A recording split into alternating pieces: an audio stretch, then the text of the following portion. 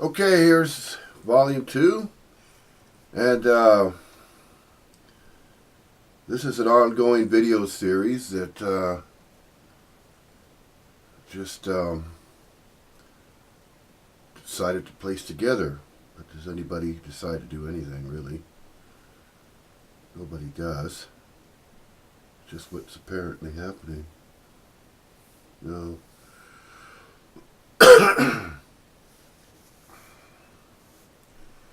It has been said, it has been stated that there are non-duality teachers, and the response to that could also be there are no non-duality teachers. Non-duality is simply a fact, it's not two. There is no me, there is no you. There is no dark, there is no light, there is no left, there is no right. Not intentionally trying to put together a poem here either. But, however, in any case,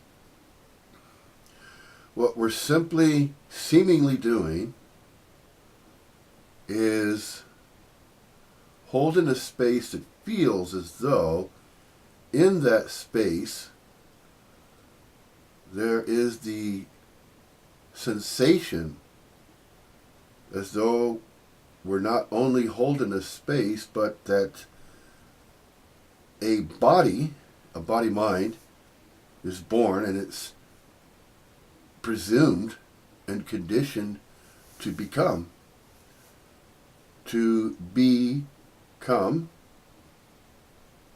an adult, as time is timing the apparent appearances of everything. Time is timing the appearances of everything. There are no non-duality teachers. This is not a teaching of non-duality.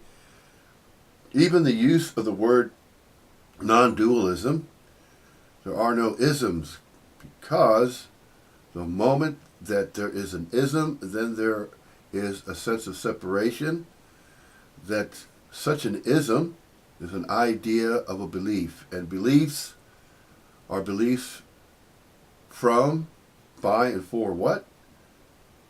For whom's, or who, whose, or individuals, or specialized individuals, special people. That's not the case. Never is the case whereby simply the basic apparent appearances of humanly corporeal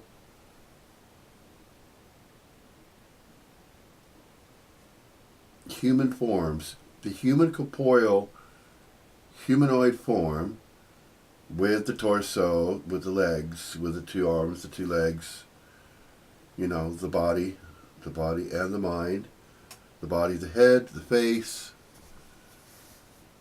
just the human corporeal form, that alone is simply an appearance, and it's mingling with every other appearance that's visibly observable in mirrors. Now, it can only be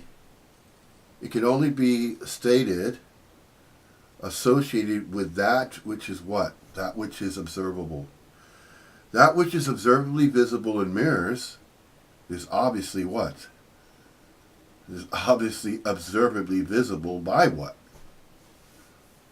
Well, there is the observation, there's the activity and the energetic movement of the observation of everything that's visibly observable in mirrors, casting a reflection. That is only apparently appearing to be so mainly due to timing. Timing is an energetic movement on what apparently appears to be a planet. That is the story of Earth. So it could also be stated, it could also be said, that the story of Earth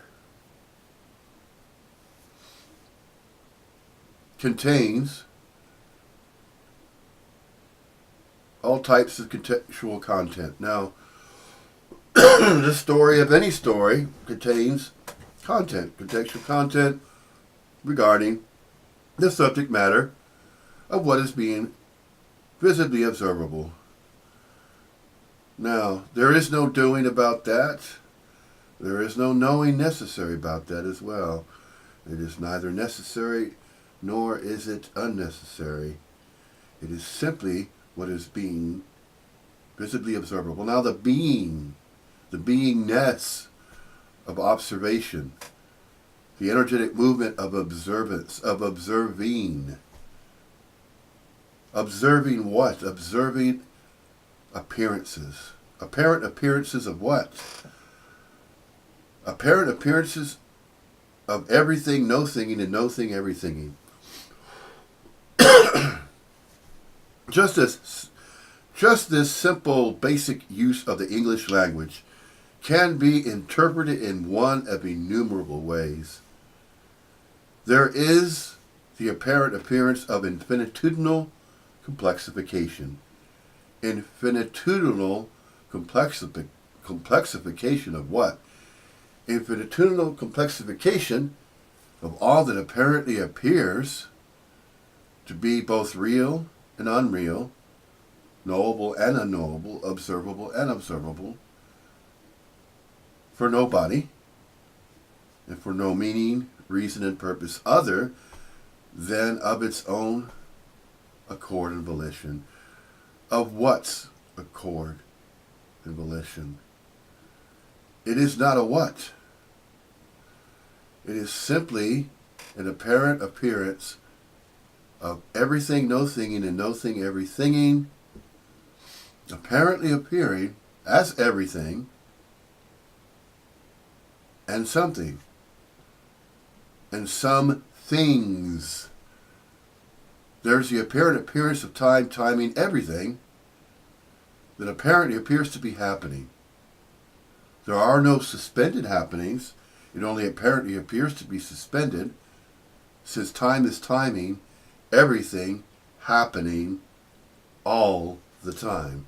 There is happenings, just energetic movements of various types.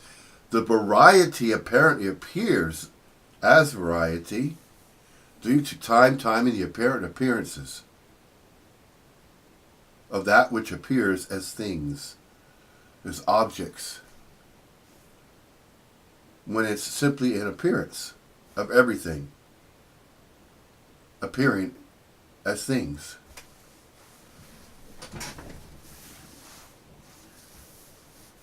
These ways of thinking, thoughts, thought patterns,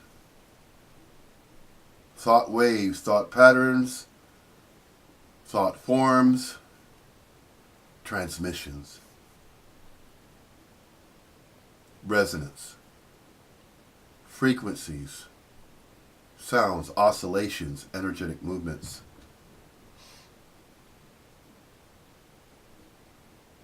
These descriptions, these attempts to describe what is being observed, although feeble, are yet mentioned.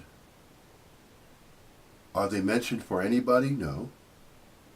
Yet they are mentioned regardless, if there is nobody separate to say, excuse me, pardon. Regardless if there is anybody anywhere, as a conjured self, the sense of separation of the apparent appearance of a humanly corporeal local unit of qualia consciousness energy, a unit of local qualia consciousness energy, as a description of the human corporeal form apparently appearing, mingling with everything observably visible in mirrors, as time is timing everything visibly observable as things, as a scenery of things, of objects, and then energetic movements of light forms, and sounds.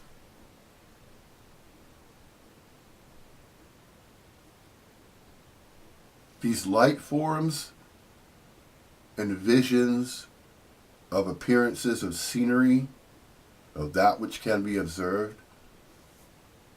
What is being observed?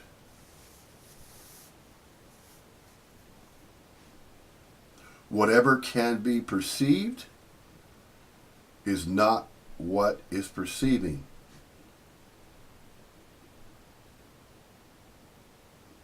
Is non-duality being taught? There is no teaching of non-duality.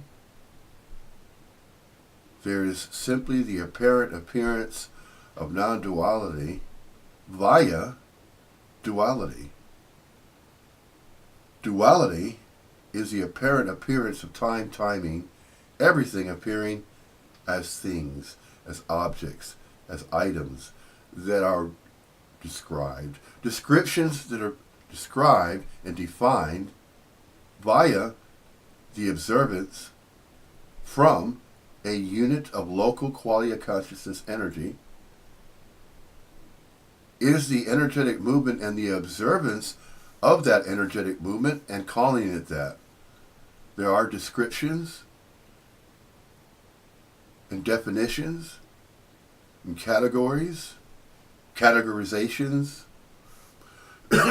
all this manner by which the English language is being used is to convey and describe and categorize and define that which is being observed. The beingness of being is the observance of local units of quality of consciousness energy forms that are humanly corporeal in appearance for an indeterminate duration in space and time, but not of space and time. This video series, although is volume 2, we're about to compare and describe, and when I say we, it is the apparent appearance of a unit of local quality of consciousness energy as a human corporeal form that is impermanently, visibly observable in mirrors for an indeterminate duration in space and time, but not of space and time. We, as those human corporeal appearances, as a human form, so-called, using the English language to say people, a person is described as an individual of a particular human corporeal appearance, although temporally, in time, temporarily so, visibly observable in that manner, based on the observations that are described via a body-mind. Now, there are ways to describe and to define that which is both real and unreal, observable and unobservable, knowable and unknowable, for no meaning, reason, or purpose other than of its own accord and volition. And that is all that is and all that is not empty fullness, apparently appearing, both real and unreal, knowable and unknowable, observable and unobservable, observable and unobservable, knowable and unknowable, real and unreal, as what is and what is not empty fullness, for no body, and for no meaning, reason, and purpose, other than of its own accord and volition. That energetic movement is everything appearing, as time is timing the appearance of everything. That is no thinging and no thing that is everythinging.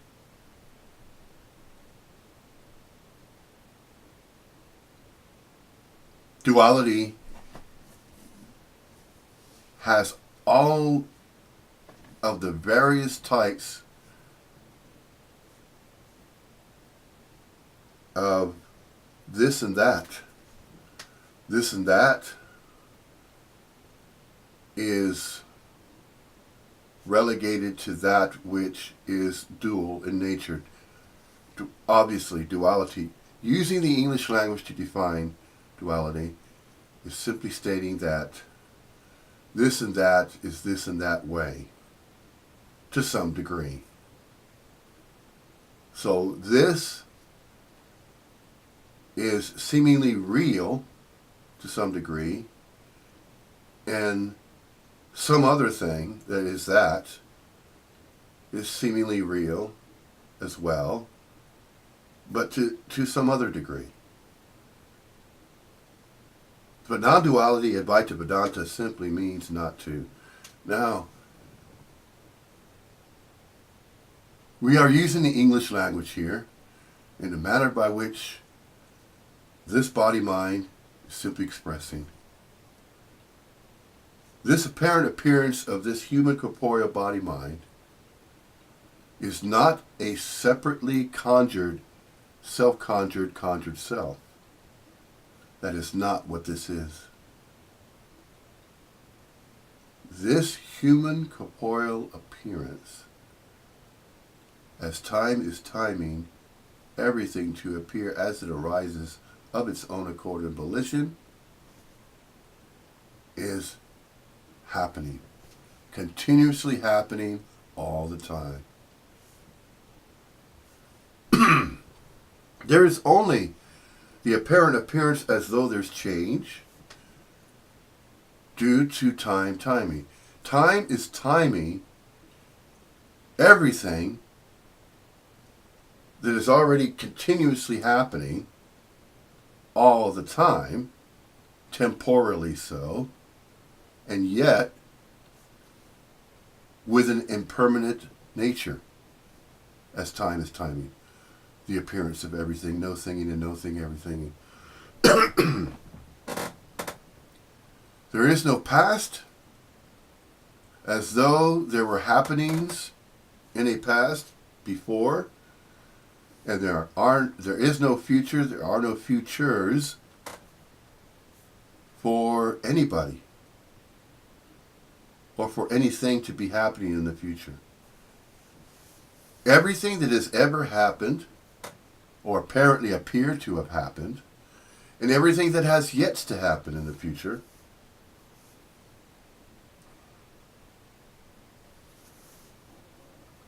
that is yet to apparently appear to happen, will not be happening for anybody. And it will not be happening for groups of anybody's. It will not be happening for meanings, reasons, and purposes, other than of the simplicity of that which is observed as everything. That which is being observed as everything is the apparent appearance of everything no thinging and no thing everythinging, for nobody and for no apparent reason, meaning, and purpose other than of its own accord and volition. That is all that is, and all that is not, empty fullness ad infinitum. In other words, there are so many different words to describe this. This is simply another way that is being described. Non-duality Advaita Vedanta can be described in so many different ways. This is one of many. There are obviously YouTube presentations of human corporeal body-minds that are associated with birth names and birthrights. Then there are also names and labels, categorizations, and descriptors that are used via the use of the English language, naturally. Naturally, this is the way, the manner by which body minds have apparently appeared to describe that which is everything, no thinging and no thing everythinging ad infinitum. These temporally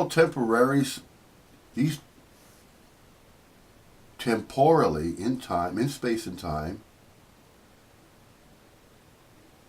that are captured, these energetic movements that are captured in space and time are being recorded. The recordings of the beingness as the apparent appearance of human corporeal local units of quality of consciousness energy forms that are observably visible in mirrors for an impermanently indeterminate duration in space and time, but not of space and time. The English language is obviously a manner by which communication is apparently appearing to be engaged or happening between body minds. This is part of the story of Earth. The story of Earth is about the human race. The human race the human race is a phrase simply being used to describe a collection of human corporeal apparent appearances of units of local quality of consciousness energy forms that are apparently appearing in space and time for an indeterminate duration in space and time, but not of space and time. The story of Earth is about time timing the apparent appearance of a planet so named Earth, Terra, Gaia.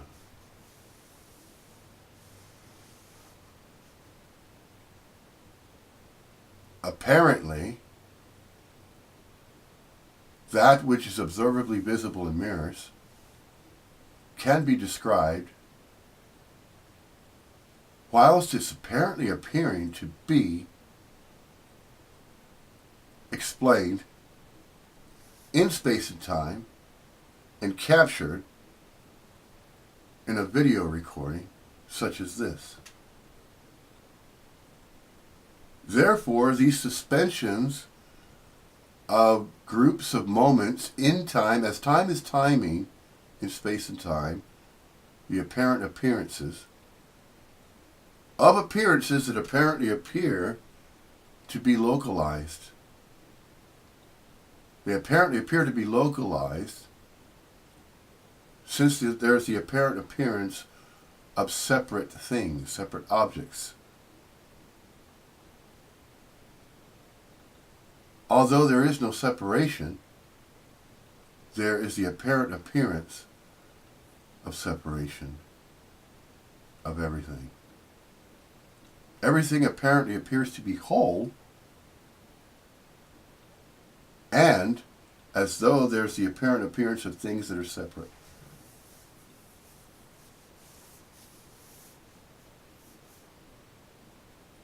It is apparently appearing to be this way or that way due to the duality or the dualistic nature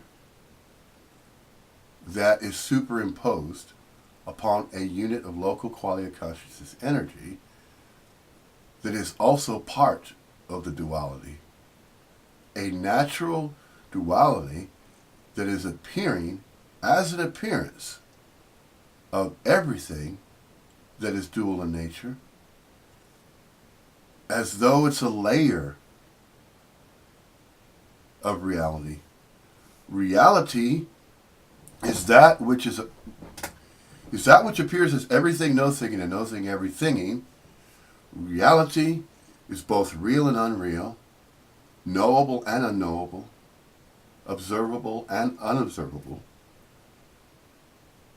for nobody, and for no meaning, reason, and purpose other than of its own accord and volition. Obviously, of its own accord and volition, since there is the apparent appearance of everything arising as it does, due to timing, the appearance of everything. And within the appearance of everything, as all that is and all that is not empty fullness, that is both real and unreal, observable and unobservable, knowable and unknowable, for nobody and for no apparent meaning, reason, or purpose, other than of its own volition, other than of its own accord and volition.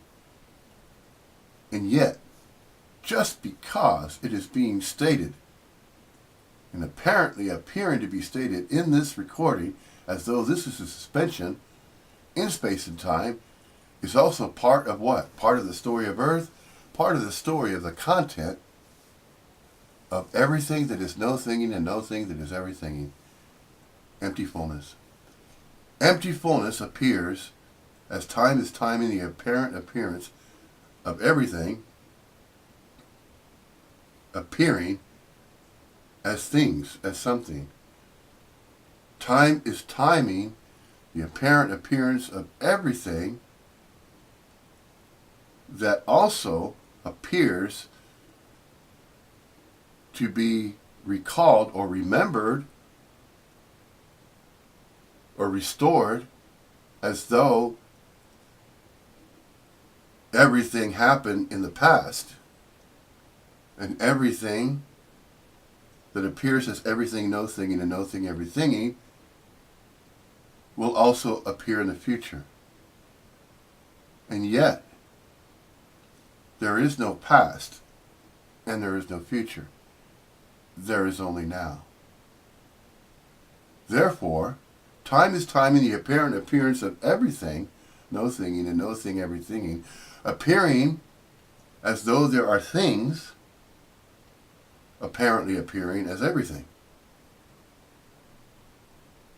And also apparently appearing as though suspended and still. And yet at the same time, that is not so. Still and not still. Real and unreal. Knowable and unknowable. Observable and unobservable. And yet, nobody knows how or why that is so. It is simply so.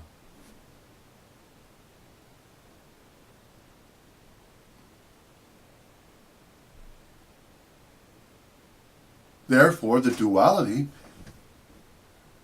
that is described as this or that, and there's this and that,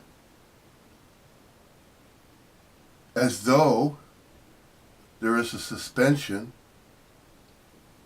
in space and time for body minds. So the body mind that is taken or used or utilized by the mental thought system as a parasitic movement to represent the mental thought system in one of innumerable ways, attaching a portion of that mental thought system upon a body mind, thereby convincing that mind of the body mind that it is a separate living entity, when it is simply the apparent appearance of a unit of local qualia consciousness energy form in space and time, observably visible in mirrors, for impermanently indeterminate duration, in space and time, but not of space and time. In space and time, but not of space and time. That which apparently appears, observably visible in mirrors, as a human corporeal apparent appearance, as though a singular individual body-mind is apparently appearing, temporally so, in space and time, temporarily so, and observably visible in mirrors, for an impermanent duration in space and time, and not of space and time, for no reason, meaning, and purpose other than the accordant volition of everything that is all that is and all that is not empty fullness.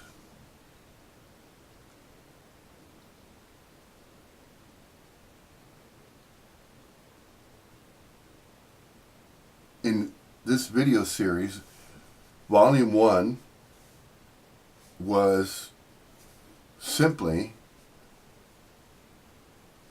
an interpretation of a satsang that was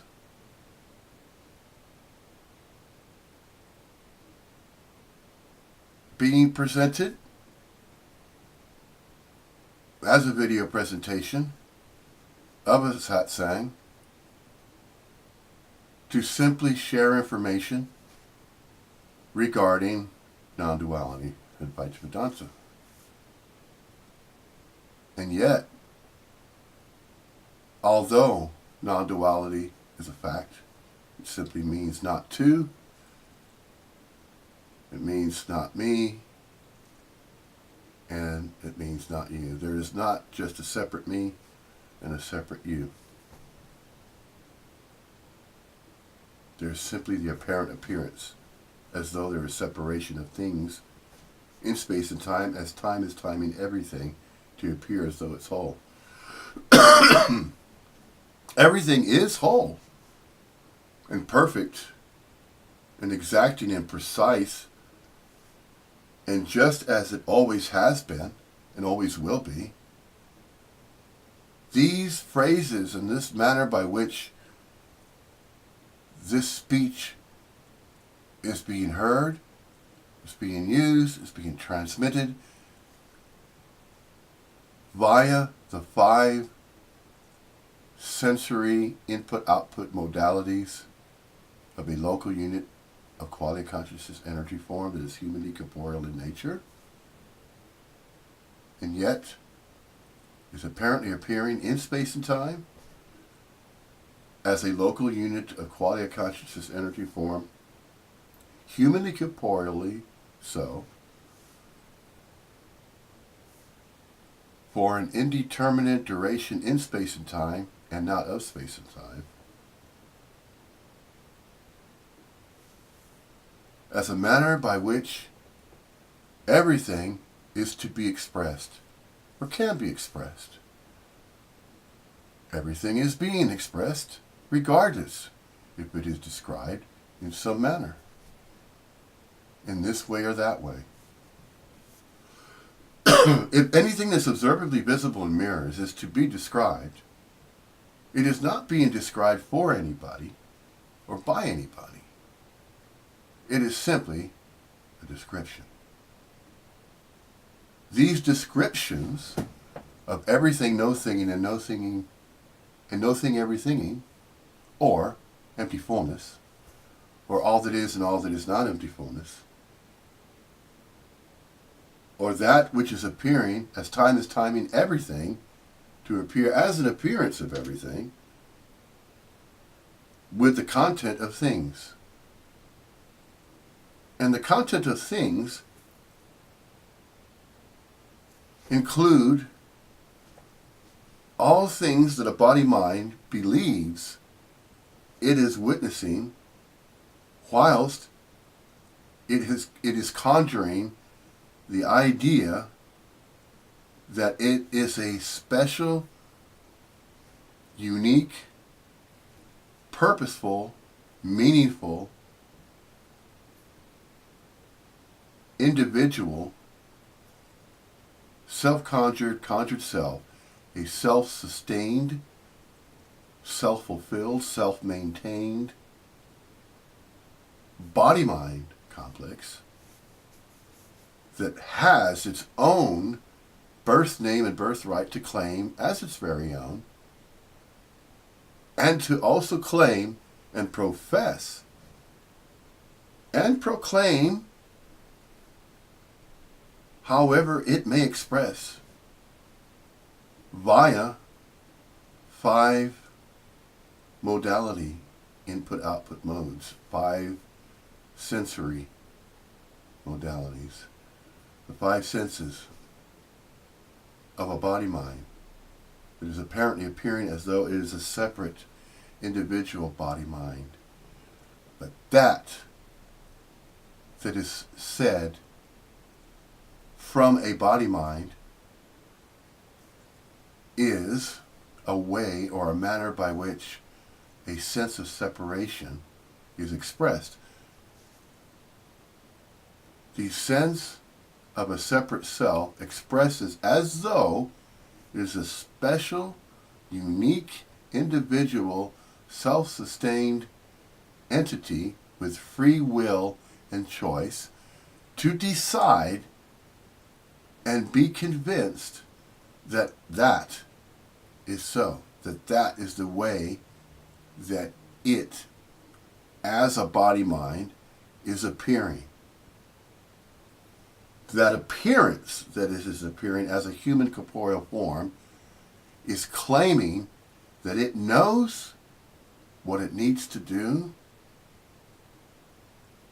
and that it will do what it believes it knows.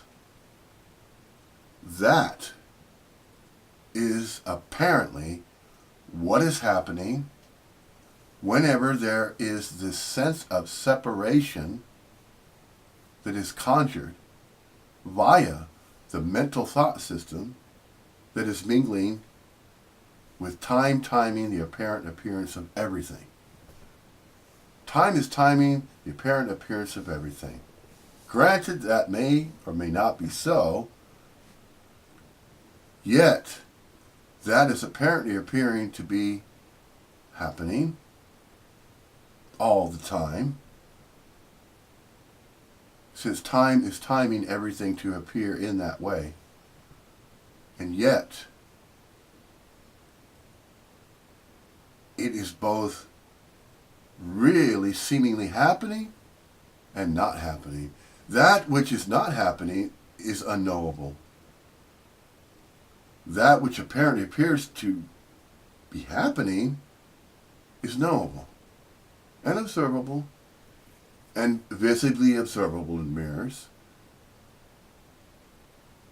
for an impermanently indeterminate duration in space and time, and not of space and time. Therefore,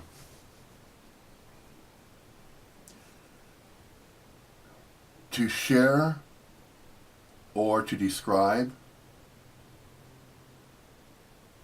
time timing everything to appear as though there are things in space and time appearing as things, then the apparent appearance of human corporeal body-mind action figures. These action figures are expressing via a mental thought system that conjures the idea that the content, the contextual content in space and time, as time is timing the apparent appearance of everything, will seemingly be so. And since it is seemingly so, and since there is the body-mind that is mingling with everything, as time is timing the appearance of everything, in this or that way. Duality is appearing as though it is this or that way, since time is timing everything. Since time is timing everything to appear as it does, then a body-mind becomes convinced as though it is separate from everybody and everything else, that it is a separate living entity, and that separate living entities can also die, that they could be born and that they could die, that they had a beginning and they will have an end. Duality. When it is not that way. It is not even this way. It's not a reaction to your reaction to your reaction. It is not that. And it is not what apparently appears to be happening for anybody that claims they are somebody that can speak of non-duality and Advaita Vedanta non-duality in this manner and claim that it knows it is this or that way. That everything that is apparently appearing, as time is timing the appearances of everything, that there are no separate individual human corporeal apparent appearances of body minds or any body mind that can claim it knows what this is, why it is this way, and how it is this way. The moment that it claims that it knows how and why everything is appearing as empty fullness, as though it is everything no thing and a no thinging and no thing everythinging. Everything no thinging and no thing everythinging. Everything no thinging and no thing everythinging. What does that actually mean? Nothing. No thing. There is no meaning, reason, or purpose behind that which is uttered in any language. Using this English language, calling it English, does not make it English. It is simply a way of expressing. It is communication. It is a transmission. It is transmitted and is received. It is the apparent appearance of transmitting a signal, an impulse, and it is received and interpreted in some way, in some fashion. Just as there are signals that are apparently appearing to be different types of signals. Since there is no separation, non-duality is a fact that means there is not two. There's not just one signal and then another separate single transmission or an impulse or a communication of some type. There are no two separate ones. It is all one and the same, and yet these descriptions and these definitions that are being used by using the English language in this way, with various terms and words and descriptors to describe what is being observed as everything no thinging and no thing everything, as empty fullness. There is no need for this to be described in this way, and yet it is being described. It is apparently appearing to be happening for nobody, and yet apparently appearing to be the content of everything, mingling empty fullness. No. When it is said with, everything is with everything else, as though there isn't everything else. In other words, everything is appearing whole, complete, and perfect, just as it apparently appears to be. And yet, time is timing the apparent appearance of everything, as though there are separate things that can be described in everything. No thinging. And no separate thing, everythinging. The body bodying.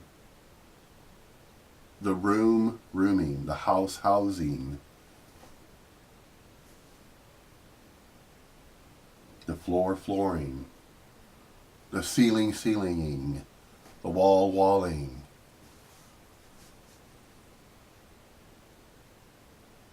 Energetic movements. Energetic movements.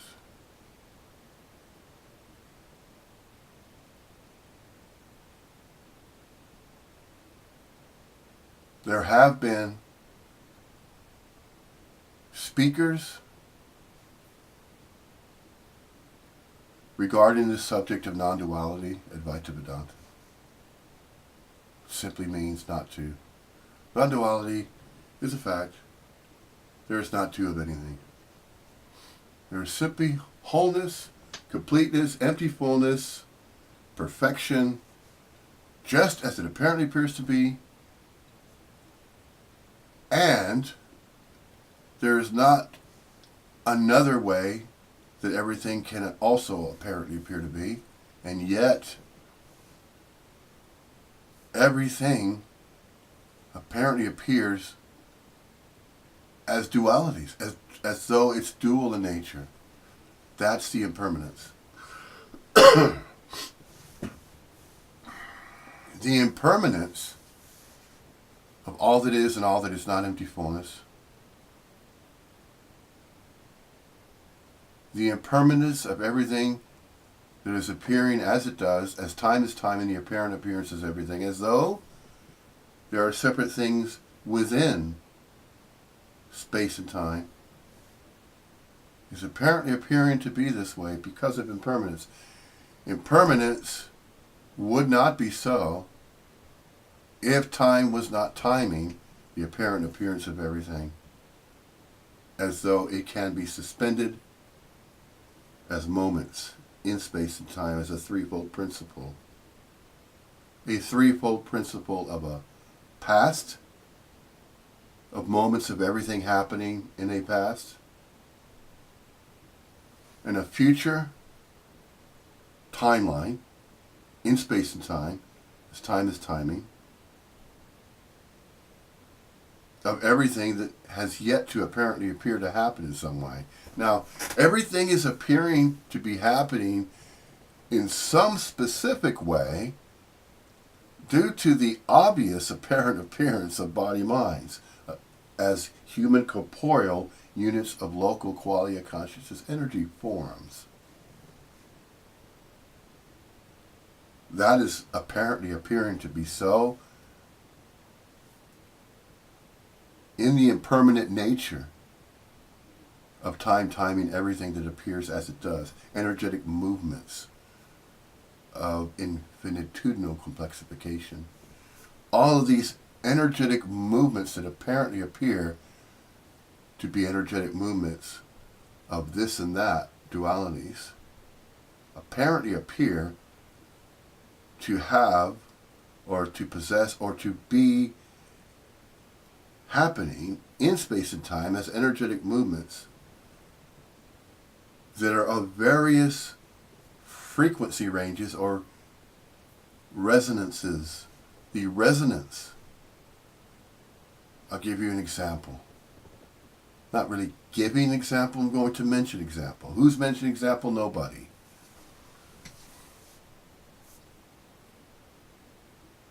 Does the English language need to be used in this manner by which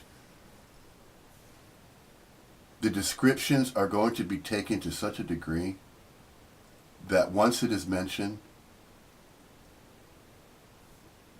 that all that is and all that is not empty fullness is complete, it's whole, it's perfect, just as it is, it does not require any separate human corporeal unit of local quality of consciousness energy form to say that that is so. And yet it is being expressed this way nonetheless. These beliefs, these religious and these spiritual beliefs that have been conjured by groups of conjured selves in that sense of separateness, that separate sense of self,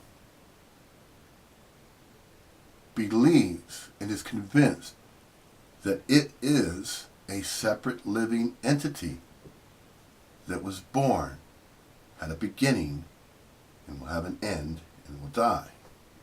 When that is not what's happening, it only apparently appears to be happening in that way, to and by and for an interpretation from the apparent appearance of a body-mind complex or a human corporeal form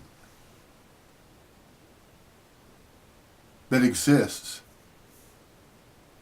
as a separate somebody. A separate somebody that is convinced and believes it is separate, that it is a special, unique, individual person, an individual self-sustained person that has free will and choice to decide that it will believe that everything that apparently appears to be whole and perfect just as it is needs to be a certain way, it needs to appear in a certain way, and that such a body-mind that is proclaiming such proclamations or is claiming these ideas of a way of doing and a way of knowing via its free will and choice to know that it must know and it must do whatever it believes it needs to do in order to reinforce the idea, the belief that it truly is an individual human corporeal form, a very special and unique one, unlike anybody else apparently appearing as a human corporeal form in a similar fashion, and yet in a different fashion. In other words, a visibly observable imagery that is reflected in a mirror for an impermanent, indeterminate duration in space and time and not of space and time is apparently appearing that way, is apparently appearing this or that way. In those dualities, the duality that is causing body minds to appear differently, as though they are separate and are not separate. They're both. That is how and why the duality is that way. But how and why is everything whole, perfect, whole, and complete just as it is, as everything is appearing, as everything appearing to arise of its own accord and volition? As though something needs to be done about that. And as though a body-mind must collect as much knowledge as it can in its mind, that it believes it's its own mind, that it possesses and has its own mind and its own body, and it has its own free will and choice to exist and to appear as a human corporeal form to claim that it is indeed an individual separate from everybody and everything else. When we say everybody, every individual, as though it's also there are other individual human corporeal forms that are also body minds that proclaim via free will and choice that they have their own birth name and birthright. How and why is that so? Why does that have to be that way? Or is it truly that way? Or is it not that way? Is it conjured? It is all conjured. All of it. That which is being described as though there is an individual body mind here, and that this is a conjured self. This is an image that can go before a mirror, yeah, and see and witness the reflection of its own image. We will make them in our own image. Where have you heard that before? We will make them in our image. In the world, but not of the world. All of those things that were handed down. Sayings handed down? Well, expressions that were being expressed in various languages. In the ancient of days. What does that mean?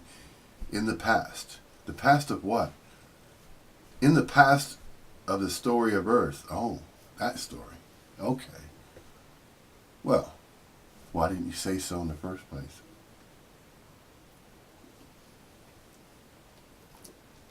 The story of Earth, in a sense, is a story of a planet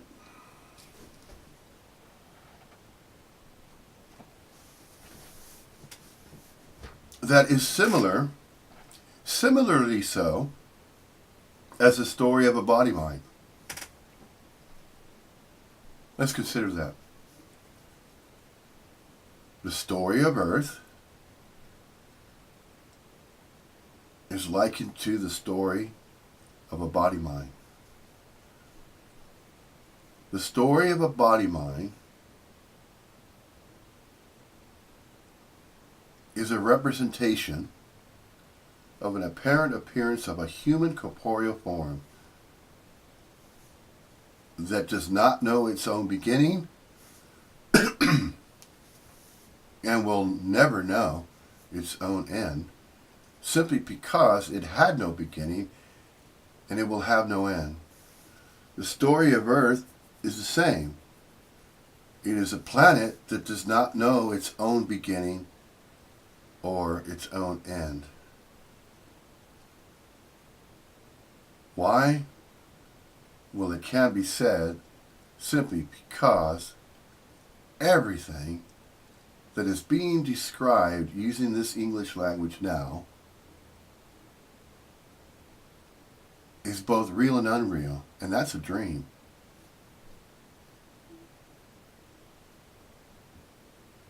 Dreamings are activities of what is apparently appearing to be happening within that dream.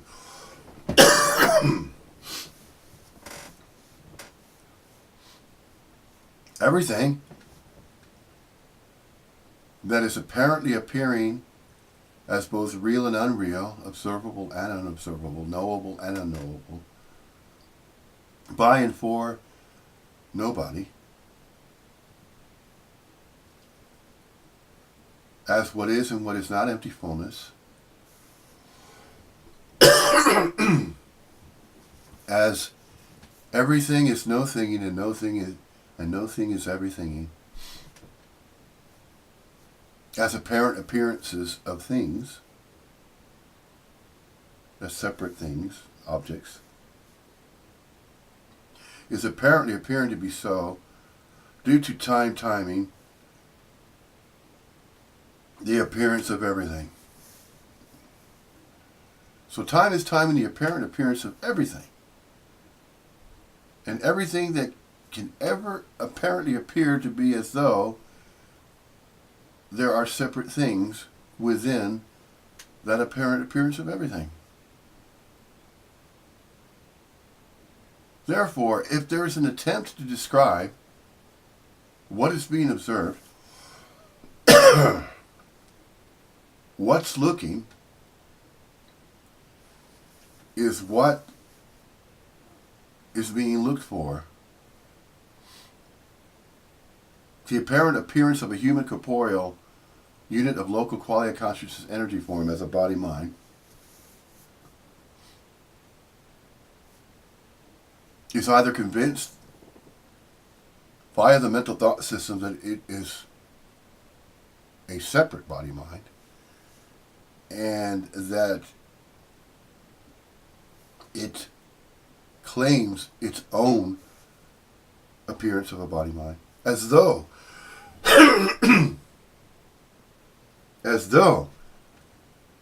that body-mind is believed to be separate. It is believed to be separate since that body-mind has stood before a mirror and has and does and will and can radiates or reflects an image of itself. That image is reflected in its own image. What do you mean by its own? Not its own owned image or claimed image, as though there's a separate body mind claiming that image. That's not what I'm trying to say here.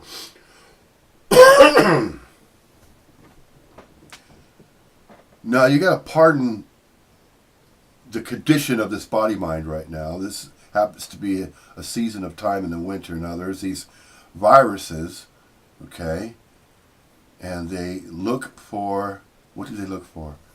Which is a very good example that we can use to explain how that process works, or apparently appears to be happening to body minds whenever that sense of a separate self apparently appears to be the case, or conjured.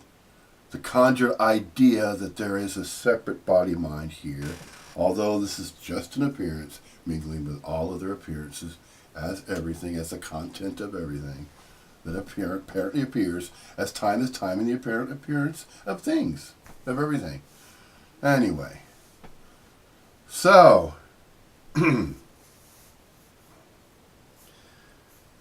there's physiology, and what we call in physiology, the body and the mind are physiological beings, and that are susceptible to viruses.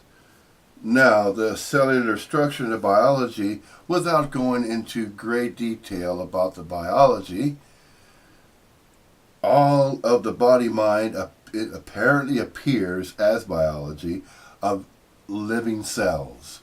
And these living cells are organized in such a way whereby it has a certain structure. Yes, there are organs. It has lungs to breathe air, has eyes to see, facilitates sight. That's all that eyes are doing. A body mind has eyes. It facilitates sight. That's all that's happening there. Then what are we? What are we to call ourselves? Do we have to? No. We don't have to call ourselves anything. Does not have to have a name. But why? Why has this come about? Where is all this confusion of the truth? Where is the source of all the confusion?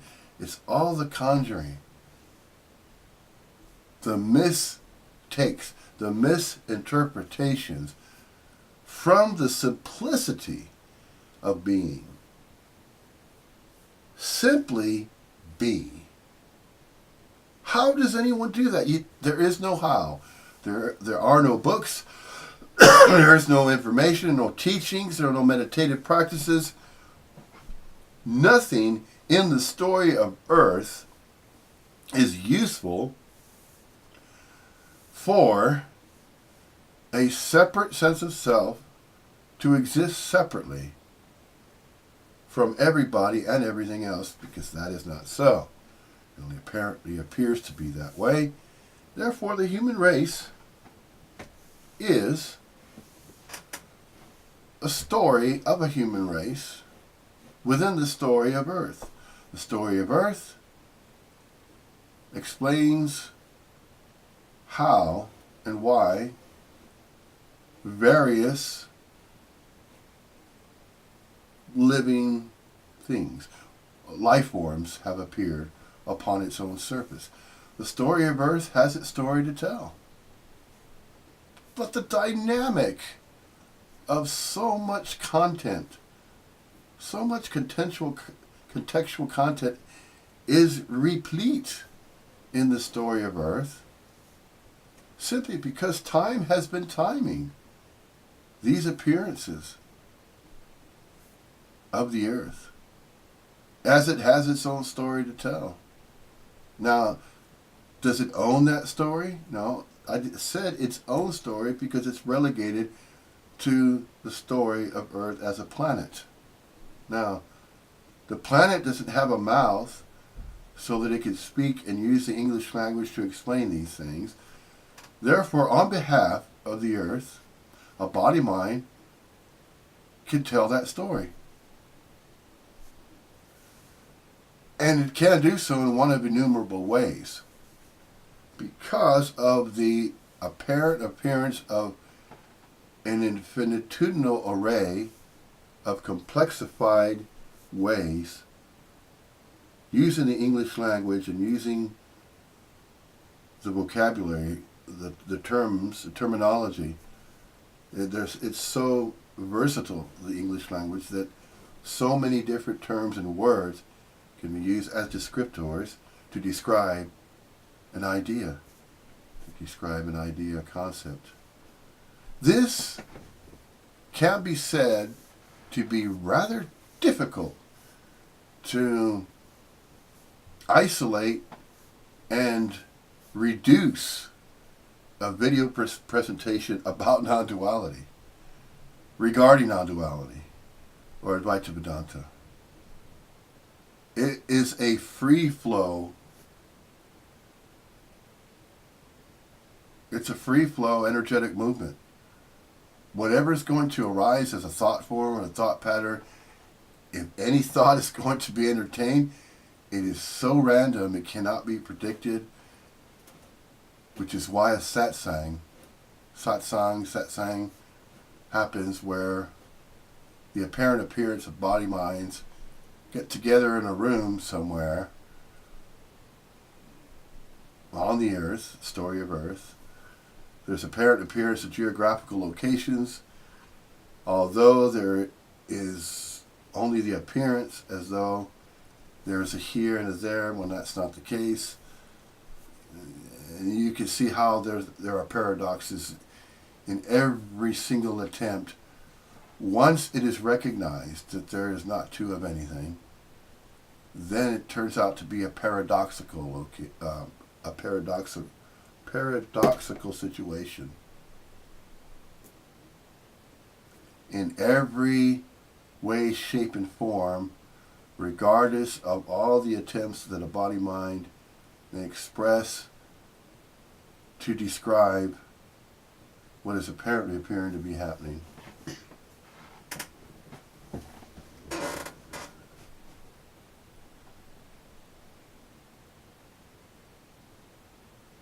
An introduction could arise from a YouTube presentation about non-duality, but that's not happening. It's not going to happen. If there is a satsang, there apparently appears to be some structure. There is a speaker. There apparently appears to be a body-mind that is present in a room, and it is anticipated it is expected by other body minds that the so-named or so-called satsang will produce some type of recognition for the body minds that are still seemingly suffering or self-afflicted with the idea of a sense of a separate self. The conjuring of the idea of a sense of separation as a separate sense of self is conjured, is self-conjured by a self-conjured, conjured self. That is the sense of a separate self. The sense of a separate self is a body mind that believes it is a separate body mind with its own birth name and birthright. It is separate from everybody and everything else that is apparently appearing, as time is timing everything that apparently appears.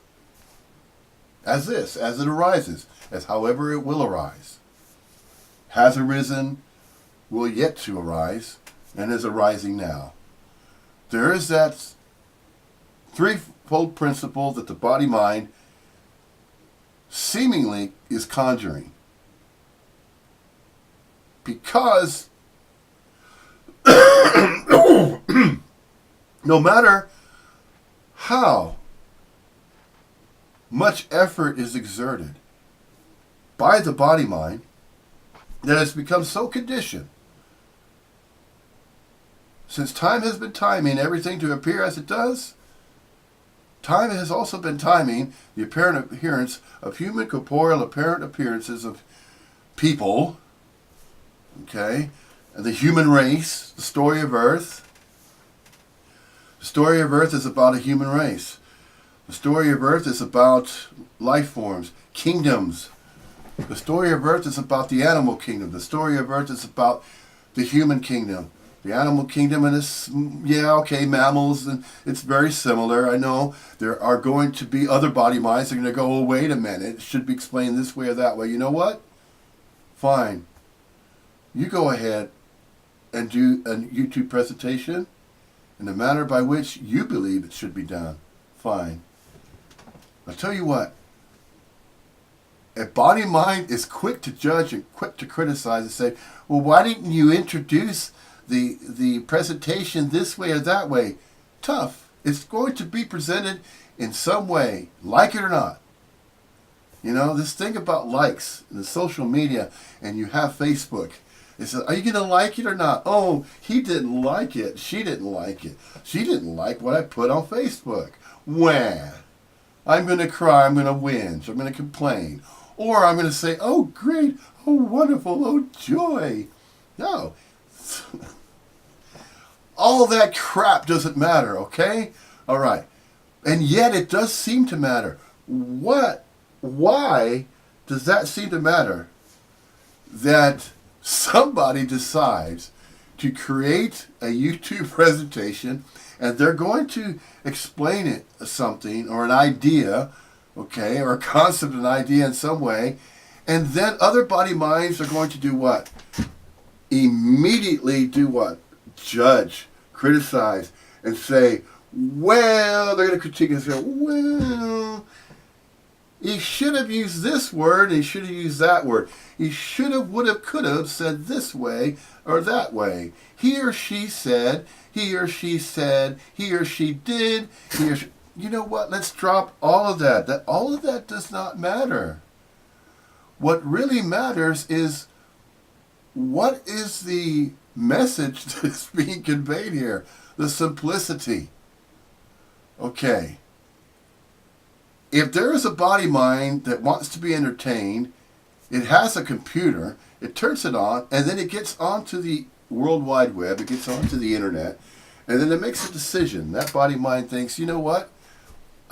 Today I'm going to surf the web. Okay, today I'm going to go on YouTube.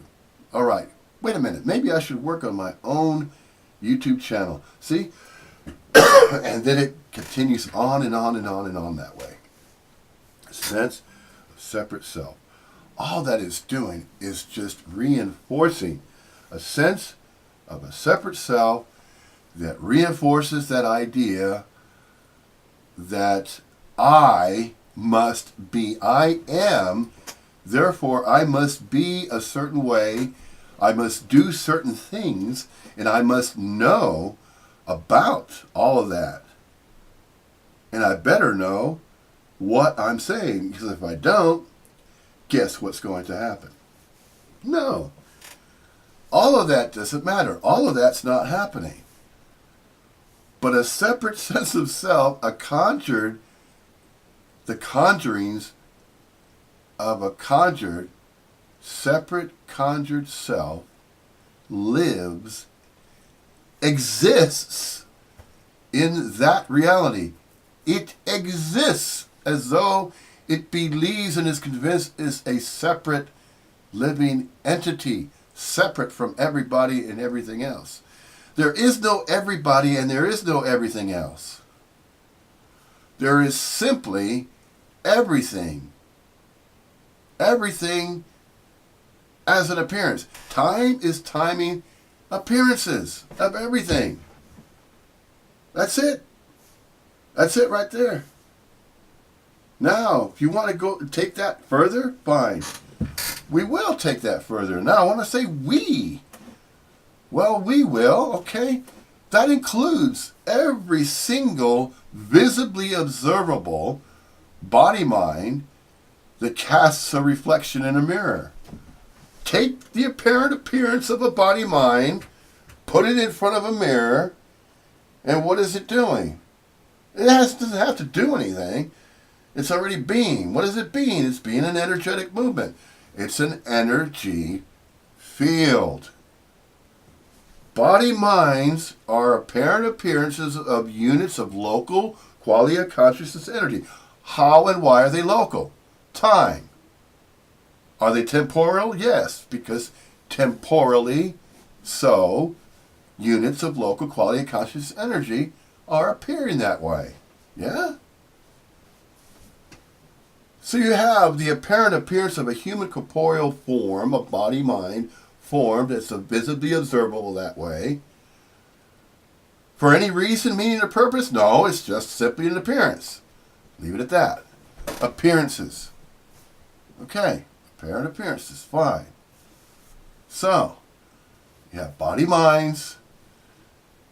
Some body-minds are riddled with a sense of separate self to such a degree that it could, it even have probably as yet, to recognize that it is not that.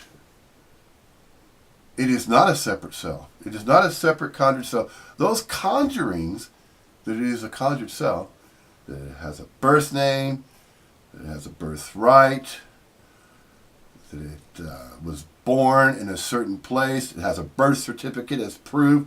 Here's my evidence. I have a birth certificate. This is how and why I am a separate self. I'm a separate individual. It's all conjured, but yet, here's my evidence. Okay? My birth certificate. It has my name on it. My. Here comes the minus. The my-ness.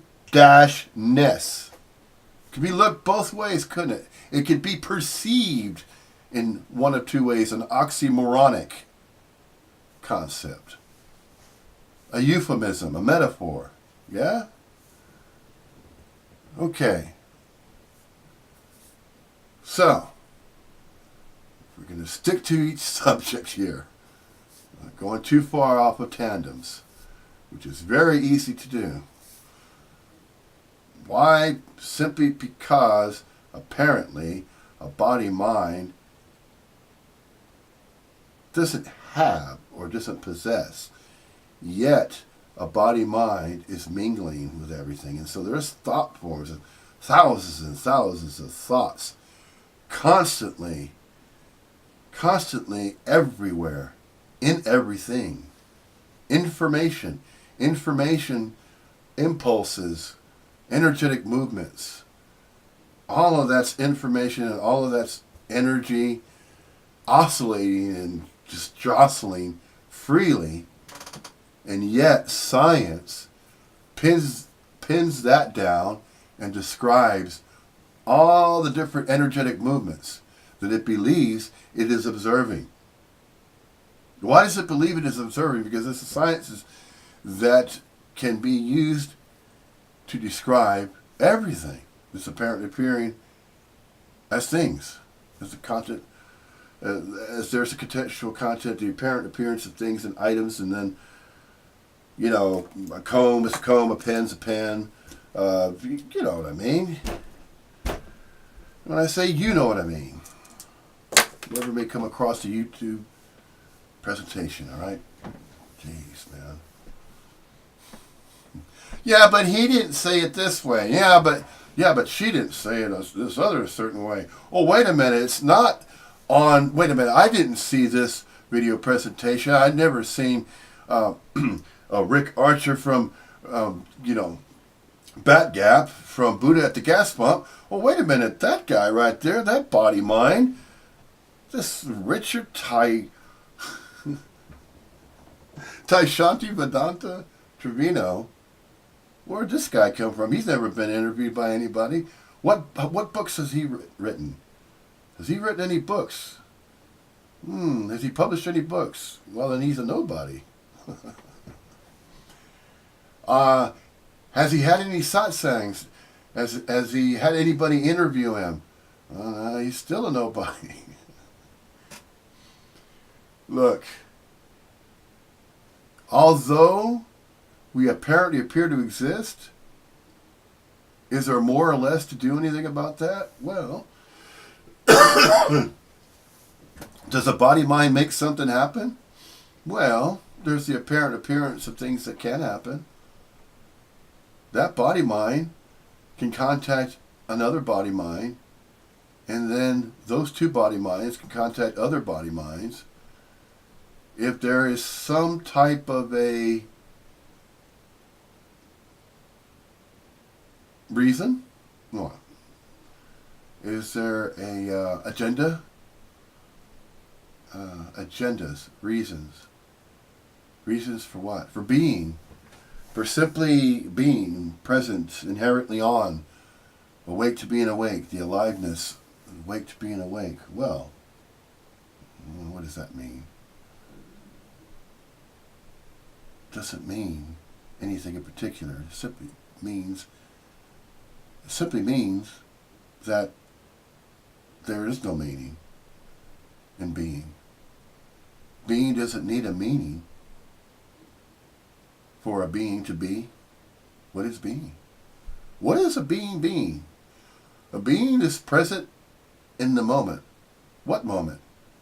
It's never been out of a moment. What are moments? Moments, time. What do you mean time? Yeah, the temporal timeline or continuum, the apparent appearance of a time continuum. Yeah? Well, there. That's timing, the apparent appearances of everything as though there are things within everything that is no thinging. So a thing, this comb is combing, but it is also no thinging, because this is nothing. This is a comb, but it's nothing. You know what's really funny, isn't it? This body mind doesn't have any hair up here yet. It's holding a comb. I know there's a joke in there somewhere. I'm sure there is. But anyway, is there a point to be made in this YouTube presentation?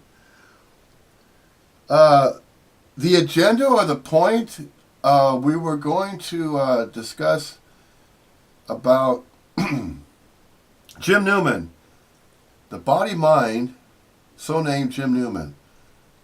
Tell you what, if anybody deserves, or if there's ever a deserving body-mind upon the story of Earth, upon this planet right now, upon this Earth, it would be Jim Newman. I believe the guy deserves some serious interviewing. Now, it would be great to see a controlled environment of an interviewer and Jim Newman being the interviewee. Now, the reason why it is believed that there will be no Jim Newman on there, as well as no Richard Taishanti Trevino on there as well, is for different reasons. Now, the body mind that uses or is, so named Jim Newman has that name, regardless if it's a birth name or a stage name. When I say stage name, well, all the names are stage anyway. Well, this is true. Names are conjured. And any body mind can admit that. When that body mind did not have a name, where did that name come from? Well, there were parental figures. A parent raised that body mind. What do you mean parent? Well, an adult body mind then. Okay? There's the family unit, family structure. There's gender. There's male. There's female, obviously. And in a family, there can be a son, brother, and there could be a daughter, and, a sister, a female. Words. English words used in so many ways. And that can be stated, that can be said, why and how there is so much confusion, and why and how the truth has been lost. What is truth? What truth? Well, the truth of being. What is the truth of being? The truth of being is simply that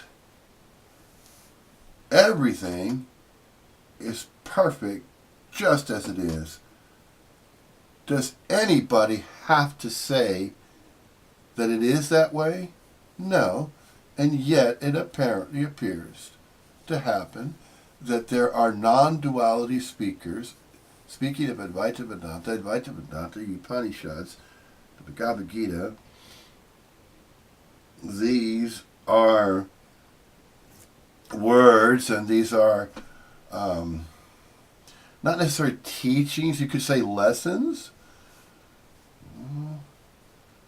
Well, are we going to learn our lesson yet? I mean, lessons are learned. Are they learned by what? Learned by, or for, or from anybody? Well, do they need to be?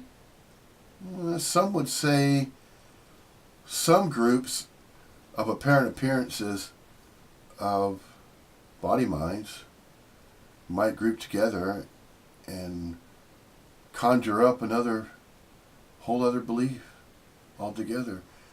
That's what apparently appears to be happening with non-duality. It apparently appears to be treated. It's being treated. No, it is. It is being treated like the New Age movement of the 1990s. We had the New Age movement, and you can kind of tell because they spoke of Reiki, and they spoke of dowsing, spoke of Ouija boards and tarot cards, and extraterrestrial beings and hierarchies in the angelic realm, the four different hierarchical orders of the angels, the angelic realm. There's the Ophanim, the Seraphim, the Cherubim, and the one I always leave out is the Nephilim. Because the Nephilim are supposed to be, well, not supposed to be, but were described in certain texts of the Keys of Enoch, J.J. Hurtak's work. This was in the 90s. See, this body-mind was doing that, was seeking information like that. And when New Age concepts and things like that are spoken of, there are so many to choose from. Take your freaking pick, man. Take your pick. There are so many. Beliefs and religions and whatever happened to simplicity or just, appreciating buddy house. Typical English weather, isn't it? Well, look at the time of year it is. But then here in Peterborough, United Kingdom, one day and then the next day, the weather is very erratic here. I've seen temperatures go 10 to 15 degree differences in just a matter of 4 to 5 hours. Those are some extremes. You can have a misty day or misty morning and it'll stay wet and drizzly, all overcast, gray. It'll stay like that for an entire day. And then the next day, it'll be clear blue sky. And those are the differences of the weather depending on what part of the earth you're on. See, I'm going off on all these different tangents because there's no particular conditions here. There's no interviewer and there's no interviewee. There's no structure to what is being shared here, what's being conveyed. See, the beginning, the idea, I had volume 1, and then I put that out on Facebook, okay? And then I got a comment back, well, it said, oh, that was a great attempt. In fact, that's what I'm going to start doing from now on. When I start putting these video presentations, if anybody happens to comment, okay? If anybody happens to comment, since I did get a comment on volume 1, I'm going to answer it. This is the way I'm going to do, because I need some kind of structure here. I could talk about all kinds, what do you mean I? Well, this body mind, okay, fine. You know, the name that was conjured, by the way, it's not a name that I chose. This body mind did not choose the name that it was given. It conjured it, okay? Yes, guilty as charged, conjured.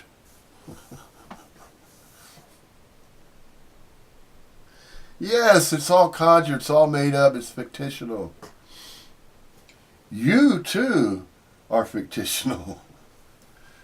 Everybody is a fictional character. Think about it, that's true. Avatars. Yeah? That's one way of looking at it. Dr. Thomas Campbell. My big toe. TOE as an acronym. It's an abbreviation for theory of everything. He's a retired NASA physicist. Dr. Thomas Campbell refers to an LCS, a larger consciousness system. All that is and all that is not empty fullness. Empty fullness, that is the LCS. That's the larger consciousness system. Units of local quality of consciousness energy forms. Temporally, in space and time, temporarily, impermanently, apparently appearing, visibly observable, observably visible in mirrors,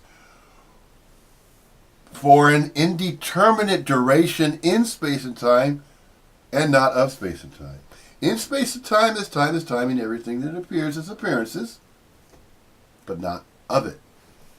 What is of space and time are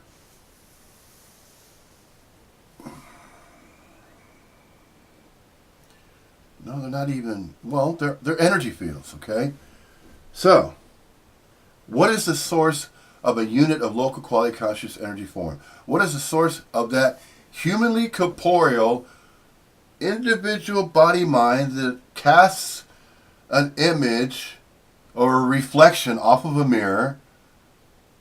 We know it's obviously temporary. It's not going to be forever that way. As that body-mind makes that appearance, it is aging, it is entropy. It is aging because time is timing, the appearance of it that way. There is a breakdown. There's the energy cycles a little less and less. It oscillates with a lesser degree of intensity. Science, it's all one way of describing what is happening. You know, Advaita Vedanta, the Bhagavad Gita, Upanishads, all of that about the message of non-duality, it is, in a sense, it really is a science of being. Is this enough light or too much? Does it matter? Hell no, it doesn't matter. Fuck. Oh no, he cursed. Well, you know, sure the body mind of Paul Hedderman, you know, I'm sure he gets a lot of complaints.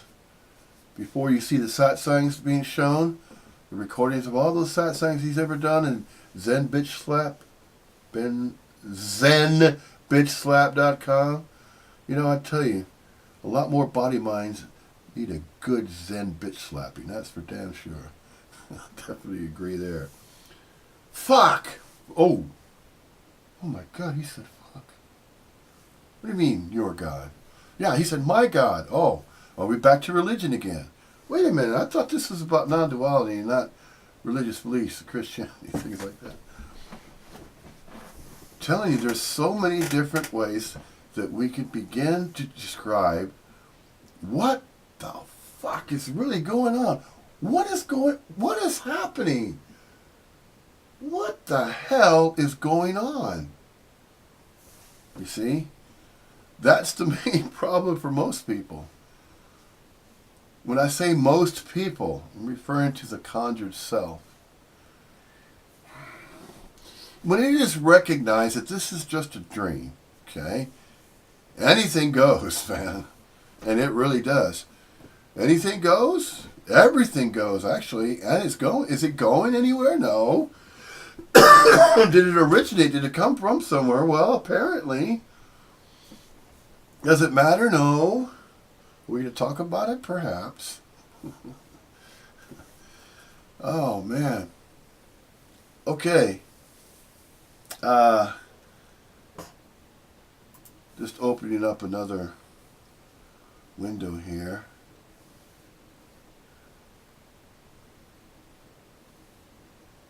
And I had just released my very first, it's not mine, okay? Oh, he slipped up, he said mine. Non-duality Pharisee, he's going to call me out. He said mine. No. I didn't say that. Besides, nobody says it. Got to appreciate the satsangs of Jim Newman, which we're about to go through one of his latest satsangs here in a little bit. The same way we did with Paul Hedderman's.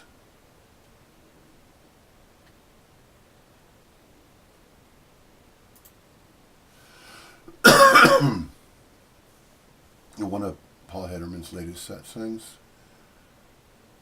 Just labeled it Volume 1. Placed it on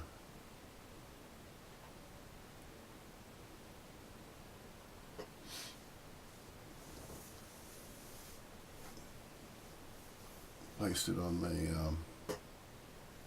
Facebook wall.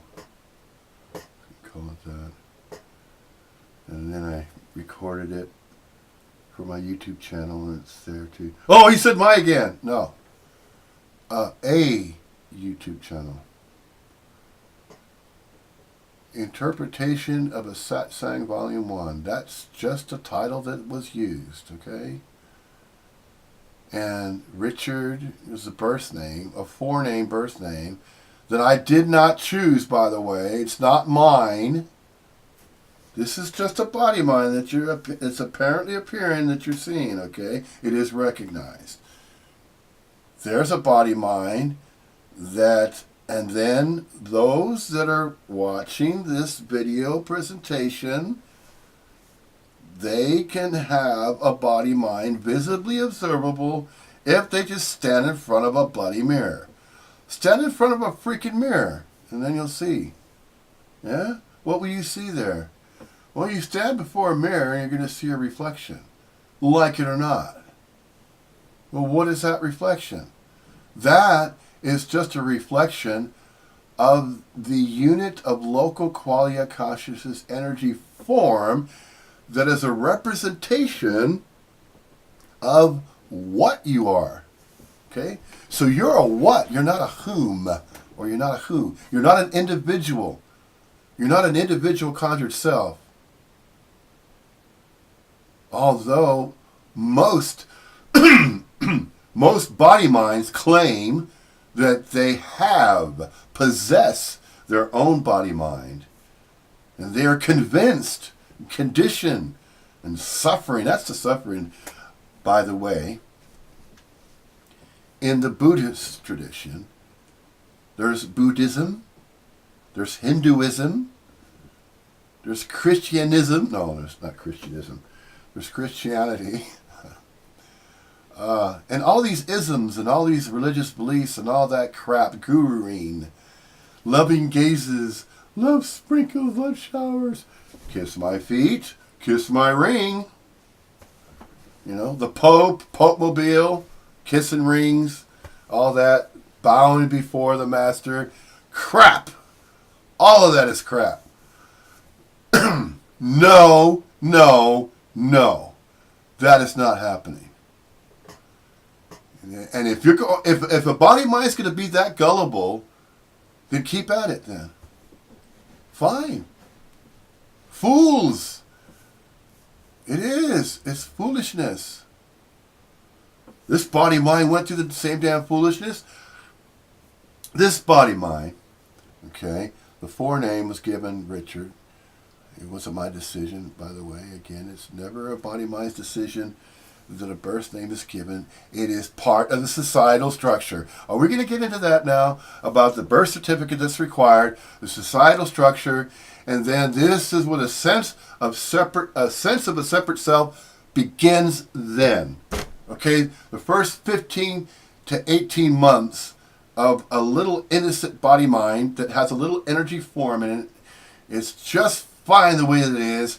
What happens? Fucking society fucks it all up.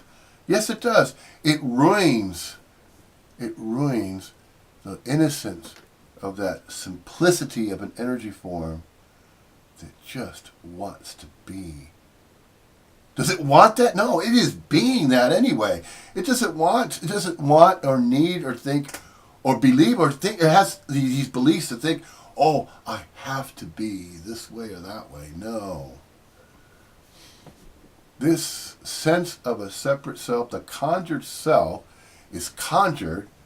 The first 15 to 18 months, there's the apparent appearance of a new body mind, okay, action figure being born. You know, there's so many different ways of describing the evolutionary process. Yeah, I guess you could call it that. Well, you have the human race, and you have the apparent appearances of people, and you have all the different races, and there's the story of Earth, and then it only goes so far, and then archaeologists are digging evidence of pottery and bones, you know, bones of skeletal remains of human body minds, okay, that left evidence. Left evidence where? Well, in the Earth. In the story of the Earth refers to, the various different stages of the human form as it showed up. And then, of course, Charles Darwin came up with the Darwinian model of the human form, the Cro-Magnon and all that sort of thing. But the story of Earth is referring to these body minds as they're continuing to evolve. Now, this evolutionary thing, the evolution of, does it really matter? Should I have the light on or not? Fuck no, it don't matter. Anyway. You know, this body mind gets really pissed off, and I'll tell you what, it's okay to get angry. What gets angry? Body minds get angry. Why do body minds get angry? Because the energy in that body mind is getting frustrated. Why is it getting frustrated? It's feeling frustration because it wants to zen bitch slap the fuck out of everybody else. Now, why does that body mind feel the urge that it wants to zen bitch slap the fuck out of everybody else? Well, because it finally recognizes that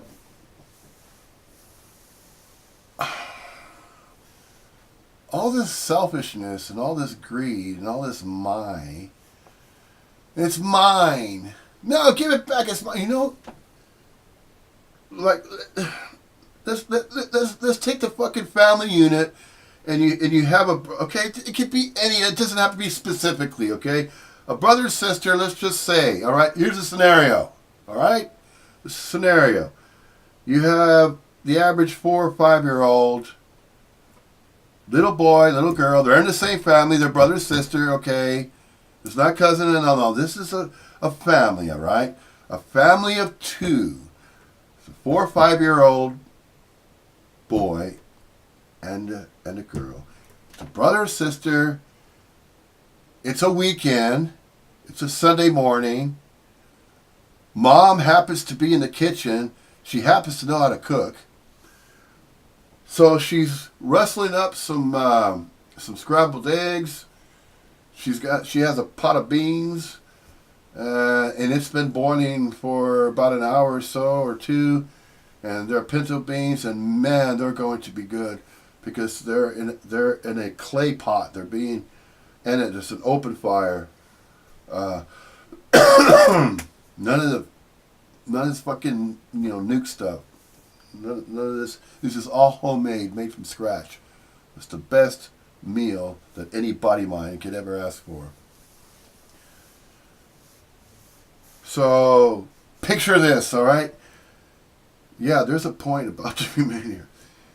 So you have a brother or sister. It's about 7 or 8. The telly's on. This is okay. So here's another part of the scenario. You got a picture.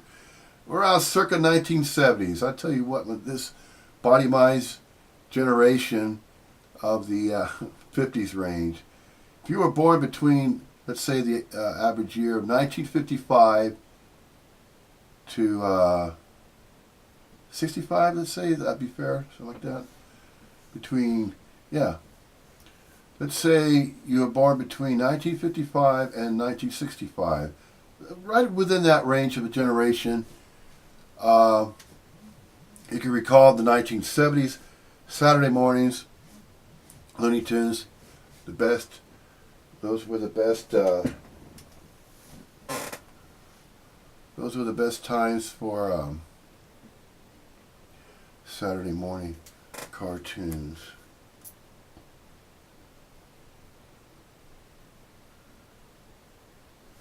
Hold on, I need to charge. Let me charge this mobile phone. I'll be back. Talking about, all right. I'll be back and referring to talking about the family. Okay, Sunday morning, 1970s, circa 1970s. Saturday morning cartoons, very popular. Yes, this was in the United States at the time. Jeez, man, I have to be so damn specific about everything I know. Well, he didn't do the intro right. Man, I'll get back to you here in a little bit. Hold on. Fuck.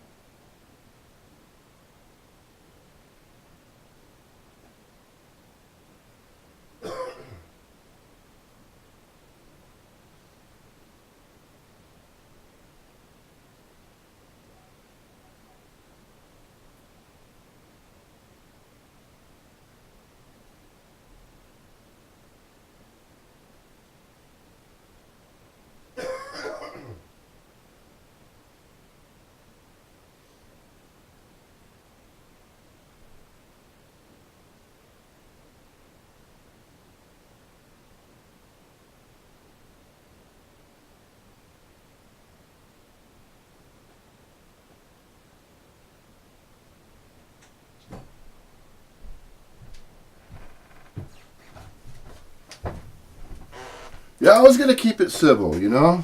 I was going to keep it well structured. I was going to keep it civil. I was going to just simply try to do a kind of a similar presentation on this YouTube channel. And it was simply going to be referring to non-duality. And then it occurred to me, you know what? Fuck all that. Yeah. Just fuck it. Forget it. Doesn't fucking matter anyway. It really doesn't. Especially when you get commentary like this. So anyway, so last Saturday, which was the 25th, wasn't it? Was it the 25th? Let me see. Check the calendar now online here.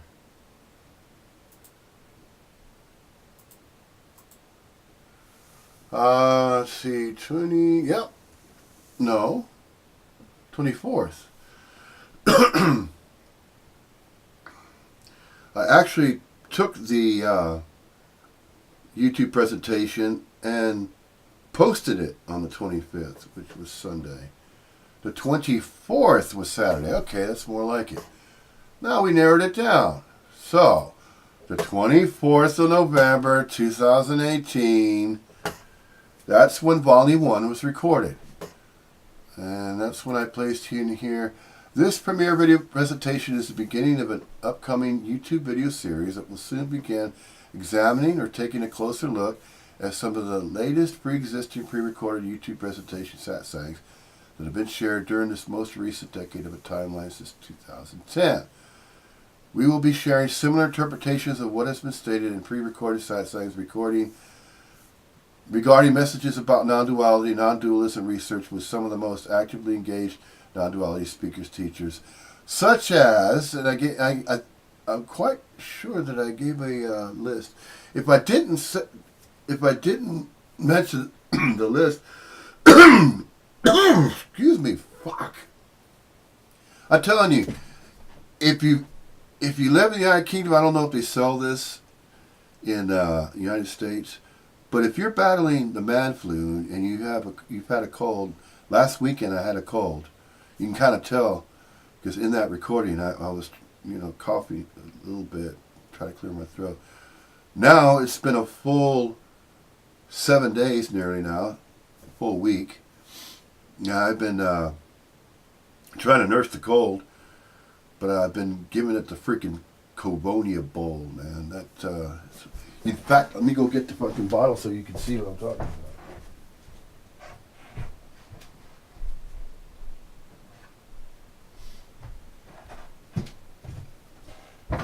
Yeah, that guy doesn't have a British accent. Where the fuck's he from? You see, I live in Peterborough, United Kingdom now, okay? I was born in Torrance, California, the suburb of Los Angeles, near Redondo Beach. I think it has to be why it relates so much to Paul Hedderman. Well, the body mind, he uses his first name, Paul Hedderman. See, that's kind of what snapped. This body mind recognized all of a sudden that was it. I knew the aperture opened up, like he says. And then I'm going to try to come up. 7 or 8 times that happened. Yeah. Yeah, that's true. Yeah. That's the way it is. Covonia! Here it is. Highly recommend this stuff. But you're going to have to go through certain stages. But when you first feel that scratchy throat, that was last Saturday. I felt that way. Then I took this stuff right here. Man. See, it's almost all gone. I'm going to have to get another bottle for the next cold. Hopefully I won't get a second cold. I won't contract one. Because last winter of 2017, I only had one major, I guess you could say, cold, and then a few little minor ones, but usually is one major cold. Virus gets through and affects the body mind. Yeah, the body mind is going to contract colds. Yeah, the common cold. You know what? I don't think this fucking light needs to be on. God damn it! You don't pay my fucking light bill, do you? Electricity bill. Hey, we all have to pay our fucking bills, don't we? Damn fucking straight, man. That's right. Try not paying your bill, electrical bill, see what happens. Either your bill gets piled up or, you know. Anyway, Jesus Christ. Okay, earlier I was just trying to read about the introduction I had put on there. I said, we will be featuring a different non-duality speaker. So Paul Hitterman, of course, he was the first choice there, and did a little commentary and kind of was sharing my ideas with that. As the satsang went along, the pre-recorded satsang, those that he does mainly in California and some town in California. But I had a list here of some of those, not some, but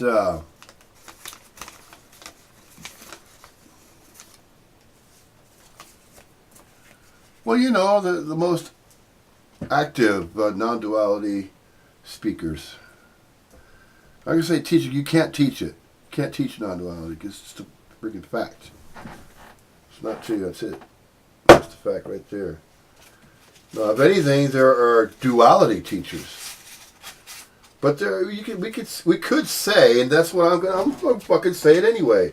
Non-duality speakers. Not non-duality teachers, non-duality speakers. Nobody gives a fuck if you say speaker or teacher. It doesn't matter. All right? Get over it. Get over yourself. That's what that means. Yeah, that's exactly where we're fucking aiming. We're aiming over yourself. We're referring to non-duality. Because you're not physically real. You're not exclusively real. You're both real and unreal.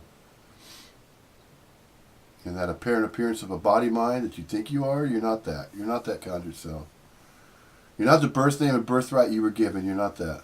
Never were, never will be. Get used to that too. Travel lighter? Yes, you can travel lighter. How do you travel heavier? You keep that birth name with you. Okay? You keep that birth name with you. You believe that you are that conjured self. That's how you travel heavier. And continue to go along with the idea that you have to dress a certain way, you have to appear a certain way to certain types of people, you have to wear different masks, different outfits, and you have to behave with different personalities. If you go to a job, you got to put your work face on, and you got to, hi, good morning, how are you? You can be around the water cooler, you know, and you have your conversations. Oh, hey, that's just simply, what are you doing there? You're playing the game, aren't you? Not so much a game, but there's these roles of society. You've done it before. When I say you've done it, the body-mind has already been conditioned to live a certain way. Why? Pledge allegiance to the flag, the United States of America, and to the republic for which it stands, one nation under God, indivisible, with liberty and justice for all. Taking the right hand, put it over the heart. Put it over the little innocent heart. Son of a bitch, man. Fuck. Think about the innocence that was lost all those generations. And then look at all the conditioning. And then the religious speech and the religious fucking beliefs that fucked it all up. It did. That's what's fucked up in society. And the government took the innocence of children, all those generations, and fucked that up. And that is why we have this idea of good and evil in the world. And that is why people are running around confused, wondering what to believe. Bless them. It's sad, but it also, it's upsetting. It's fucking bullshit, man. It shouldn't be happening. Is it wrong or right? I would say it's fucking 110% wrong with a capital W. Yes, it's wrong. It didn't have to happen. Seemingly appear to happen, but we're going to talk about that anyway. Although it apparently appeared to have happened, there is no past, there is no future, there's only now. Although that may be the case, still, all of the suffering and all the anxiety and all the stresses were very real feelings. There were sensations that were felt in the body-mind. The body-mind went through discomforts and anxieties and pains and real emotional turmoils. Okay?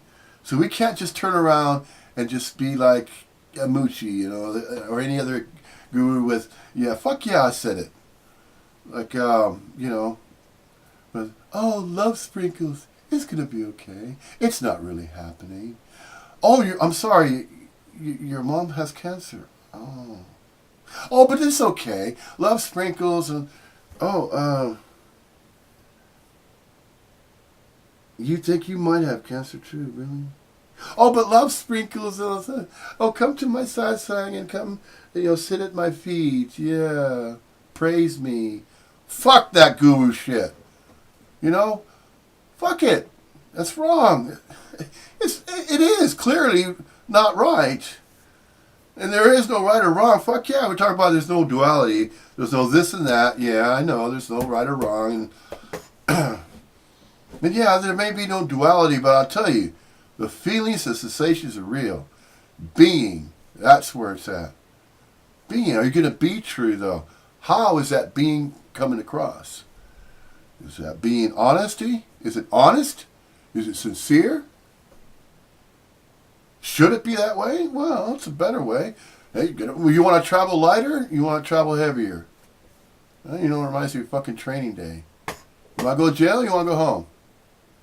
What's it going to be? I feel like Denzel Washington. But every day is a fucking training day. Sure it is. But the body, mind, in society, every day is a training day. It is, in a sense. Training for what? Well, you're not really training for anything. But if you're going to get involved in this story of Earth, and since you've already been apparently appearing to be in it, although you were never really in it, you can give a fuck. Yeah, you can care. You can have some degree of compassion. What do you mean have compassion? No, there's just fucking compassion. You can't possess compassion. You can demonstrate it. It can be demonstrated with the body-mind. Clearly. So being compassionate. A compassionate being. There's nothing wrong with that, is there? Neither wrong or right. It's not a choice to be made. It's a state of beingness. Either you're naturally being compassionate. You can't make that up. You cannot fake compassion. Try faking compassion, see what happens. It won't work. Now, hatred, that's easy. You can fucking hate a person. Yeah, you can hate somebody else. Yeah. You judge people. You see that happening all the time. See, that's what's fucked up in society. The societal structure. This is where it happened. Brother and sister were just in their innocence playing with toys one Sunday morning. Mom was in the kitchen wrestling up breakfast. Dad was about to get up. He's taking a shower. He works his ass off Monday through Friday. He fucking worked real hard so that the family could have a roof over their heads, so that bills could be paid, and that's the kind of life of a certain society, a certain era, right around my generation, and one of the last generations who learned some real discipline. Yeah. Our dad was a really good disciplinary, and mom was a very good provider. Well, not so much provider, but in the sense of providing the emotional stability or the caring part. Not that dad doesn't care. It's just that dad's so fucking busy working because of the way societal structure is set up. Now I was going to get back to the how innocence gets ruined and how a separate sense of self begins to set in and fucks it all up. So the way it starts is that, you know what? Fuck Volume 2. Volume 1 was with Paul Hederman, but you know what? Change of plans. I'm not going to do Volume 2 yet. I have far too much to mention before we get into referring to Andreas Müller from Germany, one of the other non-duality speakers. Jim Newman will cover some of his set things, just as we did with one of Paul Hederman's. We're going to select from the most actively engaged YouTube or Facebook non-duality speakers that are out there. But anyway, these preliminaries, they need to be said. You want more of a fucking human approach? I'm giving you one now. Okay, this was the main thing that I wanted to mention about. Let me see if I could find that commentary I had on here earlier.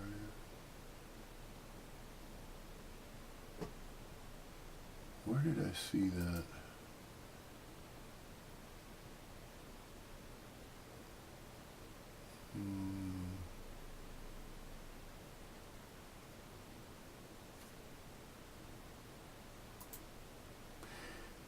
Anyway, all of a sudden, this little argument ensues.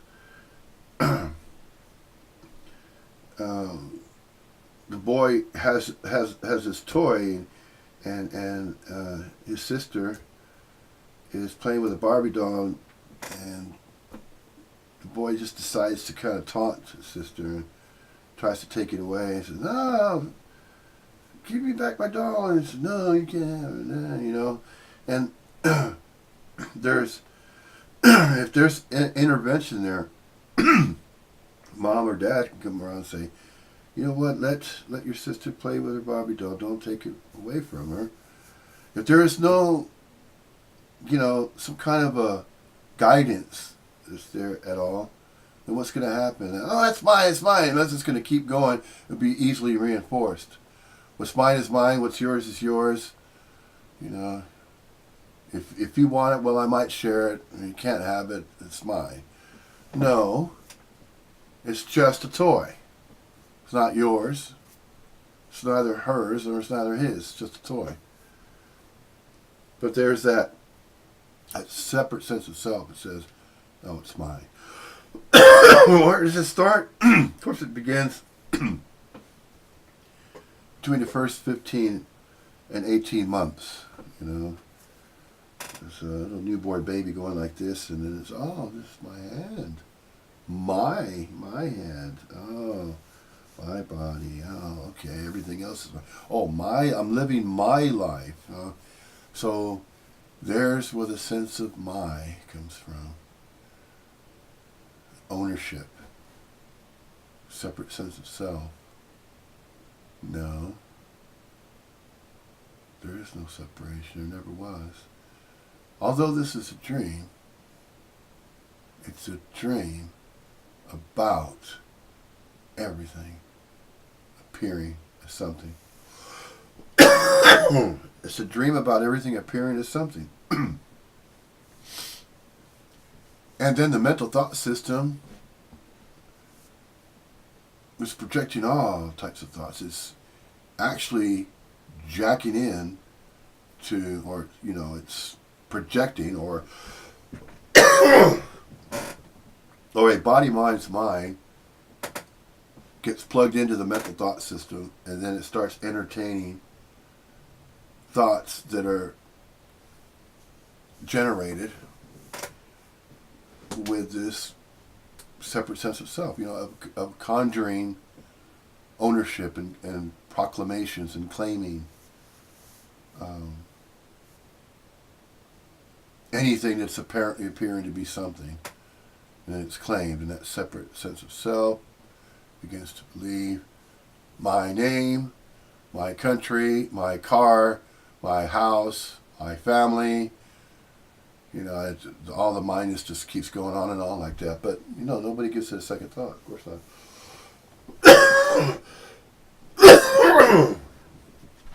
Nobody ever gives that a second thought. Simply because why? Because that's been the way it has been with societal structure. In America, it's been that way. In the UK, it's been a similar way. Australia, perhaps as well. Canada. See, the English-speaking places. But in different parts of the country, though, the societal structures are kind of varied. They're different according to traditions within the societal structure. And then these traditional things get in, and when you narrow it down to the race, so you have the different races, different traditions with different races. There's Jewish, the Jewish people have certain ways of the family unit and how the family is going to be treated, how that family unit is going to be represented, how the parent is going to raise the children. Here's where the beliefs come in. That's when it all fucks up even worse. The separate sense of self gets reinforced even more so when a religion sets in. Now, first-hand accounts with this body-mind. And that's not to mention about the governmental, political side of things. That's the first one, and then what mingles with that. Although they say there's a separation of church and state, it's still one and the same thing. Because it's in the pledge. It's on the currency. It's on a freaking dollar bill. In God we trust. What do you trust? What God are you referring to? Oh, the God that money is? Oh, well, some people look at it that way. Money is your God. And that's why it has God on there. It's got a name? No, it's a title. But still, nonetheless. And money, currency, the monetary system, man, that's what keeps the economy going. That's what keeps the society going. That's the way it's been. What was the way it was before that, before the currency? Well, there was the barter system. There was trade. Why was trade a lot easier back then? Of course, because you didn't have to have a whole lot of coin. You might have had some gold. And you would have bought a piece of property back then. And would have been all right. But then again, the life expectancy for a body mind wasn't very long, was it? People were dying from even what I have now, just a cold. It's a common cold. People were dying from that back then. Before there was currency, back in time when there was just trade. Well, Native American people. So getting back to races and beliefs. Native American people had beliefs, sure they did, but they were very simplistic. And they were helpful. And they were about loving, kindness, compassion. They were. It's about giving back and honoring and recognizing the forces of nature and the life givers. Mother Earth, Grandfather Sky. But the planet itself is a living being, and that the wind is its breath. And see, the Native Americans, they didn't have actually beliefs, they had ways of life, and that was going along with nature. Whatever forces they knew that were greater than them, they respected them, they honored them, they knew about them. The earth was yielding the medicine. If there were any ailments, if there were any ailments of the body, the body-mind, they began to understand and learn, become cognizant that the plants, certain combinations of certain types of plants, different species of plants, would take care of different types of ailments in the body. That was long before the pharmaceutical company stepped in and came up with drugs, and then they came up with fillers, and then they thought, oh, okay, here's a way we could earn some money, and then the monetary system showed up. But getting back to the 1970s, and there's going to school, you know, and it starts, begins at the age of about 5 or 6 years of age. You're going to kindergarten. And in America, the way it was back in the 70s, I pledge allegiance to the flag of the United States of America, to the republic for which it stands, one nation under God, indivisible, with liberty and justice for all. Now that pledge right there, and the Star-Spangled Banner, the song, is the same melody that they use for United Kingdom to honor the Queen. The words are different, but the melody is the same for the Star-Spangled Banner. So see, what that means, the correlation there, is that there's where the ties are between the United Kingdom and America. You have the 13 colonies there on the eastern side. Those are the very first states that were colonized by the Europeans, and then of course there were treaties done. Now, what race of beings, what people were peacefully living? Well, they weren't peaceful among themselves. They had warring tribes, things like that, and there were tribes that were simply trying to defend their own property lines, property areas. It was a territorial thing. But overall, as a race of beings that were, that were around in the United States, in that part of the country back then, 1500s, 1600s. And then there was an invasion. 13 colonies were set up, and then Thanksgiving Day, November, was a time when there were agreements and treaties that were made between the colonists and the Native Americans that were already there. This is a lot like the movie Avatar. If you ever seen Avatar, that's very similar to what happened to the American Indians, the Amerindians, or the Native American people in the United States, the different tribes, the Comanche, Apache, the Mohawks, the Lakotas, the Anasazi. Well, the Anasazis were furthest south, in the area of Mexico, and there was a tribe there in the Sierra Mountains.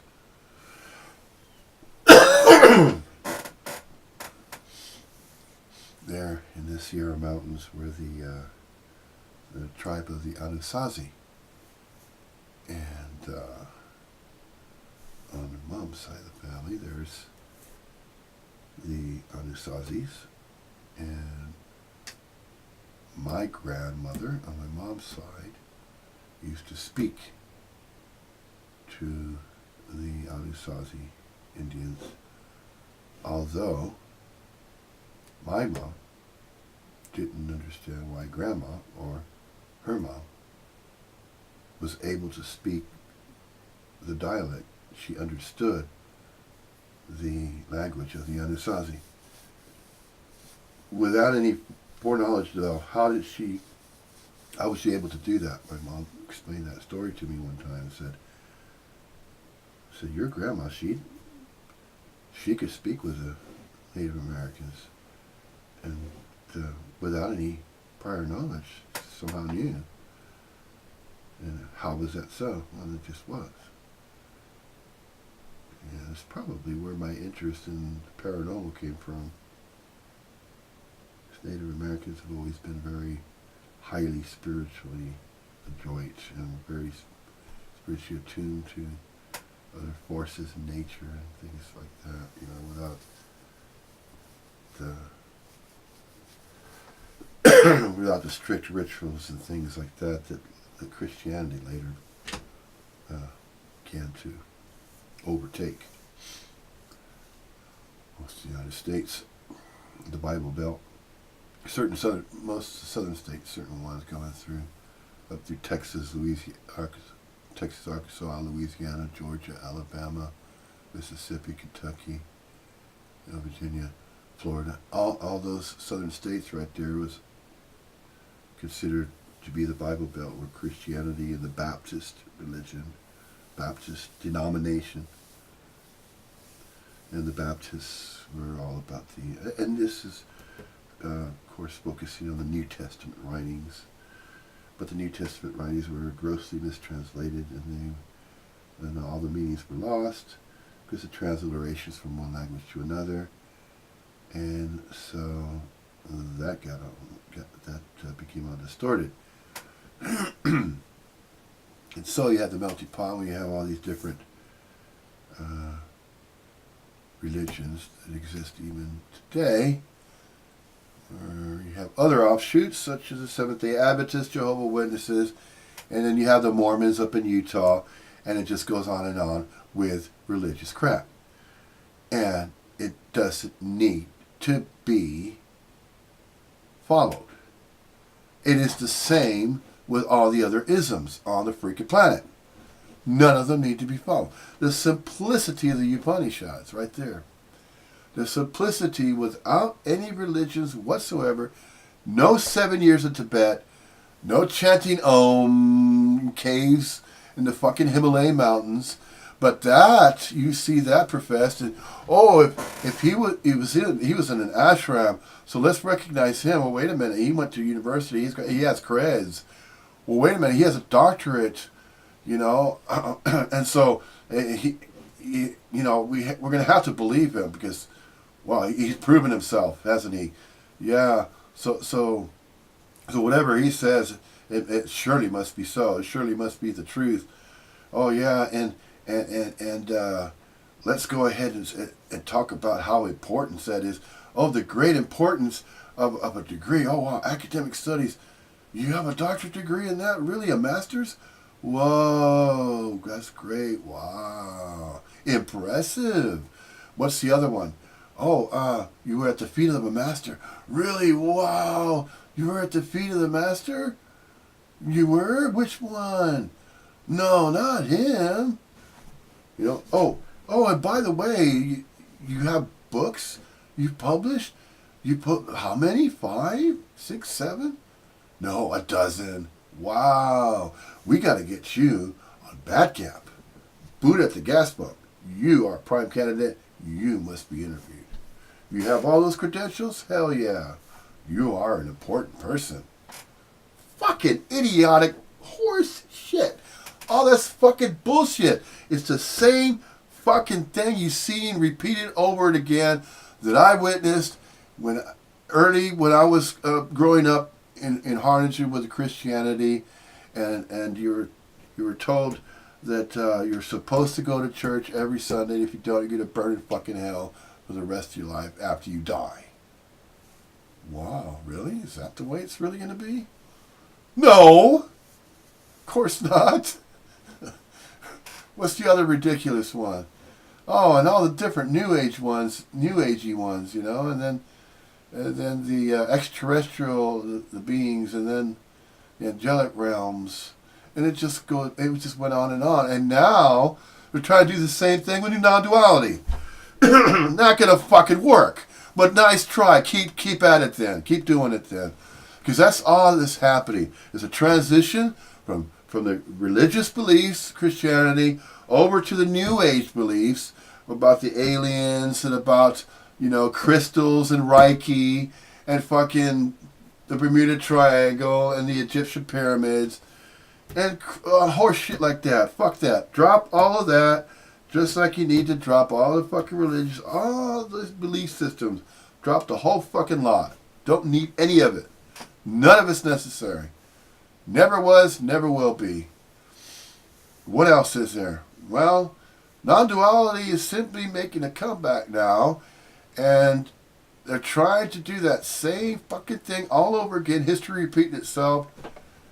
If you're going to buy into it, fucking go ahead and buy into it then. But that's not what non-duality is about. Non-duality is not about a belief. It's not a fucking belief. It's not like the religion and saying, well, you need to meditate so many different times. You need to be a master. You need to have a picture of one of the masters. You know, you got to have Maharshi, or whatever you want to give him, whatever fucking name you want to give him. You know, and then you have this picture on your wall. Okay? The reason why I have the Buddha back there, okay, it's just for decoration, okay, and it's relative to the subject. And then there's the lotus, of course, the lotus plant, that is a representation, of course, about the Buddha tradition. But then those that are staunch Buddhists, you know, they get on that bandwagon, just like with the Christians. The Christians, if they see a different denomination, they say, well, are they teaching about God and about you know, the Ten Commandments, and then, you know, the same thing over and over and over again, the same subject that we're referring to, and they focus on crucifixions. There with Christianity, they focus on bloodshed, and, you know, the eating of the cracker, and then going through these rituals of lighting candles, and going to church on Sunday and singing boring fucking songs. You know, all of that is not necessary, because you already were being what you've already been all along, and you didn't need to be a certain way. All those conditions and ways of being, you know, to get together with a group of people and to get in a church and then start following these rituals, you know, and then these stupid fucking asinine beliefs that, you know, that if you don't follow the Ten Commandments that are written in that Bible, which were, by the way, gross misinterpretations of the story about non-duality, not the story, but about the original fact of non-duality, Advaita Vedanta. And that got screwed up because of the sense of separation, sense of a separate self, that look at me, I'm a teacher, I'm a guru, follow me, and if you do, okay, fine, we'll create an ashram in your name, and then we'll just keep it going like that, like just like a religion where they have a church, and then there's a new street, and we'll name that street after that pastor, or there's a pastor in a small town, he's a minister, and there's a few people, they're told to come to church on Sunday so that you could show that you're a good person, and you can show everybody else you're a good person. Just, it doesn't take none of that fucking shit to just simply be a person. And there's compassion. Yeah, be that. Be the change you want to see in the world. Remember that one? Yeah. That may have been a statement, of course, by Gandhi. Yeah, Mahatma Gandhi actually said that. He said, be the change you want to see in the world. What the fuck does that mean? It doesn't mean dress a certain way. It doesn't mean treat a person at work differently than you treat your own family member that you know real well. No, treat everybody equally fairly with compassion and understanding, unconditional love. It's not that difficult to do. It really isn't. It's only difficult once that sense of separation sets in, and then all the conditions are also going to accompany that, where you say, okay, this is how good I need to treat you, or this is the type of love. No, you know, a hug, that's good enough. Okay? A smile on your face, man, that works wonders. Random acts of kindness, there's a good start. Yeah. It's not all about me, mine. It has nothing to do with that Why? Because there are no separate individual conjured cells anywhere to be found. That's why. Well, what time are we looking at now? Here in Peterborough, United Kingdom, let's see here. It's almost 10 a.m. Let's run through it quickly anyway. This was going to be originally Volume 2, and I was simply going to talk about one of Jim Newman's recent satsangs he had recorded on his Simply This, that website. But it's on as a YouTube presentation on his YouTube, off of his YouTube channel with Jim Newman. But I want to try to find this other one where there was a commentary left. I want to see if it's still there.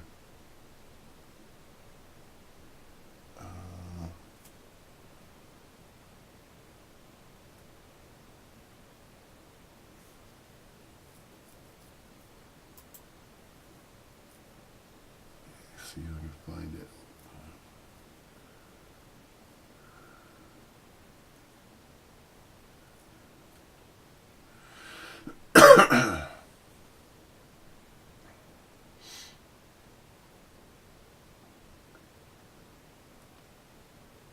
Oh, there it is. I think that's the one.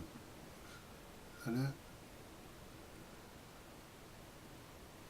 Okay, Non-Duality Discussions Facebook page. Non-Duality Discussions.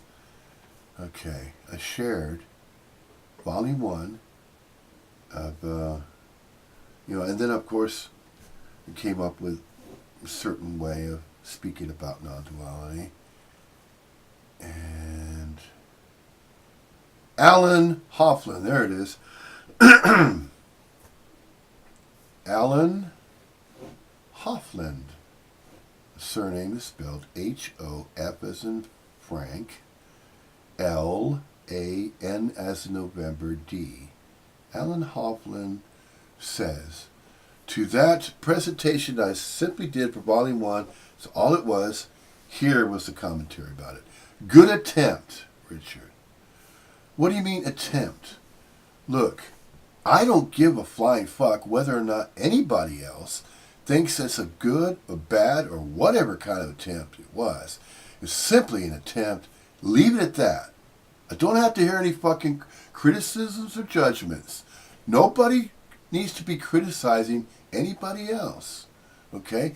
But that, have you noticed, a separate sense of self will immediately go back into that mode again and will think in terms of that way of thinking that, oh, but perhaps a shorter introduction. See, fuck that. You know what? That introduction can be of any length it is going to turn out to be. Alan, you don't fucking like it? Tough shit.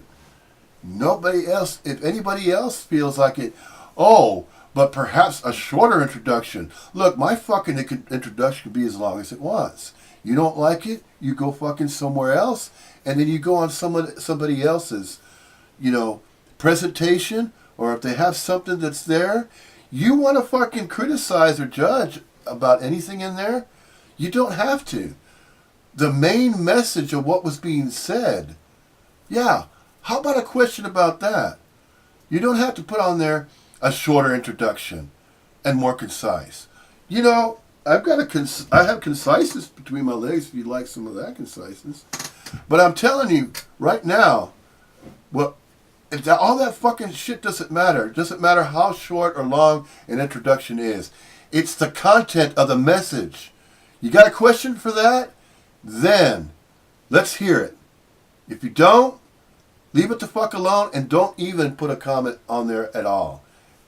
In fact, that one's disappearing here in a few. Everyone seems to want to be a teacher guru. See how you're assuming that? You're assuming that this body-mind has that desire to be a teacher guru. Fuck that. Fuck no. That has never been the case. This guruing and teacher, see, that's an interpretation. A separate sense of self, a conjured self, thinks in terms of that. What am I going to get out of it? What am I going to get out of it doing? Because I still believe that I'm not a guru. So if I'm not a guru, then whatever the body-mind is going to be saying is going to really matter. Fuck no. None of it matters. The main thing, the main theme of the message of non-duality is to realize that there's not two.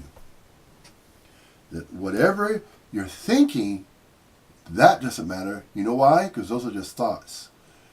When you say, when it is stated that you're thinking, the body-mind is definitely thinking. But you don't need that body-mind to be doing the thinking for you. What are you?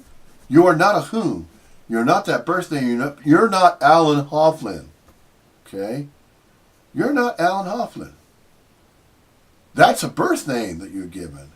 But if you believe you're Alan Hoffman and Alan is going to say, oh, you should have done a shorter introduction, more concise. You know, yeah. Alan Hoffman, that is the individual conjured, self-conjured self, that believes that that's whom he is, Alan Hoffman, is going to think that way. That body-mind is calling itself Alan Hoffman and believes itself to be none other than Alan Hoffman. See, there's a separate sense of self that's going to support that idea of an individual. And then, where is the harmony of the interaction? There's no harmony in that. All that is just doing is fucking criticizing and judging. No. That's not necessary. But you know, see, that's the typical reaction of a self-conjured self. They're going to react because of all the conditioning of focusing on the birth name and the birthright, and that I have these sets of beliefs. This is my perspective on things. This is my perspective on non-duality. This is how non-duality should be interpreted. It should be interpreted this particular way. Fuck that. Bullshit. Fuck no. Calling fucking bullshit on that, alright? So, nice try, but guess what? It ain't fucking happening. So, next. Anyway, so it's great. We can use Alan Hoffman as an example. And then let him go out in the fucking ethers because none of it matters anyway. So, everyone seems to want to be a teacher guru. What do you mean, everyone? So that statement, everybody or everyone seems to want? You don't know that.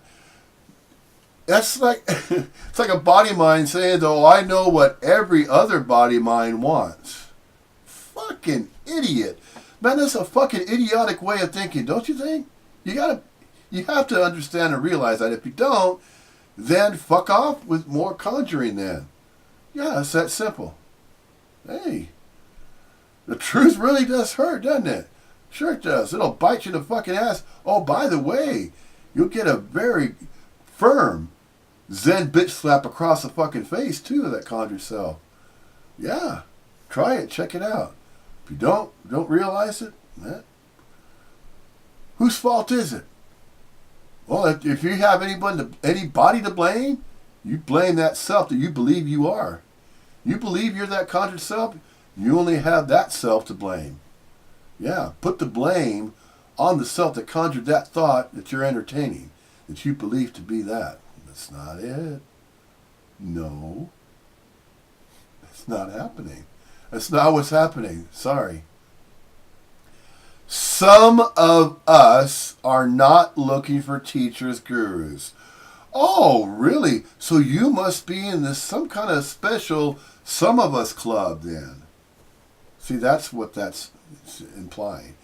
But are interested by what's brewing in the human exploration.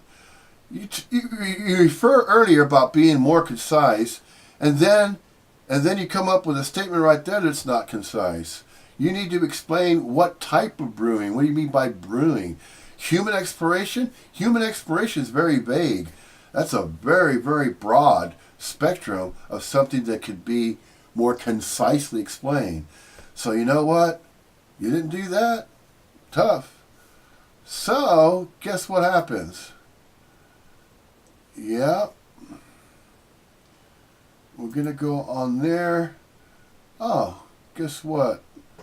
He wasn't on the non-duality friends list anyway. Well, that explains it. No wonder. It's part of the guruing group. Okay. Well, that's all right. That's easily sorted out. A few more clicks on there, and we'll move on to something else. Okay, folks? This will be volume 2. We'll get into a bit of Jim Newman's latest. We'll try to skim through it as quickly as we can because it's already been a couple of hours now. I didn't mean that first volume 1 to last so long, but it was 5 hour. Turned out to be a 5-hour presentation. It wasn't intentional. It's just there was so much information I had yet to say. This is just the manner by which this body-mind apparently appears to express, and every body-mind has its own story. Well, it doesn't have it. It doesn't own its story. It just has a story to tell before it fell away to realize that it never was. It never was that conjured self that had that story. So the story about once believing that a body-mind had a separate story to tell all falls away anyway, and all of that doesn't fucking matter anyway. It really doesn't. All of that does not matter. It never mattered in the first place. Why? Because it was conjured. It was a conjuring of a separate sense of self as a conjured self that never existed. It was just conjuring because it was believing that it was separate from everybody and everything else, with its own birth name and birthright, and it had its own whoa. And it had its own unique past. It had a beginning. It believed that it began to exist when it was a baby. But that body-mind as a baby is simply just that, is the appearance of a baby body-mind that's going to grow into a teenage body-mind, and then eventually to an adult body-mind, and then eventually to an old body-mind, and then eventually to a decrepit, if it's lucky enough, a decrepit retired pensioner body-mind, and then from there, then nobody knows. So after that, is there going to be a repeat? Is that body-mind going to return as that same body-mind that also had that same energy field to animate it and then project a different appearance of a body-mind that is going to take on a certain appearance of a certain race of a body-mind? And then the timeline. Will it be a certain timeline, as time is timing the apparent appearances of the story of Earth, and the story of Earth is going on, and it could be said that even in the Bhagavad Gita there's mention of reincarnation. Could that be what is described as the reincarnation process? It's going to occur over again. Nobody really knows. Nobody can say, because there are no separate individual body minds anywhere that could profess that they know that. Nobody knows that. Nobody knows it. Nobody ever will. You can only speak of that which is obvious and that which is not obvious, that which is observable and that which is unobservable, that which is knowable. What is knowable? Writings, evidential things that can be interpreted, languages, communications, transmissions. There's something transmitted. And then that which is transmitted is received. Then it is interpreted. Then it is evaluated. Then it is either understood and incorporated as part of being, or does it need to be? No. Give it some careful thought. Very careful thought. But don't feed that thought as though it's an individual special thought. It's just a thought. That's all it is. So, entertain a thought, but don't keep it as though you think you have to own it in that body-mind, in the mind of that body. Let it go. Let it go. Let it move on. Because you're not that. You're not your thoughts. You never were your thoughts. What you are is an energy field. It is freely mingling with all that is and all that is not empty fullness. It is that. It's mingling with it. In peace and harmony. Sure it is. But it doesn't have to, a being does not need to project. If it has a body mind, it happens to be male, fine. It doesn't have to be a masculine burly male, or it doesn't have to be a feminine male, stop it. So it doesn't have to be any of those conditional male representations of a body mind. Okay? That doesn't matter. It doesn't have to be this way or that way. See, that's all the conditioning that such a belief sets in, where a body mind has to appear a certain way. But that appears to be the human nature of a body mind whenever it is in a certain environment or a certain setting. It finds itself in a certain setting, so the body mind reacts to the environment that it is in. If it finds itself amongst other body minds, and then it observes the behavior of those body minds, it's either going to mimic the behavior of the other groups of body minds, or it's going to go along with a natural propensity of neutrality, a neutral sense of being present, awake to being awake in the now. That presence of awakeness or beingness in the now, because that's all there ever is, all there ever will be. There is no past now, there is no future now, there's only now, the nowness of now. Time, timing, the apparent appearances as though there was a past, and that there will be a future, and that everything is happening now. Everything that's happening now includes everything that ever happened in the past, and includes everything that will ever happen in the future. It's all stretched out. That's what now is. Now is eternal. Now is an eternity. The story of Earth appears as a planetary body that harbors life forms that are visibly observable in mirrors because of time, timing, the apparent appearances of those life forms in that manner. Well, there's various ways to break that down as well and describe it. But this is one way of expressing it.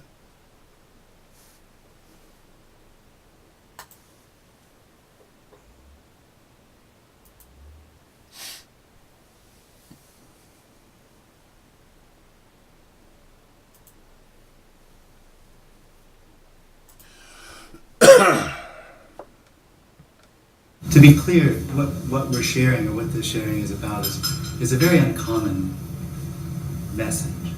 It's seems to be very challenging for people to even understand the concepts, but the concepts are really quite straightforward and easy to understand. The reality of what we're talking about is not the concepts. They don't help or hinder the concepts. The most difficult part, I think, for most people to understand conceptually is that what we're sharing here has nothing to do with you. Okay, well, the way Juman, the body mind, with that birth name of Jim, so named Jim Newman, that we see here in this presentation, addresses that body mind as Jim Newman. Went straight into what people, he just said, what people believe, or what people would think, or what people think of the concept of what he just said. Now, if we go through that one more time,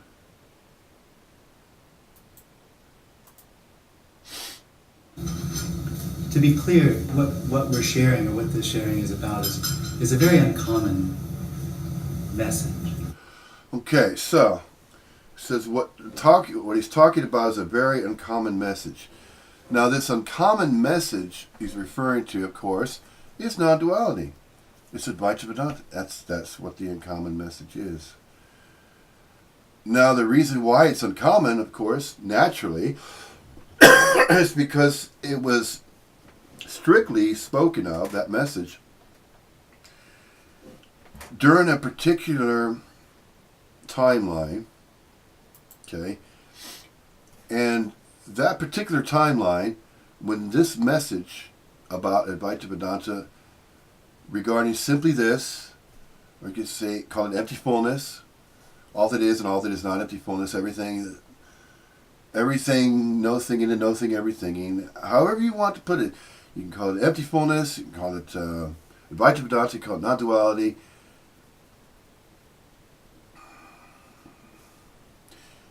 That was more commonly held and localized to that portion of India, that portion, that part of the earth, where that particular message was being conveyed in a certain fashion, in a certain way, using a certain language. Now, the language that was used and the tongues of the dialects were more direct and to the point, concisely, to clearly convey the message of Advaita Vedanta non-duality. The reason why it apparently appears to be as though it's a message so unfamiliar than all other messages of a similar type is because the message is not about any religious belief, it's not about any rituals, it is not associated with any of that. Any spiritual beliefs, it has nothing to do with any isms, no Buddhism, no Hinduism, no Sufism, no Zoroastrianism, none of those isms, and no meditative practices are necessary. No meditative practices whatsoever are necessary. Okay, now, the message of non-duality is simply this, that there is no separate sense of self to be found anywhere. There are simply the appearances of human, corporeal, units of local quality conscious energy forms, visibly observable, observably visible in mirrors, for an impermanent, indeterminate duration in space and time, and not of space and time. Just appearances, not separate individuals, so that these separate individuals can get together and then form religious groups. No, and then open up an ashram, and then come up with your meditative practices, and then follow some other guru that's done that in the past as well. This has nothing, absolutely nothing to do with guruing, never has and never will. This is simply being. It's just about the energetic movements of being, the energy fields of being, and now this is now the presence, the simplicity of awake to being awake. When you take this body mind and it's mingling with all the other appearances, and all kinds of types of events will apparently appear to happen as whatever arises. Travel lighter across all of that. That's it. That's it. It's just traveling lighter across whatever apparently appears to happen. It's not for you. It's not for me. It's not for this body mind, not the body mind that you think you are.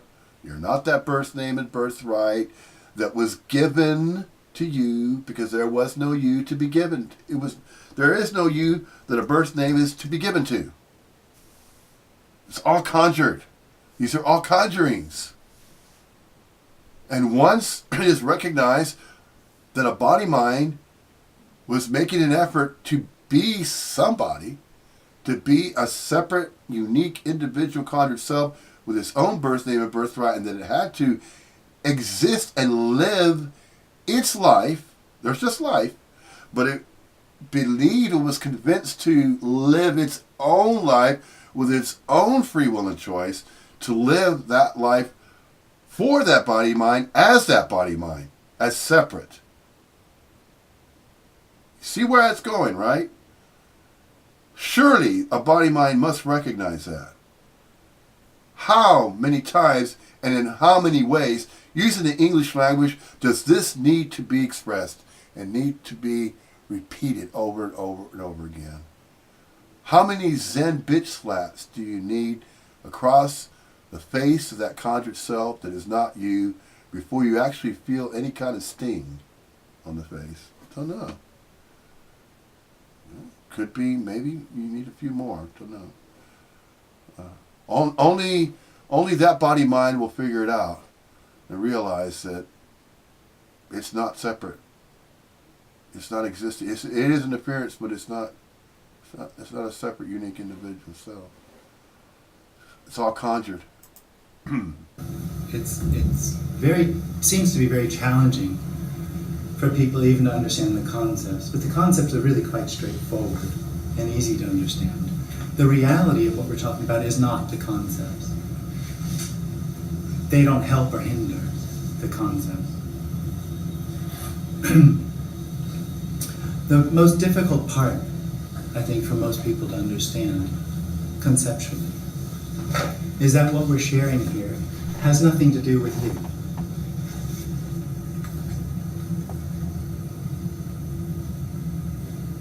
It doesn't recognize you at all.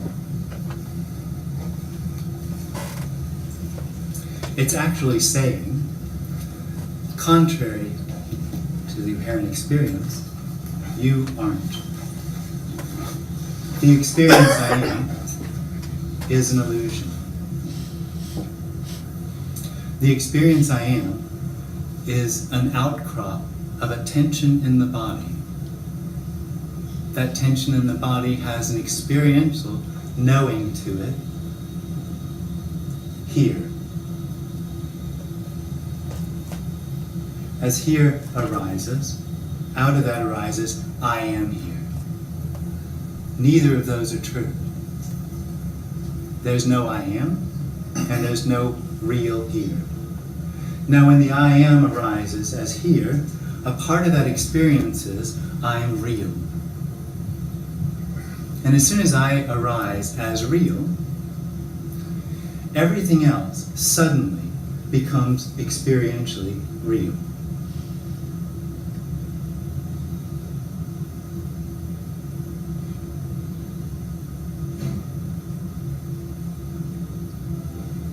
So there's an arising of I am, and simultaneously, timelessly, that happens to everything else, including what we would call space or time. That all then has the experience of being real. I am here, everything else is out there, and everything that seems to be happening is happening to me. The suggestion is that's a dream. Not only is everything not happening to you, because there isn't any. The suggestion is a dream, or is it a fact that it's a dream? I go so far as to say the fact is that it's a dream. Is the reason why it's being suggested is that how can you factually say that in a dream? Can you, or can anybody claim to be beingness or beingness as the content of a dream? Can you profess to say that? The fact is, we're the content of the dreamings. We are the dreamings of the dream. In other words, there's the dream, and we're not even the dreamer.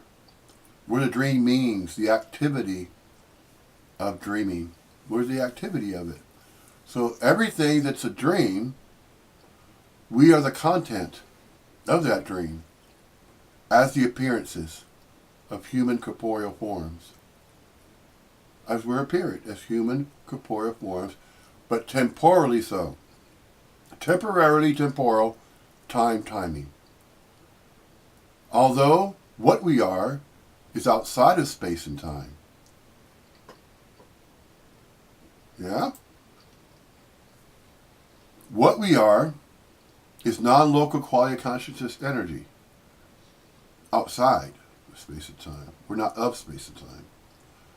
And yet, this human corporeal body-mind appearance is temporarily, visibly observable in mirrors for an impermanent, indeterminate duration in space and time. That which is appearing as everything in space and time is everything no-thinging and no-thing everythinging as timing the appearances of everything appearing as an appearance. That's it. That's it. That's all that's apparently appearing to happen. That's it right there. Like it or not.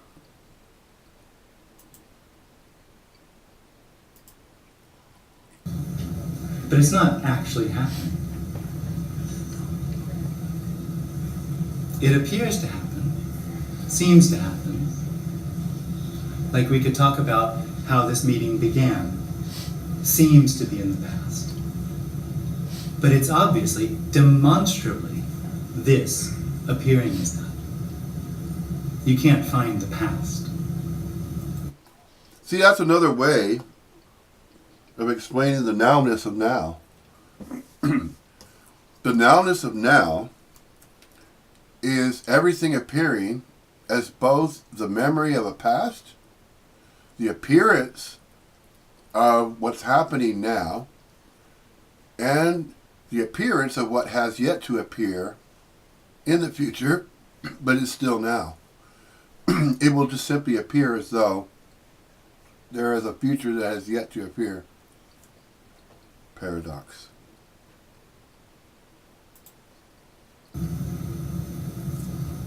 Now the experience of I am is dependent upon the past being real.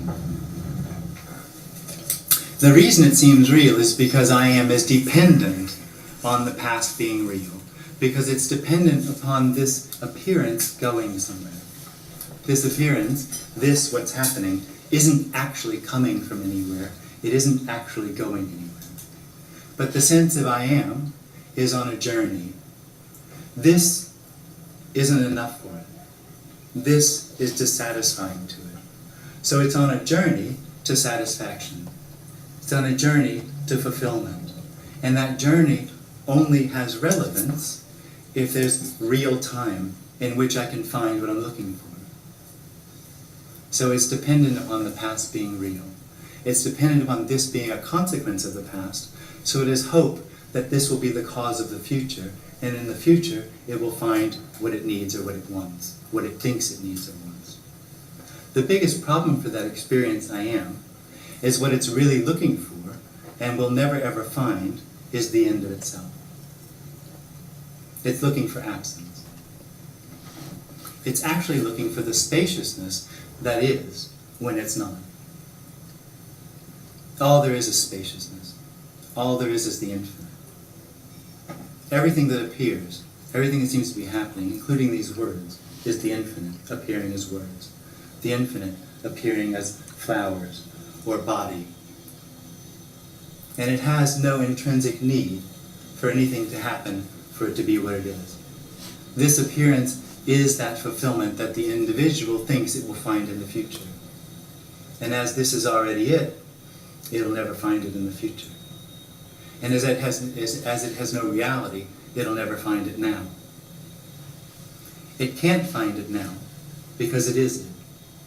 There's no separation to what it's looking for. The experience of separation is a dream. So that's basically the message, basically the concepts which are out there.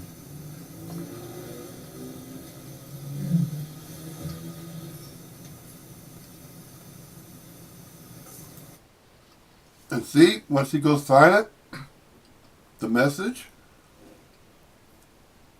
the basis, or the foundation of the message of Advaita, of non-duality, was just stated right there in those few English words. That was it. That's why it's going quiet now. Now, that is that's the manner by which most satsangs are held. The satsangs are held when the statement is made, the message of non-duality is a statement that is made, is mentioned, that summarizes what non-duality is all about, what that message means, not to. And to put it in such a way, using the English language, to summarize that. Once it's summarized, then, in a satsang, among other apparent appearances of body minds, then we sit in silence. The silence was always there. The silence is everywhere. Therefore, once the introduction of a satsang has been stated, and then summarized about non-duality, about the message, then the questioner is starved. Starving the questioners. Where do the questions come from? Idle thoughts. The mental thought system is constantly churning out idle thoughts. The thoughts traveling in everything. The thoughts traveling and then finding their way from nowhere, out of nowhere. Thought springs up into the minds of those participants of a specific satsang that may be held. In this particular case, of course, with Jim Newman, he has a satsang there, captured on video, and it's being presented on YouTube. This occurred in a place, so named Toronto, Toronto, Canada, obviously, and then there's a group of body minds apparently appearing to be in that room with Jim Newman, the so-named body mind as Jim Newman. Can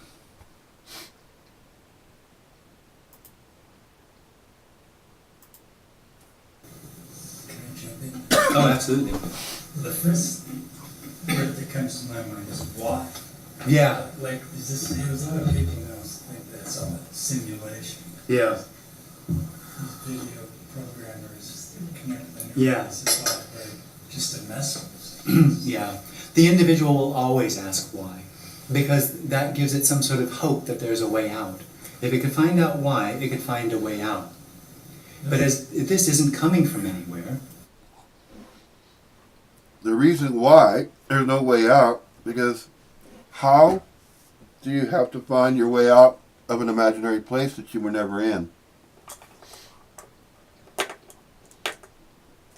There is no place we're all in. We're not in some certain kind or type of a reality frame or some other type of a realm or dimension.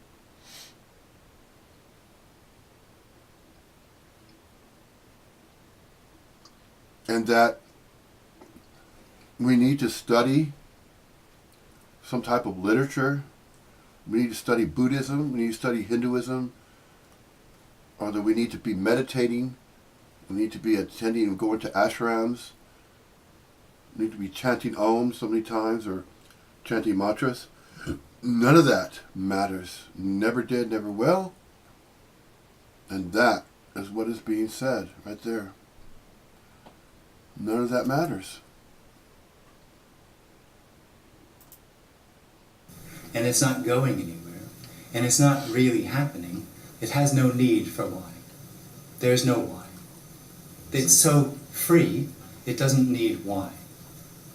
Why is a constraint, a constriction. But for us, it's an obvious question. But you're saying it's an... Now, see, the questioner just said for us. Nothing is for us. Nothing is for anybody. In other words, he said for us. Nothing needs to be for anybody, for everything to appear as it arises as everything. Well, the obvious for the individual is I am. That's why this message is so, that's why there's, I don't know how many people here, that's why there's so few people here. Because it doesn't actually make sense what's being suggested here.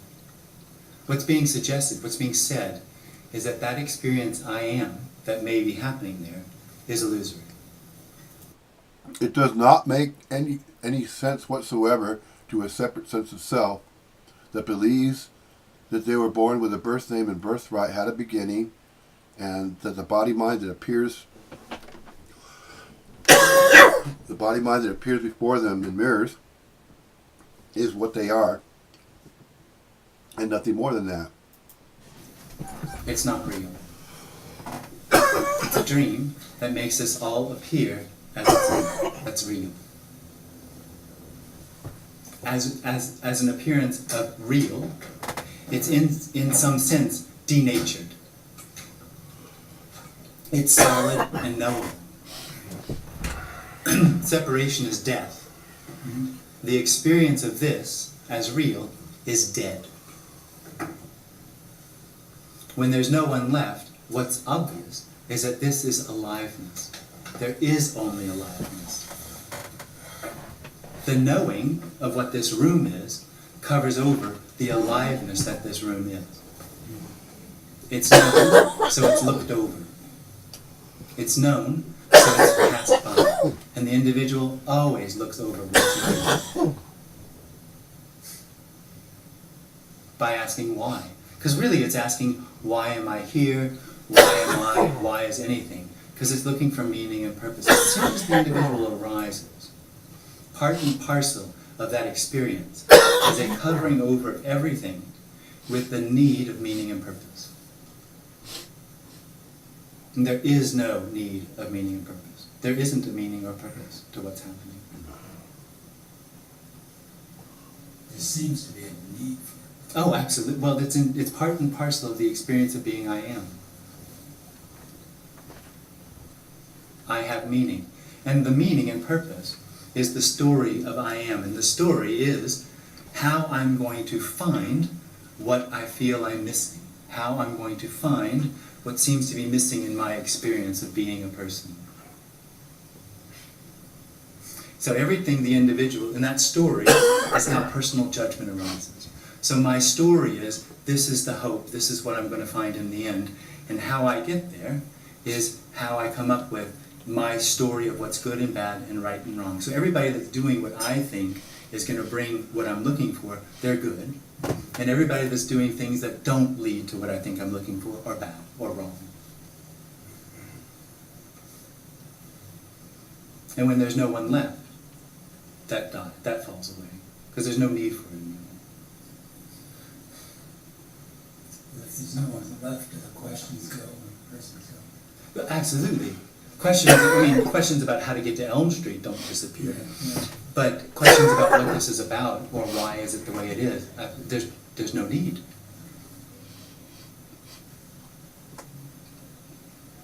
It's already fulfilled. It's already complete. It's not like the individual needs the end of a sentence for things to be complete. Anything that arises, half a sentence, half a thought, half a world, a forgotten feeling, a forgotten thought. You know how you have that feeling, ooh, I forgot something, it needs to be found? Yeah. Yeah. That's completeness. Appearing as that. It has no need to find.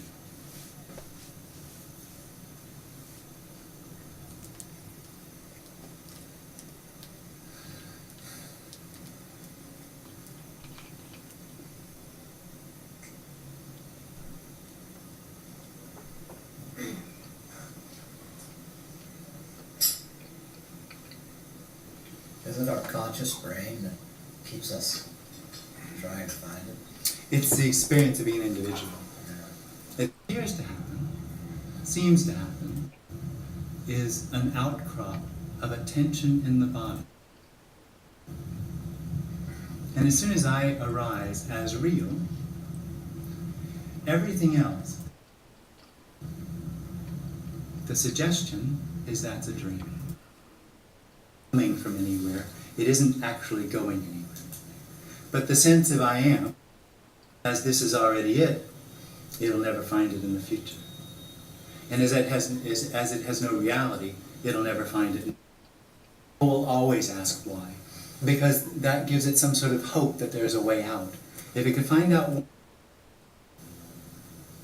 as an appearance of real, it's in some sense denatured. It's solid and knowable. I have meaning. And the meaning and purpose is the story of I am. And the story is how I'm going to find appearing. Yeah. But questions about what this is about or why is it the way it is, there's no need. It's all appearance. It's all apparent.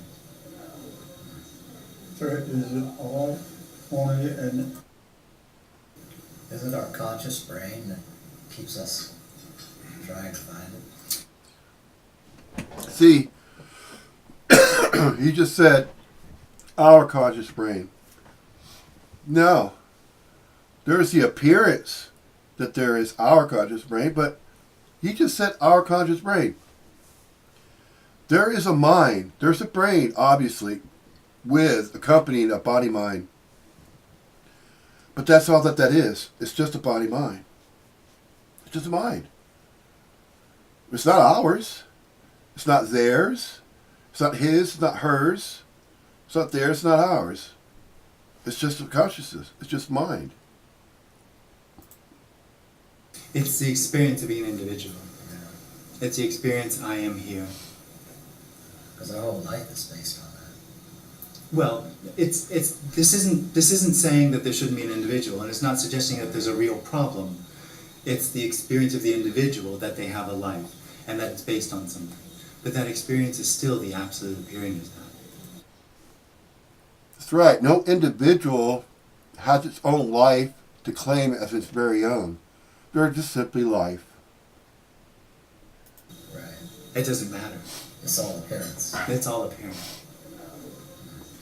so is it all only an energy field that is the background, to use the term? Well, I wouldn't say it quite like that. There's no background.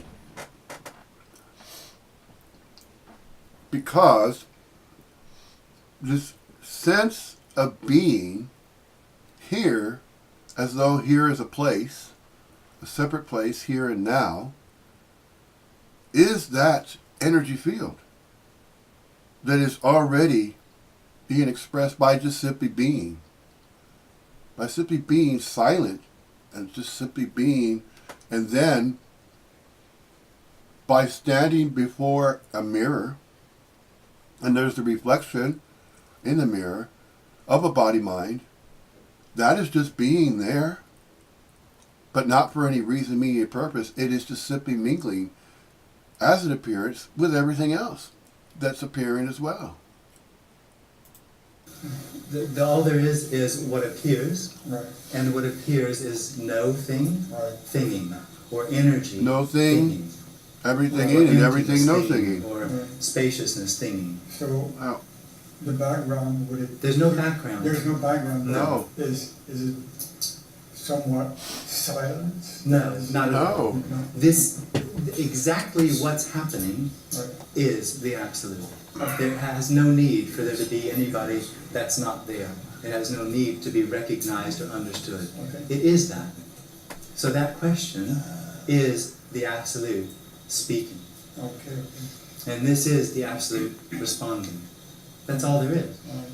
The misunderstanding or the false claim is that the individual will say, I'm hearing, I'm speaking, I'm understanding. Right.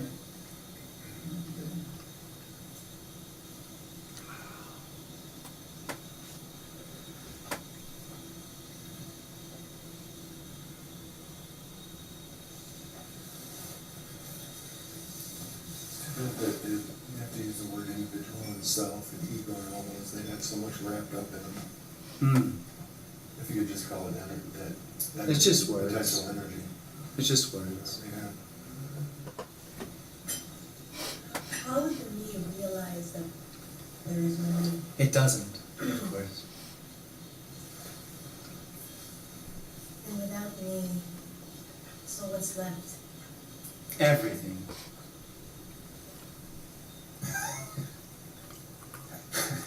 That's all. Yeah. And is there an experience here that No, of course not. No. It's the end of experience.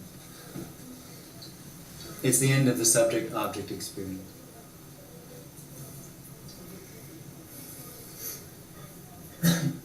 There's a few sort of mind games that I sort of play to sort of show how thin the individual is.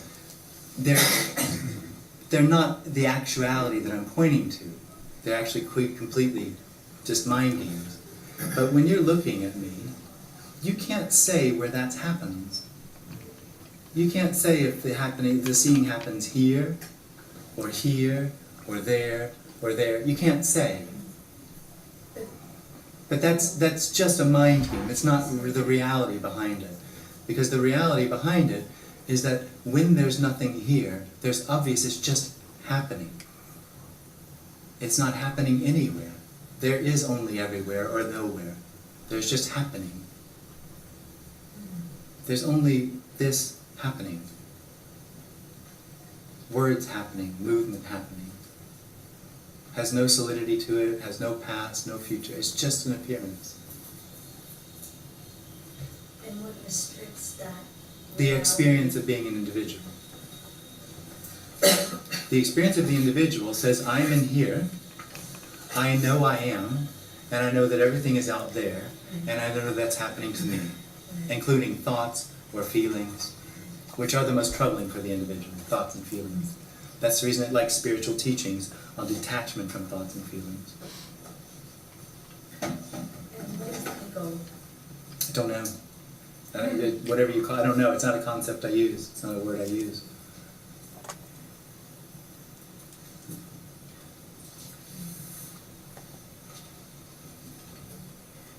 I mean, you might tell me what you think it is, and we could talk about it. I don't know. Or sorry, that right?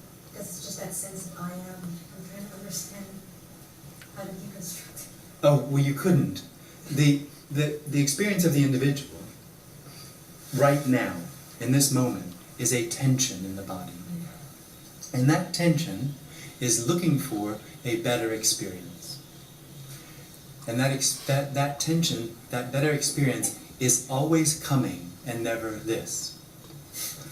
So that better experience is what wants to deconstruct the I for a better experience. So even the want to deconstruct it is the same mechanism that covers over this. And so it's just a circle that goes on and on and on of looking for the end of the circle. Out of that arises, I am here.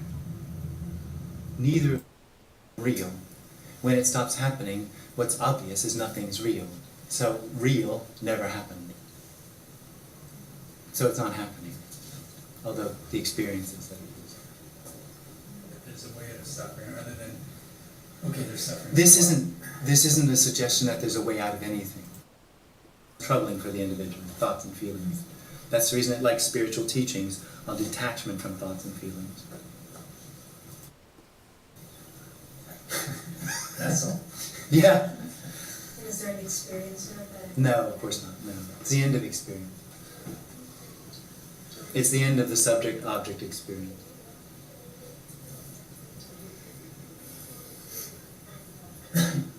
There's a few sort of mind games that I sort of play to sort of show how thin the individual is.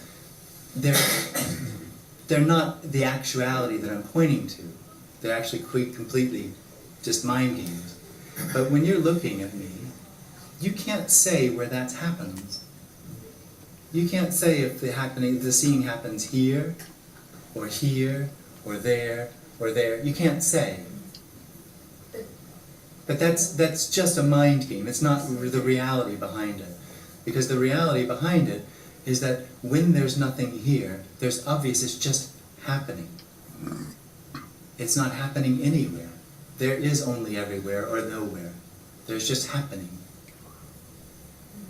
There's only this happening. Words happening, movement happening. Has no solidity to it, has no past, no future. It's just an appearance. And what restricts that? The experience of being an individual. The experience of the individual says, I'm in here, I know I am, and I know that everything is out there, and I know that's happening to me, including thoughts or feelings, which are the most troubling for the individual, thoughts and feelings. That's the reason it likes spiritual teachings on detachment from thoughts and feelings. And what is ego? I don't know. Whatever you call it, I don't know. It's not a concept I use. It's not a word I use.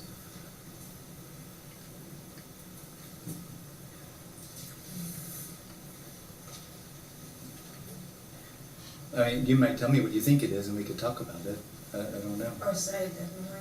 Because it's just that sense of I am. I'm trying to understand how to deconstruct it. Oh, well, you couldn't. The experience of the individual, right now, in this moment, is a tension in the body. And that tension is looking for a better experience. And that tension, that better experience, is always coming and never this. So that better experience is what wants to deconstruct the I for a better experience. So even the want to deconstruct it is the same mechanism that covers over this. And so it's just a circle that goes on and on and on. Now,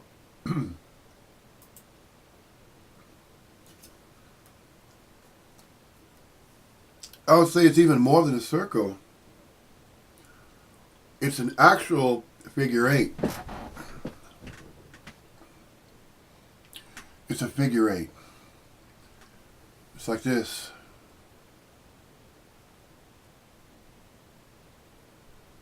You know that figure eight? Now, what does that remind you of? A figure eight, an 8 on its side. If that was the floor, and the 8 was like this. That's the Alpha and Omega. Yeah. Both the beginning and the end. There's no beginning, there's no end, there's just eternity. Eternal nowness. Now, everywhere it is. Everywhere. It's a figure eight. It's the Alpha and Omega.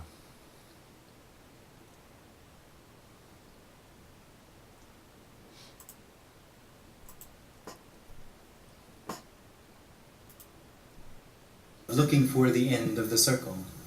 And looking for the end of the circle is the circle. There is no circle. There is no person. There is no I am. There appears to be, until there isn't. And then there never was. There never was. When it stopped happening, it never happened. Because the claim of the individual, the experience of the as I am real, when it stops happening, what's obvious is nothing's real. So real never happened. So it's not happening. Although the experience is that it is. There's a way of suffering rather than, okay, there's suffering. This isn't a suggestion that there's a way out of anything. Okay. So there's really no problem and nothing to do.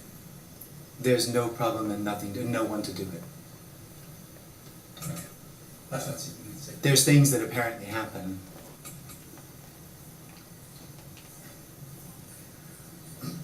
But nobody does it.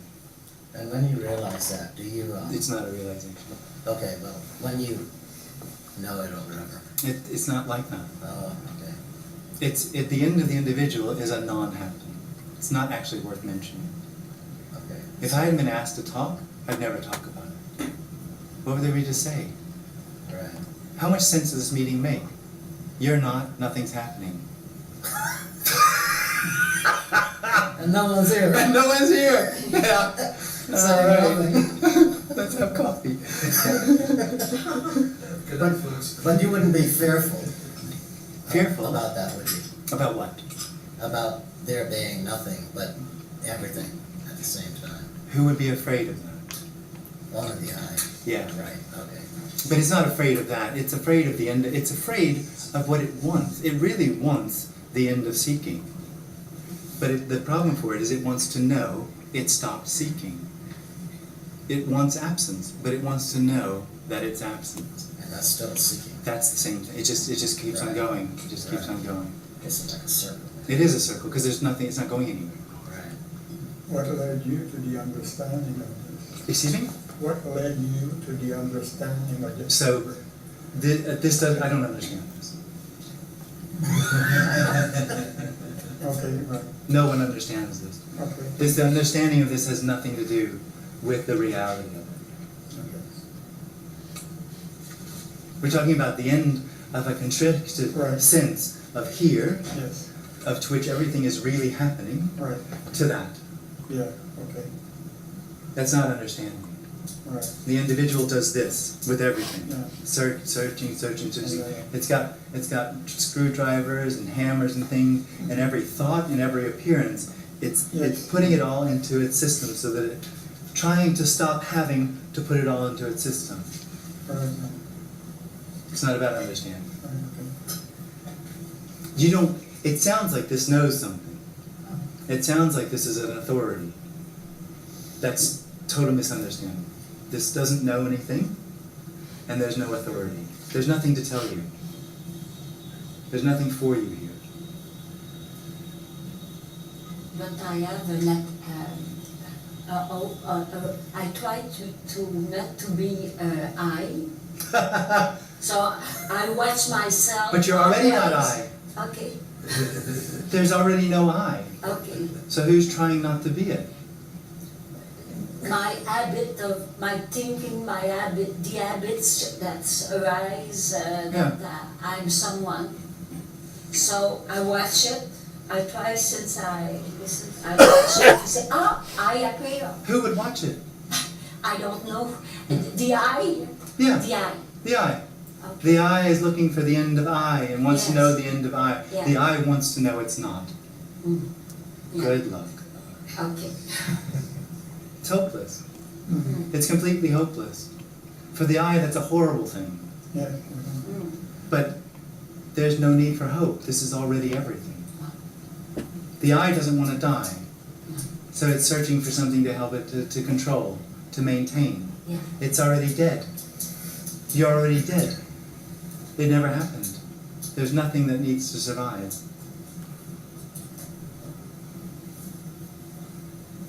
There's no need for anything else. This doesn't need to be fixed. There's no need for the I to complete this or to find anything. There's no need for the I not to be there. So that is very it's very reconforting. Wow. That there's no need to have it. Yeah. It sort of goes like this, doesn't it? Sometimes it's comforting, sometimes it sucks. Sometimes it's comforting, sometimes it Yes, sucks. that's so the absolute manifests itself. No, No. no. The individual, because it's in a story of something happening, it can only understand what's being said here as a story, as something really happening. The absolute, which becomes something else. There's no suggestion that there's an absolute energy field or anything that becomes something else. The absolute and the relative are the same thing. It's not happening, it's not moving, it's not real. When the I arises, everything appears to have some sort of solidity. When the I that solidity allows for the experience of consequential continuum time. Cause and effect, cause and effect, cause and effect, cause and effect, of which the individual is merely an effect. An effect of an effect of an effect of an effect. When the individual stops happening, nothing has that same solidity anymore. So cause and effect have no cause and effect. Time isn't solid, it's just an appearance. Nothing depends upon what's happening. Absolute freedom is already everything. It doesn't need anything to become that.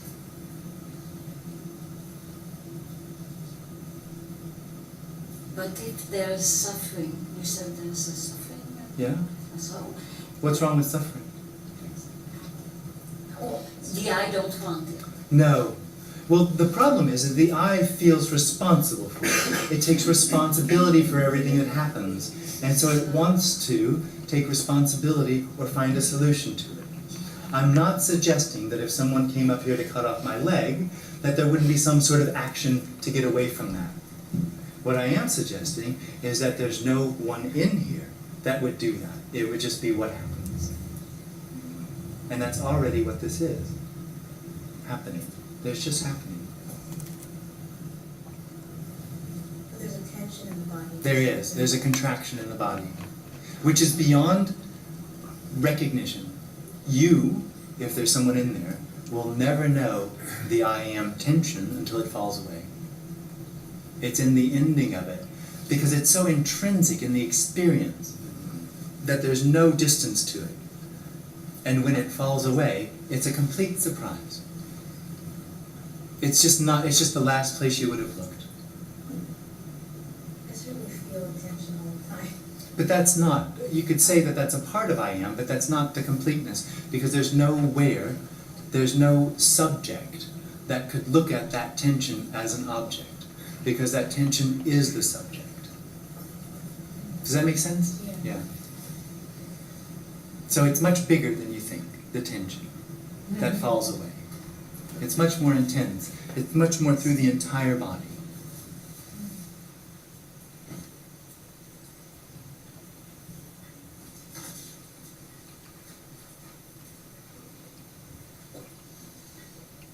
So I missed that, just curious there, so you're saying that the tension is not exclusive to the body? Oh no, I am. It is the body. Okay. Yeah. It's in the body. What I'm suggesting is that there's no way to objectify that tension, to know it as I am, to know the completeness of the tension that gives rise to I am, until the I am falls away. In the falling away, that how pervasive that tension is becomes obvious. Becomes obvious. So there's usually a tendency to deal with the tension itself as a problem. Yeah. And say, I need to get rid of this tension. Well, the individual is on a journey. Yeah. So anything that doesn't, like we spoke about, anything that doesn't fit into the story that it's told itself of how it's going to find what it's looking for is a problem. And it works on that with its toolkit Yeah. to try to make it fit. This doesn't make sense. This happening actually doesn't make sense. So the individual comes up with a story about what this is about. There's no intrinsic story in this appearance. It's completely empty. It's chaotic, anarchic, without need or meaning or purpose. It's just everything. And the individual arises and puts it all into little boxes with its toolkit so that it makes sense to it. Because that's how it's going to find what it's looking for, what's next. The next experience that's going to be better than this one. I think that humans are hardwired to do that, because maybe when we weren't so affluent, we needed to do that to get food and shelter. No, it has no evolutionary purpose. But if you talk to neuroscientists, they'll tell you the 9 nodes in the brain that collaborate to create the sense of I. But that's just a story. That has nothing to do with how it falls away. When it falls away, there aren't a recognition of 9 nodes that then are no longer talking to each other. There's an actual just falling away of that experience, the collapse of the experience, the collapse of real distance, real time, real happening. But there's a sense that I'm trying to figure this out, but I know I can't figure it out. So. Oh, I think the concepts are quite straightforward and simple. Yeah. They're just not what we're talking about. I mean, it's fair enough to talk about the concepts and get it clear. There's no problem with that. But what we're talking about is a shift beyond understanding or beyond words.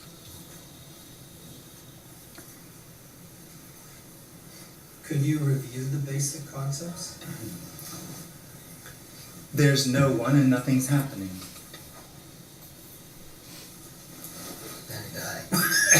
or not. That's it? Yeah, that's about it. So this is a dream, this is an illusion? This is an appearance. The dream, the illusion, is the experience that this is personal, or this is real, or this is happening to me. That's the dream. Would you say that the absolute is perfection? You could. It's a little misleading for the individual, because the individual thinks perfection would be, I'm going to get what I want. For the individual is looking for, I'm happy for forever. But mine is the individual. Mine is Yeah, you could absolutely say it's perfection. It's Are you absolutely saying perfect. that this, But perfection in the sense that there's no need or possibility that it could be anything but what it is. At the same time, you have to say there's no need for it to be what it is. For the individual, there's a real need for this to be what it is. So, another mind trick, which isn't the reality behind it, but it points to how thin the experience of the individual is. You know how in a dream, when you sleep at night, you have a dream, and that dream just starts somewhere, and somehow you just assume, or there's the experience that it makes sense. There's no question of where did this begin or anything like that. You do not know that this isn't that. You do not know that this isn't a dream that has no real beginning. You don't know. There's no reference point to know that from. Any reference point could just simply be a part of the same dream. But it is a dream, right? This is an appearance. The only dream is the individual. that this matters, or that it's personal, or that it's happening to me. So Jim, when the body is no longer here, so you die, do you have that? Nobody dies. I mean, do you get the sense of the freedom of everything, being everything? This is everything being Oh, everything. it's the same thing, okay. Well, you're telling me a story that there's something called death. Death only makes sense as if there's somebody who's alive and then is no longer alive and therefore doesn't know they're dead. So who's dead if they don't know they're dead? Or somebody who's alive that knows they're dead. And if there's somebody that knows they're dead, who's dead? Death is a concept, has no reality.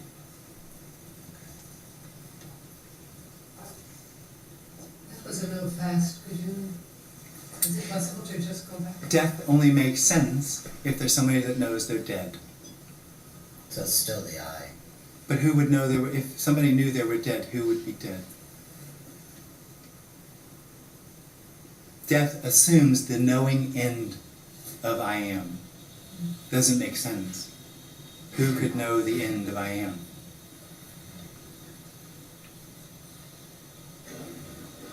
It's just a concept. It's again another mind trick, but it points to the flimsy concepts that the individual has about what this is.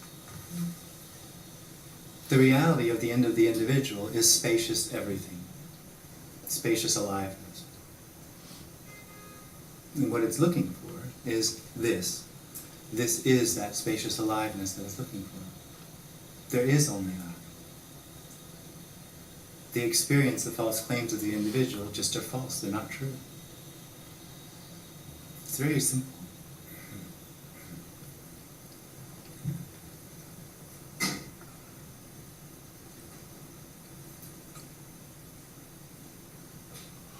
absolute be experienced? No. There's no reference by which to experience it? It can't be known or experienced. It's the unknowing. Which of course is the end of the individual. The individual is the experience of I know. In Buddhism, they've got a saying of nailing a nail into the air. And that's the knowing of the individual. And it actually has stepping stones in the imaginary, they're just little stepping stones in the air of knowing. And it thinks it's going somewhere.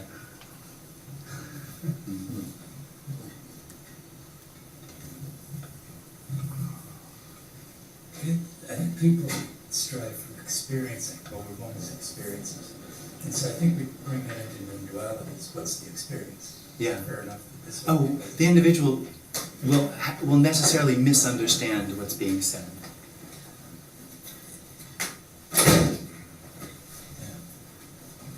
It can't relate to it.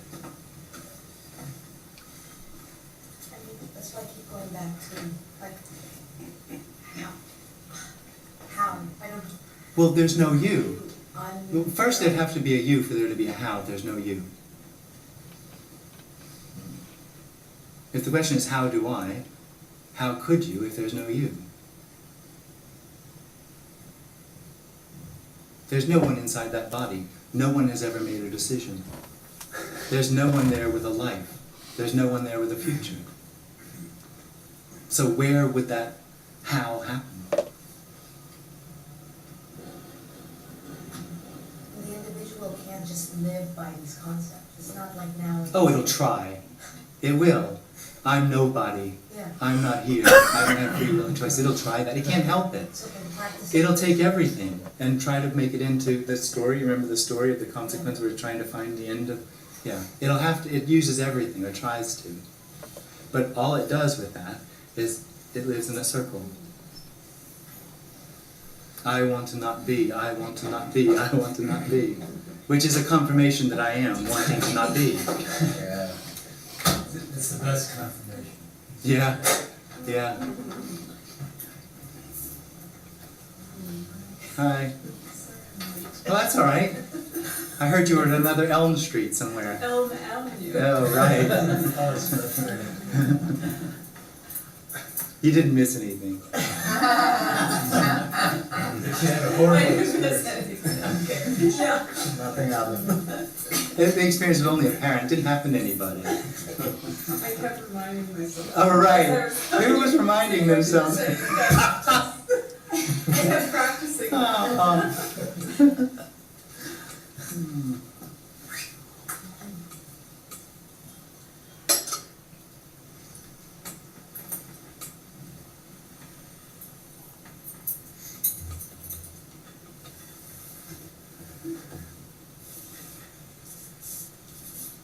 Is there any benefit in knowing this? Absolutely not. This isn't about helping you. This is the difference between what's being shared here and almost every other message or teaching. They're trying to help you. They're trying to tell you something. This has nothing for the individual. It doesn't even acknowledge that it's real.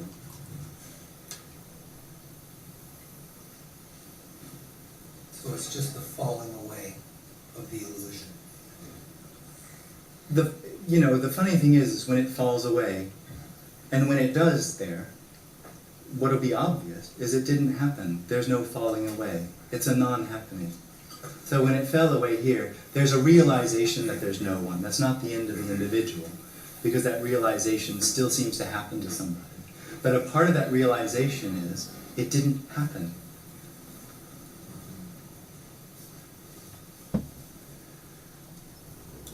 And it didn't happen because it never was. That's right. Well, that's nothing, the claims that the individual has about what this is, they're false. All of its claims about that something needs to happen, or this isn't complete or fulfilled, or that I am real, that everything's happening to me, that I have free will and choice to create a future which will be better than this, those are all false claims. That's not true. So it never is true. There is no duality. So the falling away of duality, or experiential duality, doesn't create non-duality. This is already non-dual. There never was duality. It's not happening.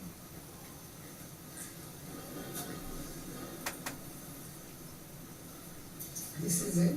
This is it. So in a way, it's it. No, not like that. Not like now. Not like an exclusive this. Not like an exclusive now. The now of seeking for something is an exclusive now. Oops, I wasn't being now. Now I'll be now.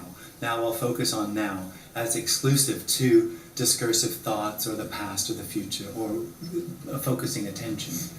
The suggestion here is there is nothing else.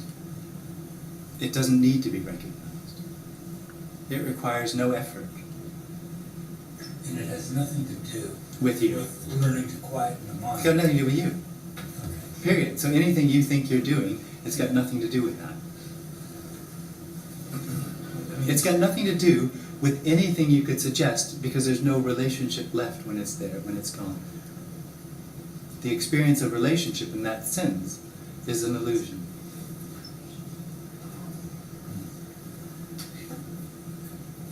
So what would be the, I'm trying to use the word mechanism or something, hearing what you're suggesting and a falling away of somebody hearing that? Yeah. Is there, I guess I'm, There's no relationship. okay. There is an energy here, and I hesitate to say it because it sounds like there's something on offer. There isn't. It just seems that in these meetings, there's an energy that arises. But the fact is that energy, or that saying of this, everything is always saying this. The bus that's about to run you over is saying, this is all there is. The dog shit on the ground that you just stepped in is saying, this is all there is. This is fulfillment. The bird singing is saying, this is fulfillment. There's nothing that's not saying, this is all there is. This is whole and complete and fulfilled. So immediately the mind wants to say, well, is there a deconditioning process? No. Does the body work for this Now- contraction? now when there's I an- realize that's absurd, but yeah. When there's an individual, the apparent ending of the individual seems like a process. Yeah. Because it's living in a process, because it's hope that the process is going to lead to something. Something happening never leads to nothing happening. This is nothing happening. And there's no need for a process. So a couple of months ago, somebody called me up and said, hey, I watched one of your videos. There's no one left. Thank you very much. Goodbye. Happy customer. Of course, you have no idea. You have no idea where they are or what's happening. But it's quite, why not? It's very possible that nobody leaves this room. I've heard Tony. I've locked the door. You'll never get out. No, but it's very possible that nobody will leave this room. There's no need for anything to happen. This end of the individual isn't an experience. And it's not the consequence of other experiences. But I've heard Tony Parsons make an allusion to the energy and Yeah, that can, it's true. Apparently, I don't know. It's true, though. Yeah. I know I can't understand what you're saying. Of course you can. It's very simple. The concepts are very, very simple. They're just not the reality we're pointing to. Uh-huh. You know what, I just,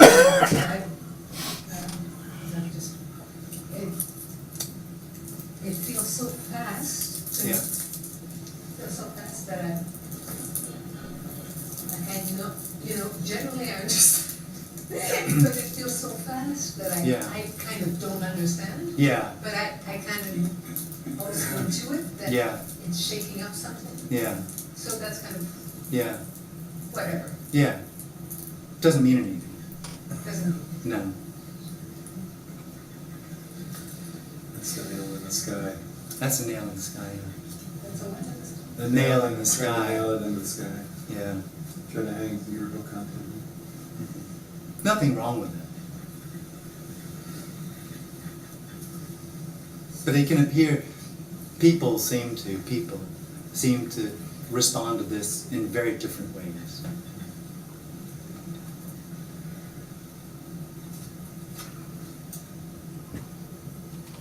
But is not the absolute self aware of itself? How could it do that? If it's the absolute, wouldn't it have the ability to observe itself? Well, I mean, but you're saying the absolute has some sort of intelligence beyond the appearance of everything. Well, Yeah, but it doesn't. if it is, it should be able to observe itself. But you're saying it has an intelligence beyond the appearance of everything, which means that with this intelligence, it could separate itself from itself to be aware of itself, Just so as though there'd be some need for that. It's already everything, and there's no need to be aware of itself. And nobody ever is aware of the absolute. But I'm saying the absolute being aware of itself. Yeah, but all there is the absolute. So doesn't it have self-aware capabilities? Well, how would it do that if it's already everything? There's no real distance or time for it to do that. Knowing is a dream.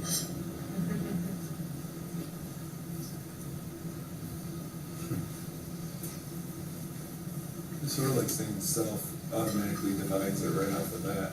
So we just say no itself separates it. And it couldn't be. Right. Because it's everything.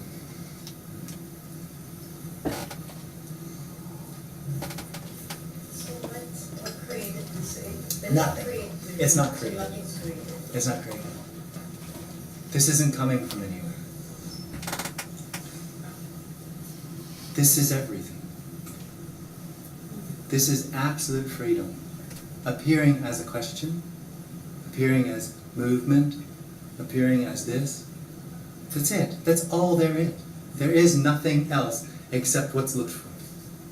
You know, I experienced that while you're saying it, Yeah. but when I leave. That's the energy we're talking about. And you don't know that.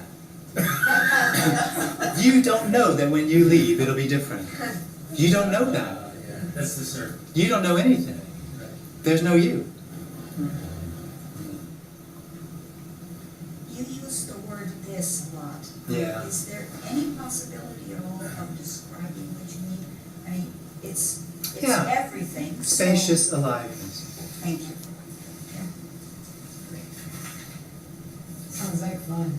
Oh, it's everything. It's fun, suffering, Right. Oh, yeah. sadness, joy, bliss, depression. It's everything. It has no need not to be anything. It's not going anywhere. It's the experience that this needs to go somewhere. This needs to become something that makes what seems to be happening right or wrong, good or bad. When it's not going anywhere, that falls away. It's just what seems to be happening. And really get away stop with seems to, and just say there's only happening. Happening. Body happening. Pictures happening. Body happening. Table happening. There's just happening. There's just happening, and that happening is everything, is all there is. The individual puts happening in relation to itself, and so there then is something else. And that something else is what seems to be missing in this happening.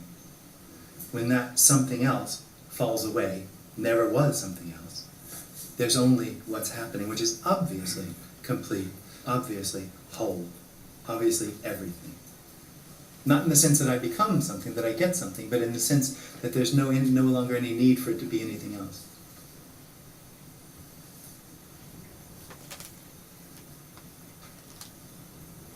So your use of the word everything does not restrict it to the physical this, or it's, Well, it's anything. Can we say anything? okay, Yeah? This is anything. All there is anything. yeah, because it doesn't put a limit to things. Yeah. That's right. Would it be a mistake to describe the message more akin to existentialism than non-duality? Because in non-duality, No, there's a lot of talk because about I am. Well, I mean, non-duality means not to. Where's the I am in not to? How do you have an I am in not to? I am and then something else. How do you do that? Even if you say, I am everything, then I am doesn't make any sense anymore. So how can you have I am if what we're talking about is non-duality? And existentialism is sort of materialism. And this isn't material. There is no actual thing. There's no solidity. Yeah, that's why I'm stuck, because I'm interpreting the message.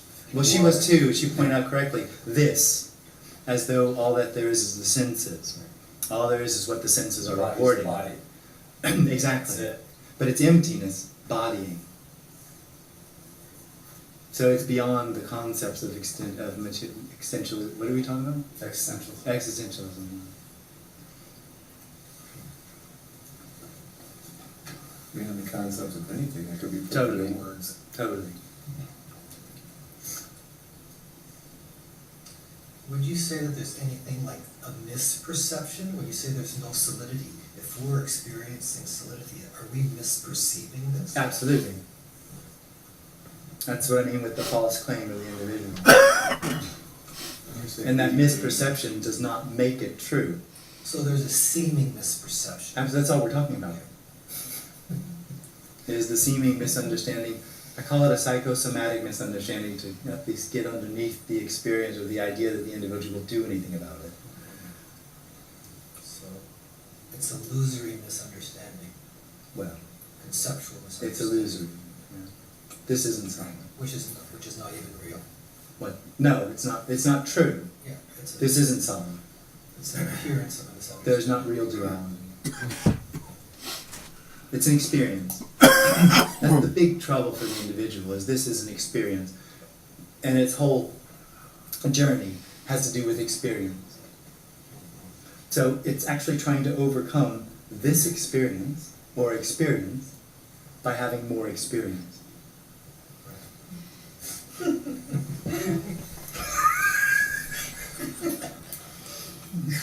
That's the line. Emotions appear like to you. Well, there's no one here, so they just appear. There's no self-reference. There's no self-reference. That's terrifying. I think. Yeah, it's terrifying. It is.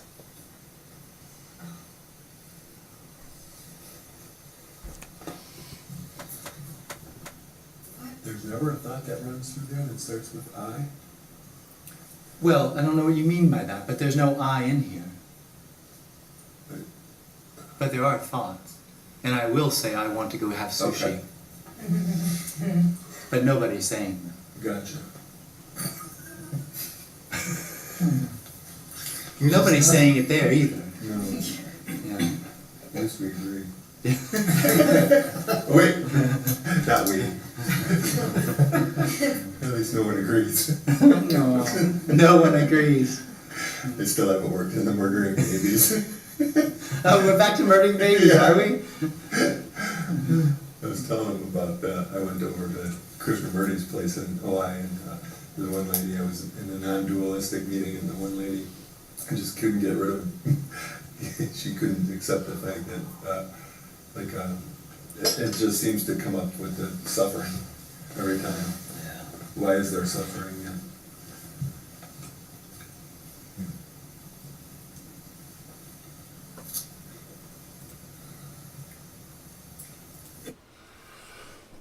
Well, he didn't address that.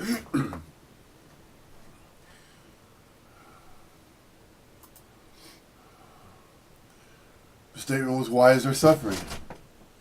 Again, as was mentioned earlier, there's no why. There is a sensation of discomfort or pain in the body, either emotionally or mentally, and is construed as suffering. But those discomforts and those pains are defined and thought about and held as though they're sufferings. But they're not anybody's. It's just simply suffering. It's just simply pains. It could be of the body, it could be of the mind. It could be a mental suffering, or it could be a bodily suffering.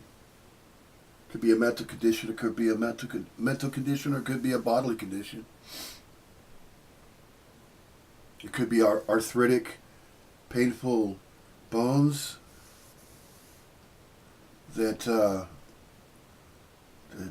bring a lot of dis-ease to a body, and it's not for that body mind to go through suffering as though it has to, and then it has to endure it, and then for enduring that suffering it will be rewarded with something else.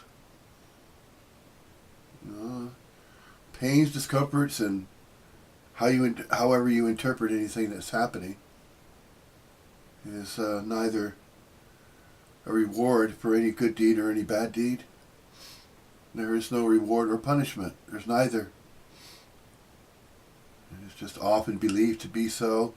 It's often thought that it must be, thought as though entertaining the thought that suffering brings with it martyrdom or a sense of humbleness, of feeling humble or sincere or genuine.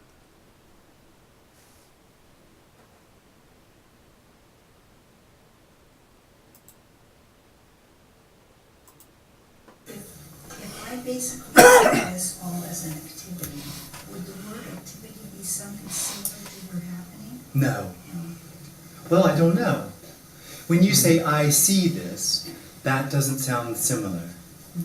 This doesn't see this. No, I don't mean that. I mean, it all appears, let's say, as an activity, rather than something. Maybe, I don't know.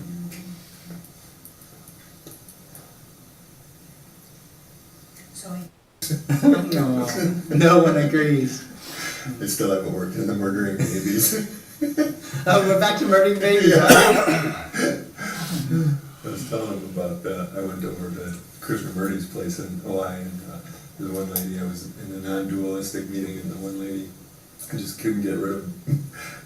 She couldn't accept the fact that, it just seems to come up with the suffering every time. Yeah. Why is there suffering? Yeah.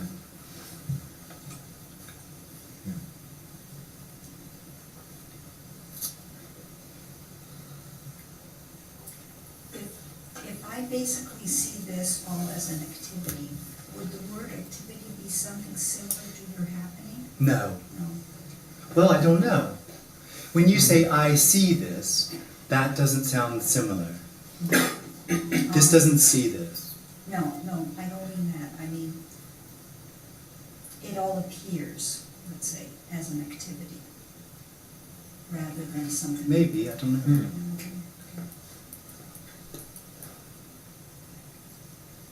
So I guess, since I'm asking about definitions of words, what would be a way of describing happening? You can't. Okay, good. There's no relationship to it. No one knows what's happening. Right, yeah. It's just. So knowing this is body happening is the problem. It's just. When there's no individual left, there's just happening.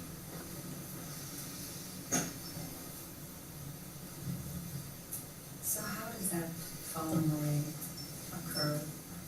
You missed the beginning. I'm sorry. That's all right. I went to the wrong addresses. We can come back. We can go back around. It doesn't happen.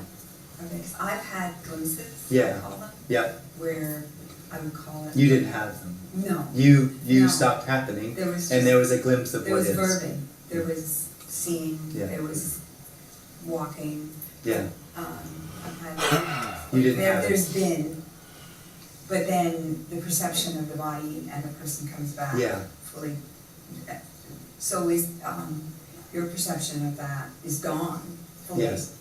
How does that happen? In the same way that it happened there. But it, so it just How did that comes along happen? when it comes, I was in with Paul Hederman. Yeah. That's another teacher. Yeah. I'm not a teacher. And a couple of times with him, and it went for 4 days. Yeah. See, Jim quickly said, I'm not a teacher. He's not. But he doesn't have to speak for Paul Hederman, but Paul Hederman always said that non-duality is not a teaching. Therefore, there are no non-duality teachers. There is the teaching of one could teach about duality, about this and that, different degrees, about right or what could be construed or interpreted as right or wrong, this or that, good or bad, you know, ignorant, stupid, or smart, or intelligent. You know, the difference is even in direction, left or right, up or down, right or wrong. That kind of duality. That this has to be this way, that has to be that way. This and that duality. I could be taught, but that's not what's happening. So that's not what's happening. So see how people will place the speakers of some subject, such as this, and they will put them up on pedestals, and then they won't, you know, kind of discredit themselves or others that may not speak in the same way or may not have as much information available about to share about a certain subject.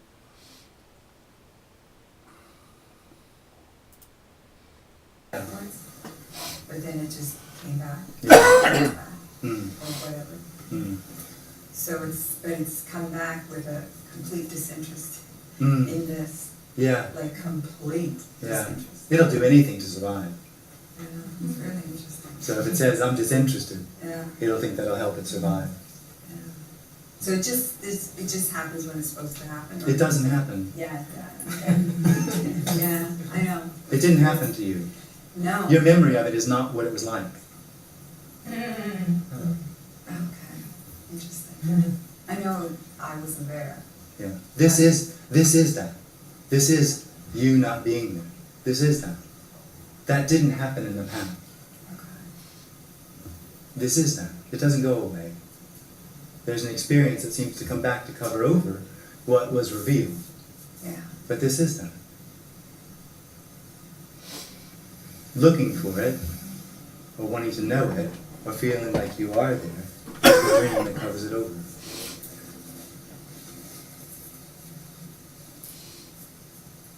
The individual is determined, and I'm not sure what Mr. Hedeman talks about. I don't think it's the same thing exactly.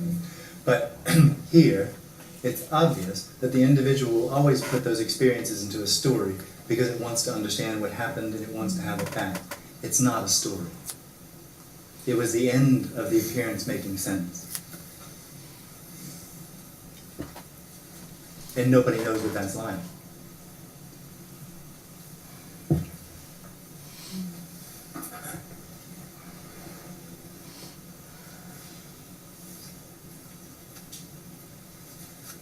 When you said it will do anything to survive, what do you mean? The individual wants to survive. That's its whole story. It just doesn't want to die. Separate sense of self. What does surviving mean? Not dying. Doesn't want to die. No, it doesn't want to die. That's the whole story. That's its whole thing. That's the big problem in its life. Separation is death. And it's trying to overcome separation, so it's trying to overcome death. So it will always keep itself alive. It will do anything it can to survive. It's on very shaky ground, though. It always is. Is it? Oh, completely. It's not there. It's not real. All of its claims are false. All of its claims about what is happening are false. Completely false. Completely unreal. Shaky ground. Does part of it know it, that it's unreal? You could sort of say that. You could sort of say that. It's not, I wouldn't say it's really true, but there is something about it where it feels an insecurity about its isness, which is one of its anxious caring, if you know what I mean. Like it's really trying. Yeah, that comes out of that sense of insecurity about its reality.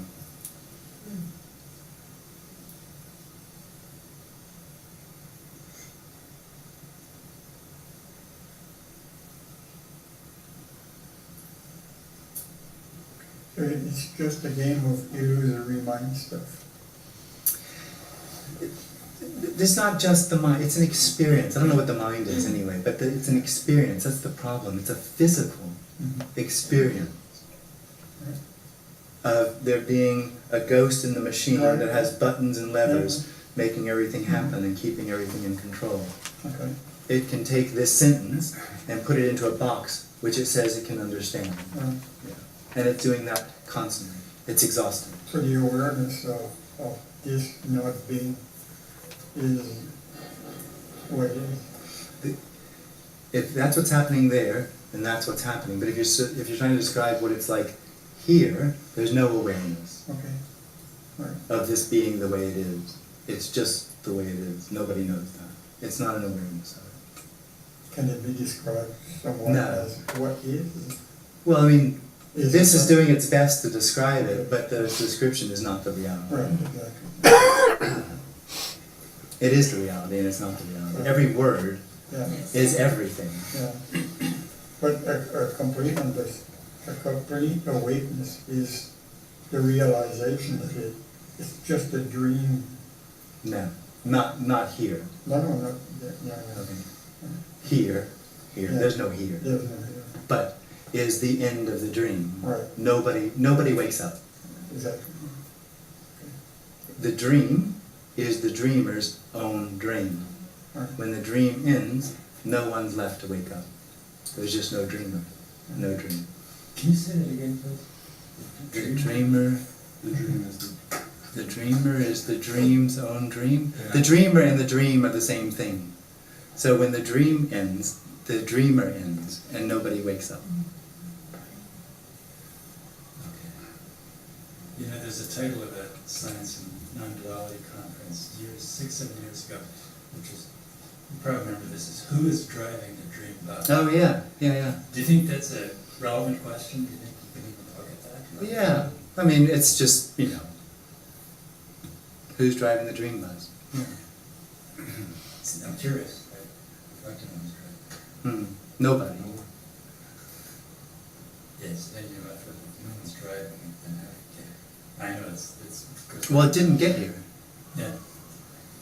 The individual is dependent upon consequential continuity. So it always sees everything as the result or the consequence and the cause of something else. That's a dream. This doesn't actually come from anywhere. So I'm talking about what's happening. I'm talking about this. Isn't actually a consequence of you coming.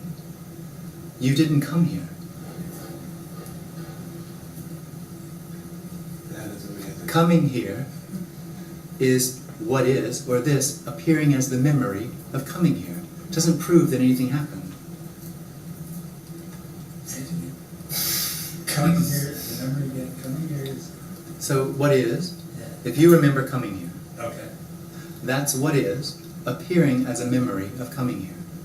sure. Yeah. It doesn't prove coming here happened. Right. The individual is dependent upon it absolutely proving coming here happened, because that gives it the future in which it won't have to die. Right.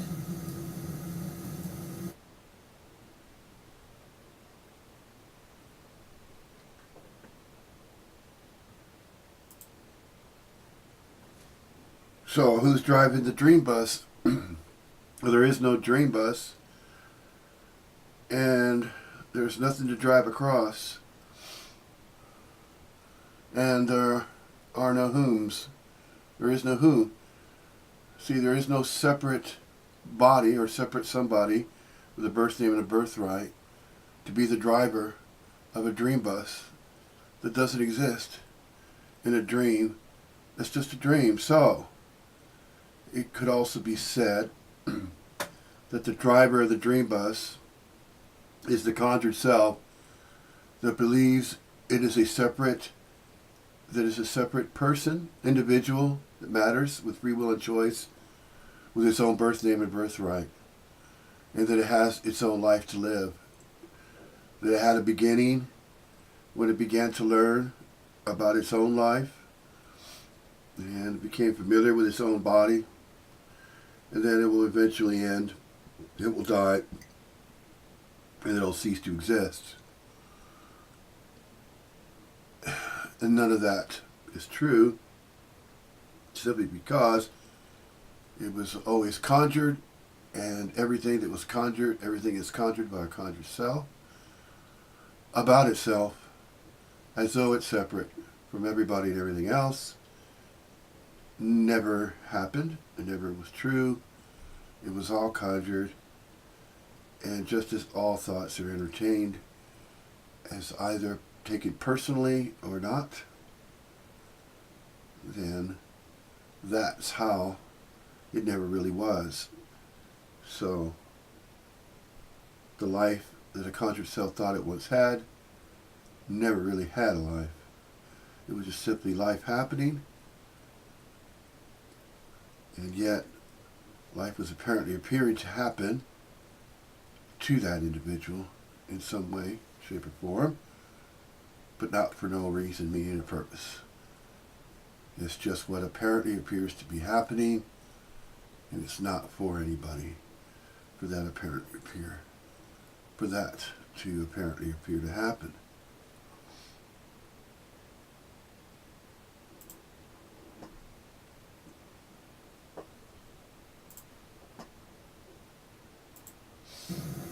I am because I came here. Exactly. Yeah, yeah. And I need to have come here because I need a future in which to find what I'm looking for. Covering over, this is what's looked for. This is the wholeness. This is the absolute.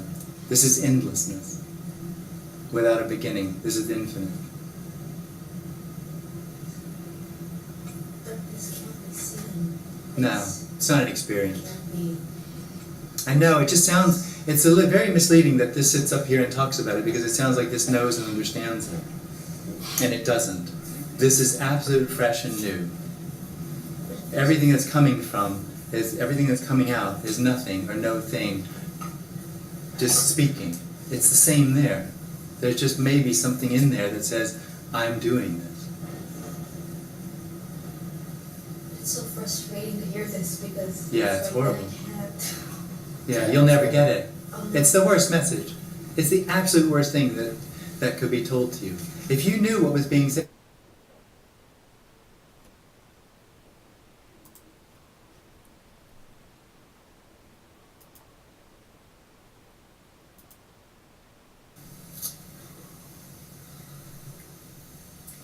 If I basically see this all as an activity, would the word activity be something similar to your? The I doesn't think. It takes responsibility. It claims certain thoughts and creates a dynamic around which the thoughts turn around it. But it has no power at all. It's a reaction. Conundrum is, it's like, there's nothing I can do. No, sorry. There's no I. Okay, so but there's nothing to do. Nothing needs to That happen. needs to be done. Everything that seems to happen Yeah. is the absolute which is looked for.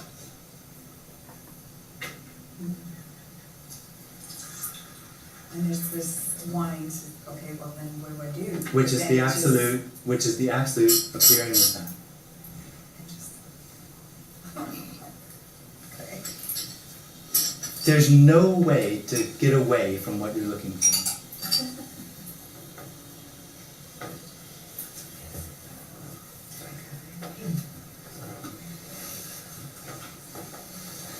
So there's the also, when this says, I'm not gonna do this anymore, this is crap, I'm done.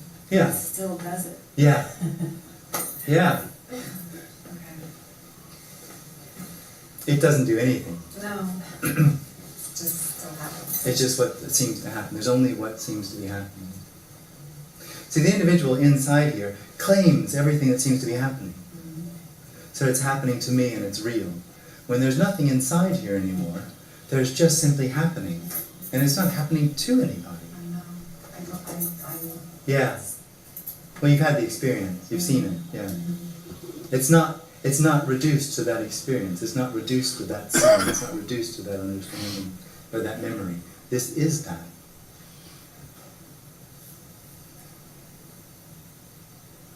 Nothing changed.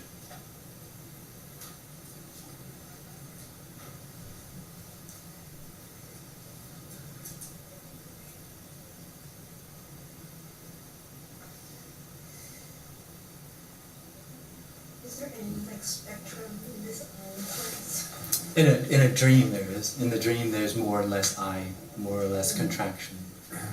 Doesn't mean anything.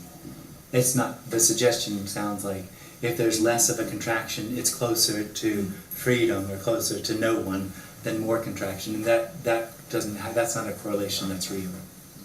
What is the way to live with less suffering, less experiencing, less... The individual is the continuation of suffering. The psychonomy seeks out, without an individual, less suffering. The psychonomy? What do you call it? I mean, just this whole system, whatever you want to call it, Okay. will seek out positive experiences and avoid negative experiences. It doesn't need an individual to do that. Sure. Oh, really? No, absolutely not. Oh, there's a mechanism that's just seeking that out? Absolutely. And the eye doesn't... That's the reason you don't walk in the street in the traffic. Mm. Why you put on warm clothes when you go outside, when it's cold. Not today. Or even if you're gonna swat a fly, the fly will fly away. Totally. Yeah, Totally. we're not that different. There's an instinctual whatever I see. that wants to survive. The body wants to survive. But it's not personal. Mm. The individual attaches itself to that Yeah. and says, I have to do it. So it's like an afterthought or something. In a way, you could say it's sort of an afterthought, yeah. It's a reaction. The individual is a It's reaction. always reacting. It's only a reaction with the experience of having power, of being a cause. It is not a cause. It's a reaction. It's never a cause. It's never a cause. It's a reaction to a reaction to a reaction. If it were a cause, it could cause the end of itself. Which it can't No, at all. no. Every effort is a confirmation of the need to seek.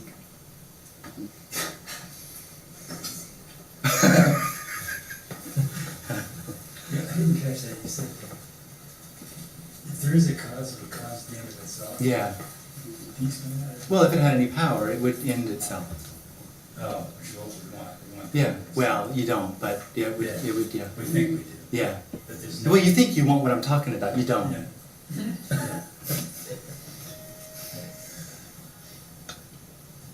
So why are we here? I'm sure you've heard that. Well, there's two possibilities. I know this answer's come out before. There's two possibilities. One, you think you're going to get something, in which case you'll be very frustrated. Or two, there's something. For me, everybody already knows what we're talking about. Yeah. It's already absolutely obvious. And this is sort of like taking a bath in that. Yeah, okay, yes. It's the closest to being home. That's what I used to say. It's the closest to being home. Yes.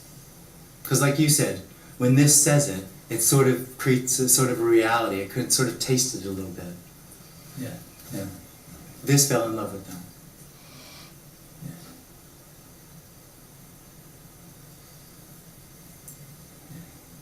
What do you mean this fell in love with them?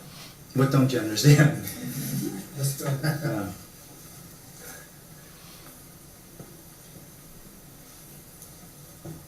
So is there any point to meditation? There's no point to anything.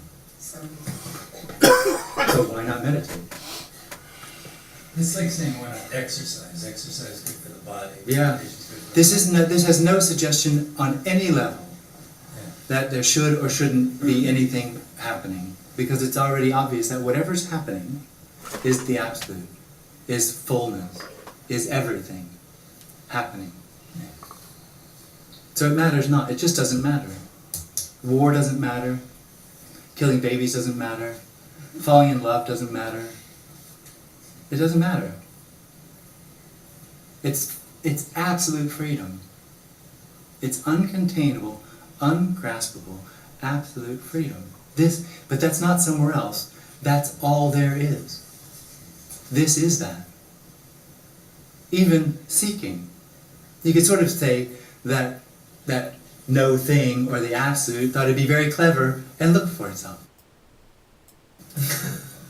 Oh, look what I can do. I can pretend I don't know what I am. And go on a journey to find myself. That's a dream.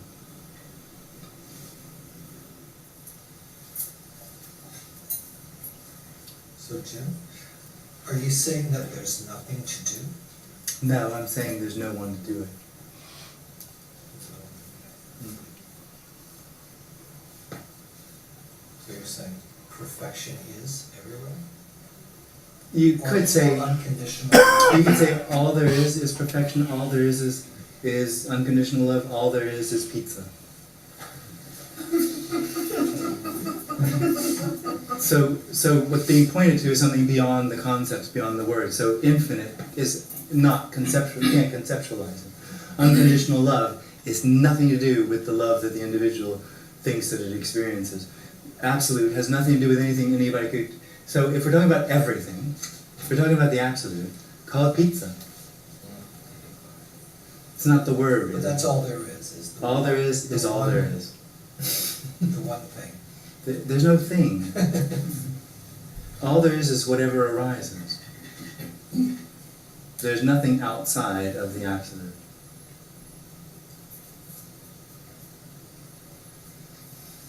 So there's only one thing, one absolute. You can't say one. That would make it a thing. That's the reason Advaita, why they came up with the word, because you can't actually point to anything. But what can be said is there aren't two. But you can't say, Excuse me? but you can't say just one. No. Well, I mean, if you say all there is one, then we're back to pizza. Yeah. So it's indescribable. It's complete. This is indescribable. I mean, is there anything else to do other than look for experiences? Well, that's the individual. Okay, so That's all it does. Yeah. Yeah. So there is an individual. But it's a better experience. It's just looking for a better experience. So guaranteed there's going to be an experience, but the individual says, I can do better than this. I can plan for a better experience. Well, it can't. It's impossible to hold on to anything. So any better experience is going to pass right through. So you win the lottery, that only is exciting until you've lost all your money and all your friends. Mm-hmm. Then you've got to go do something else. Yeah. Or you take 5 MEO, and then that goes away, and then you have to look for it again, or try to find something else. Or you watch a movie on Netflix, and then that passes, you have to look for something else. So the problem for the individual is that the new experience, the positive experience, has no consistency. It can't be held onto. Right. Because it doesn't touch the problem. Right. No experience is going to touch the problem Right. of the need for more new experience, or the sense of loss from the experience of separation. Nothing touches that. Like I've noticed if I find a really good experience, and I say, okay, that was awesome, and I'm going to recreate the experience. Generally, the recreation is never like the original. Instead, there's a sense of, wait, maybe that's not it. Because, it's the thing about recreating experience. But in the case of, how you refer to yourself, I mean, is there a sense of what's still looking for experiences? Not at all. Okay. So you're going to Vancouver this weekend, are you anticipating an experience in Vancouver? Absolutely not. Really? Who would? Yeah, I understand it, but I can't. No. The misunderstanding is because this says it, that assumes that there's a person here that understands it and grasps it. That's a misunderstanding. What's being described or shared is there's no one here that understands or grasps it. But that can't understand that because it can only function in understanding and grasping. It's much more simple than the individual thinks. And a whole lot less dramatic. The individual is waiting for an experience, quite a dramatic experience. The individual, that's why it has these gurus, these famous gurus, who it likes to follow, because those are special people who found something special. And the individual is very, very special. Everything is about it. And so it assumes that its problems are because the world's really big and complicated, and everything out there is all going on, and all this needs, and we need to save the world, we need to get rid of pollution, we need to get rid of famine and war and all these things. Very big, complicated world. And so it assumes that the solution to its experience is going to have to, reflect how big and complicated it is. Yeah, it's not. The end of the individual is not worth mentioning. Is there something beyond searching for experiences? This Yeah, I mean. This Yeah. is beyond searching for experience. Can this be grasped at all? No. You ever feel like you're repeating yourself? No, I don't actually. Really? It's fresh and new. Nobody, if I knew what I was talking about, and I was holding it on and talking about a past knowing or understanding of what happened, then there would be a repeating. Right, right. This isn't any of that. It's just simply this, responding to questions. Oh, right. And it's always fresh and new. It's always explosive and alive. It's always no thing appearing as this. And there's no experience. There's no experience. That's gone. That's Yeah. It collapses. Yeah. You can't understand that. No. It doesn't make sense. It's beyond belief. You won't believe this. Yeah. If you do, it's not what I'm talking about. Right. It's the end. There's no one here, Yeah. so there's no over there. Right. There's simply everything. There's simply everything. All there is everything.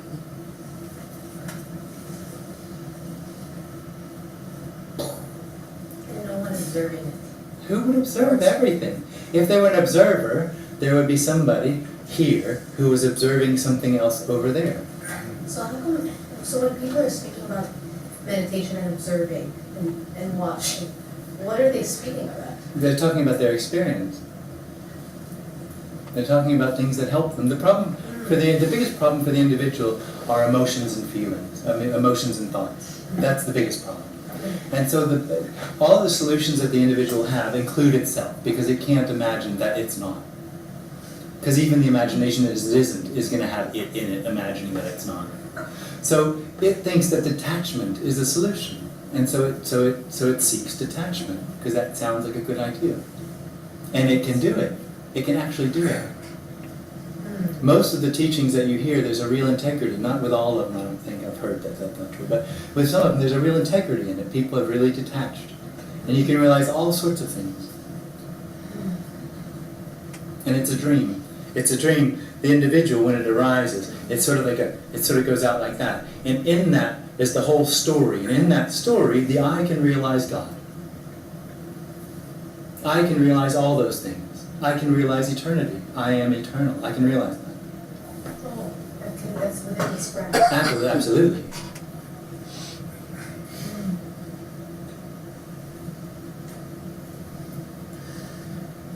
But that's not what you're talking about. It says nothing. No, it doesn't connect anywhere. Doesn't. It's a dream. There is no real I.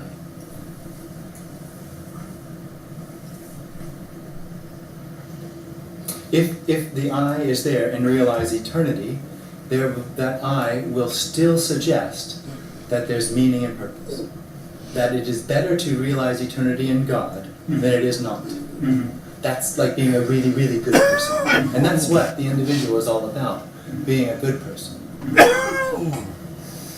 The straitjacket. Yeah. It's a straitjacket. That's what it is. But how did you come with the understanding of where you are at with what is now? Yeah, there's no understanding. There's no understanding, but you came across No. or what? No, you're making it personal. Okay, no, right, right. You're putting it somewhere other than this. Right, okay. You're saying that something brought this about. Nothing brought this about. Okay. Your passion, perhaps? No, we're not talking about a cause and effect reality. No. We're suggesting there's no reality.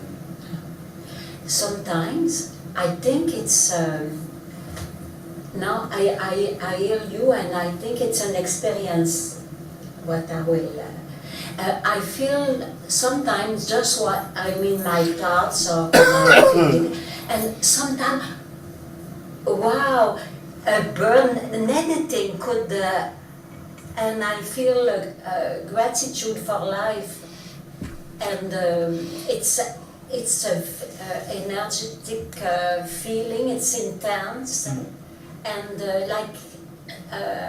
life is very alive, and everything is even sickness or even anything could trigger could arrive, and even when I'm down, suddenly, oh wow, life is so. it's an experience, because I realize then that I see it, I Yeah. feel it's Yeah. an experience. Yeah, and that's not what I'm talking No.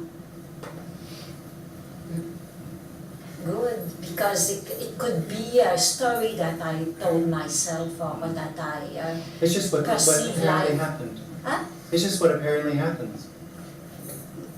There's suddenly wow, Yeah, and there's suddenly that, and there's suddenly that. That's Yeah. just what's happening. yes, That's that's just it. what's happening. Yes, But I see that. what you're describing is it's happening to you. Yes. And what this is after- describing, it's not happening to anybody. No, that's. There's just happening. But is it possible that there's like an open window? So, and after I recuperate that, to say it's me that Everything is only saying one thing. This is complete. okay. This is fulfilled. Mm. This is whole. That's all that anything is saying. That's it. That's simple. And it doesn't care if anybody hears. Mm. Yes. Yeah. Okay.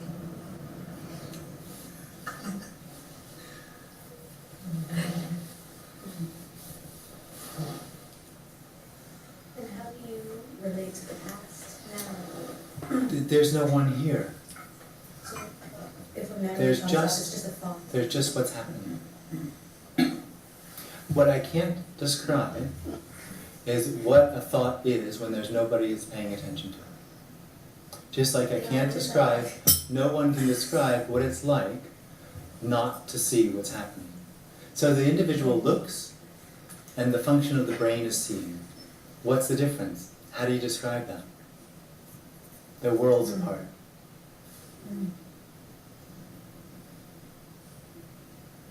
So for you, there's no individual, there's just the brain. There's no individual there. There's no individual.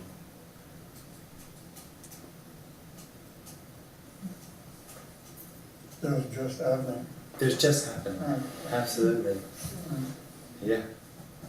You're happy when it resonates with your... No, it's not that I'm happy when it resonates with you. When it's said, there's something in me that goes, yes. Okay. It's just happening. Yeah, it's just happening. Okay.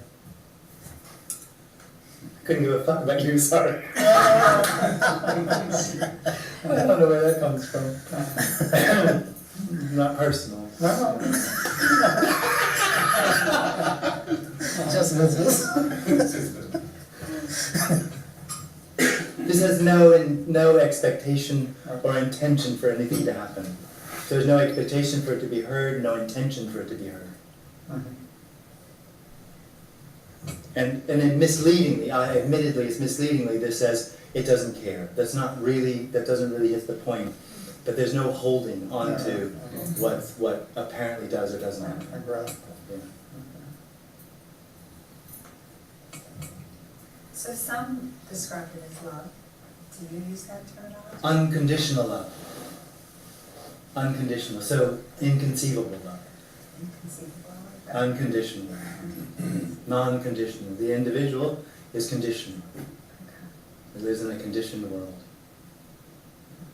I think what is love? I know that's a corniest question anybody asks, but what is that if you're in a space where... Well, to be really dramatic, rape is love. But the recognition of love, or how it's revealed, is the recognition that nothing could be out of place. Nothing could possibly be wrong. No separation. No separation. In that, everything is, I'm going to say stupid, wrong words like accepted, or everything is just what it is without any need to be anything else. This is that. It's not anywhere else. Unconditional love is personing, acting like it's looking for something else. That's unconditional love. There's nothing that's not that. It's unconditional. Right. So it's not relationship. It's not relatable. You can't make sense of it.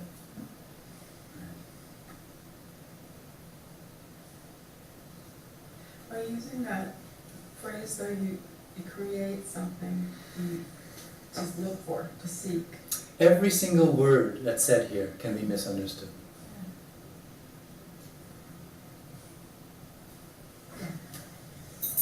And if you're stuck with the words, then that's just what you get.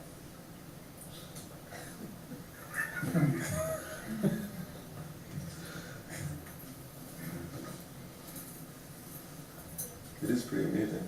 It's awesome. It is awesome. When there's no one in relationship to everything, everything is then finally what it is. Which is And that is just an absolute explosion. yeah. It's like A non-exploding explosion of endless everything. Infinite everything. So the individual knows that this is a glass. It's in relationship to it. And that covers over the absolute... I mean, first off, it's an amazing creative thing. I mean, it's a glass. Who could have thought of a glass? Do you know what I mean? Yeah. But the individual knows that what it is. Right. And So, that's the end. so the miracle that it is completely lost. Or that you know how to do this around it. Well, anything. That's Anything. the I'm thing. pointing to anything, actually. I'm just using a glass as an Yeah. example. Everything is that miracle. Yeah. But when I know what it is, it's dead. It's dead. It's an object. It's a thing. It's real. So that can't possibly be what I'm looking And it for. can be acted on.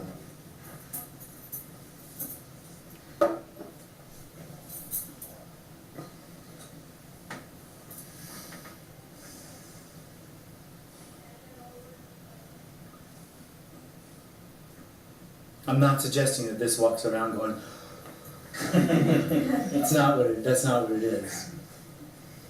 Well, it's also kind of amazing that there's no storytelling going on over there about what this is. Yeah. Well, there's no story. There's no purpose. There's no end to this. There's no story, and everything's empty. There's nothing to get out of doing this. Do these meetings just keep happening? Apparently.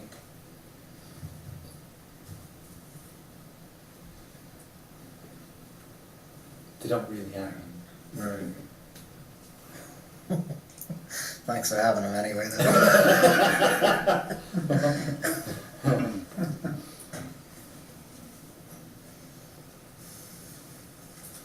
What kind of this happen? Happen kind of implies time, doesn't it? Apparently. Like a This doesn't, demarcation in the time, individual doesn't wants to get rid of things. it? Yeah. Because it wants to find a position. It only understands through having a position. What it can't do anything with is that this is and isn't. It's not real and it's not unreal. So time is apparent. We can talk about the conversation we had when you came in this afternoon. That doesn't mean it's real. That doesn't mean it's unreal. That's just what apparently happened. It's this appearing as that. And that leaves no position for the individual to understand or know what's going on. That it always has to fall on one side or the other. There always has to be no time or real time or no thing or real thing. Right. Hmm.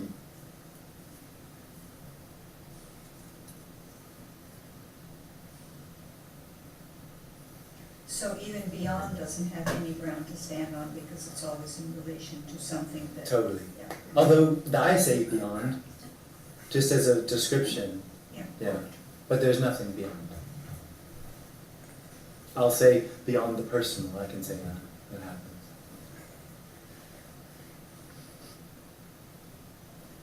No word comes close.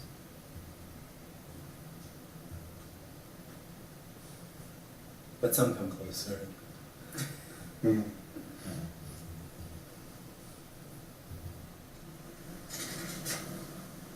It all has to do with the individual's journey of finding something. Hope. Hope, if you look at it, is really a terrible word. The individual lives in hope. Hope is never this. No. Hope is always what's going to happen. It's going to happen in the future. I have hope that it'll get better. Yeah, terrible. Yeah. There's no hope. So that hope is a dream. At the end of the dream needs. It hopes it won't die.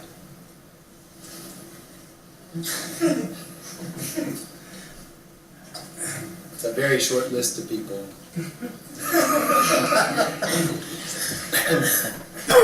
It's looking bleak. No one gets out alive. No one gets out alive.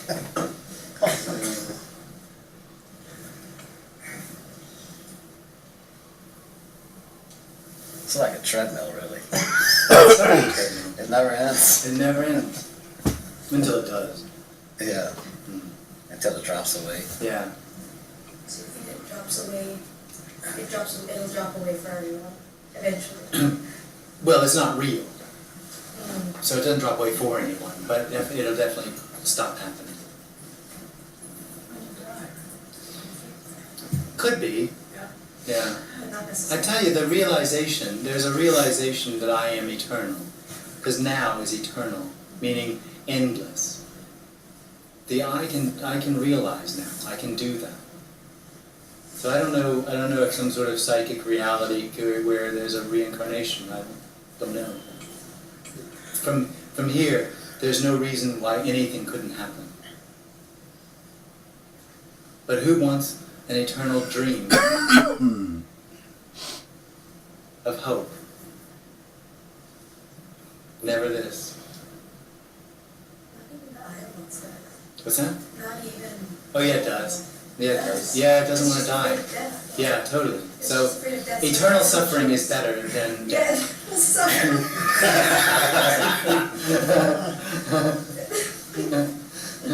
This is just a concept. I am. The eternal suffering. Is this Well, just a actually, concept? well, the eternal is something that I can realize. I don't want to go too far into it, but I can do that. I can do all sorts of things.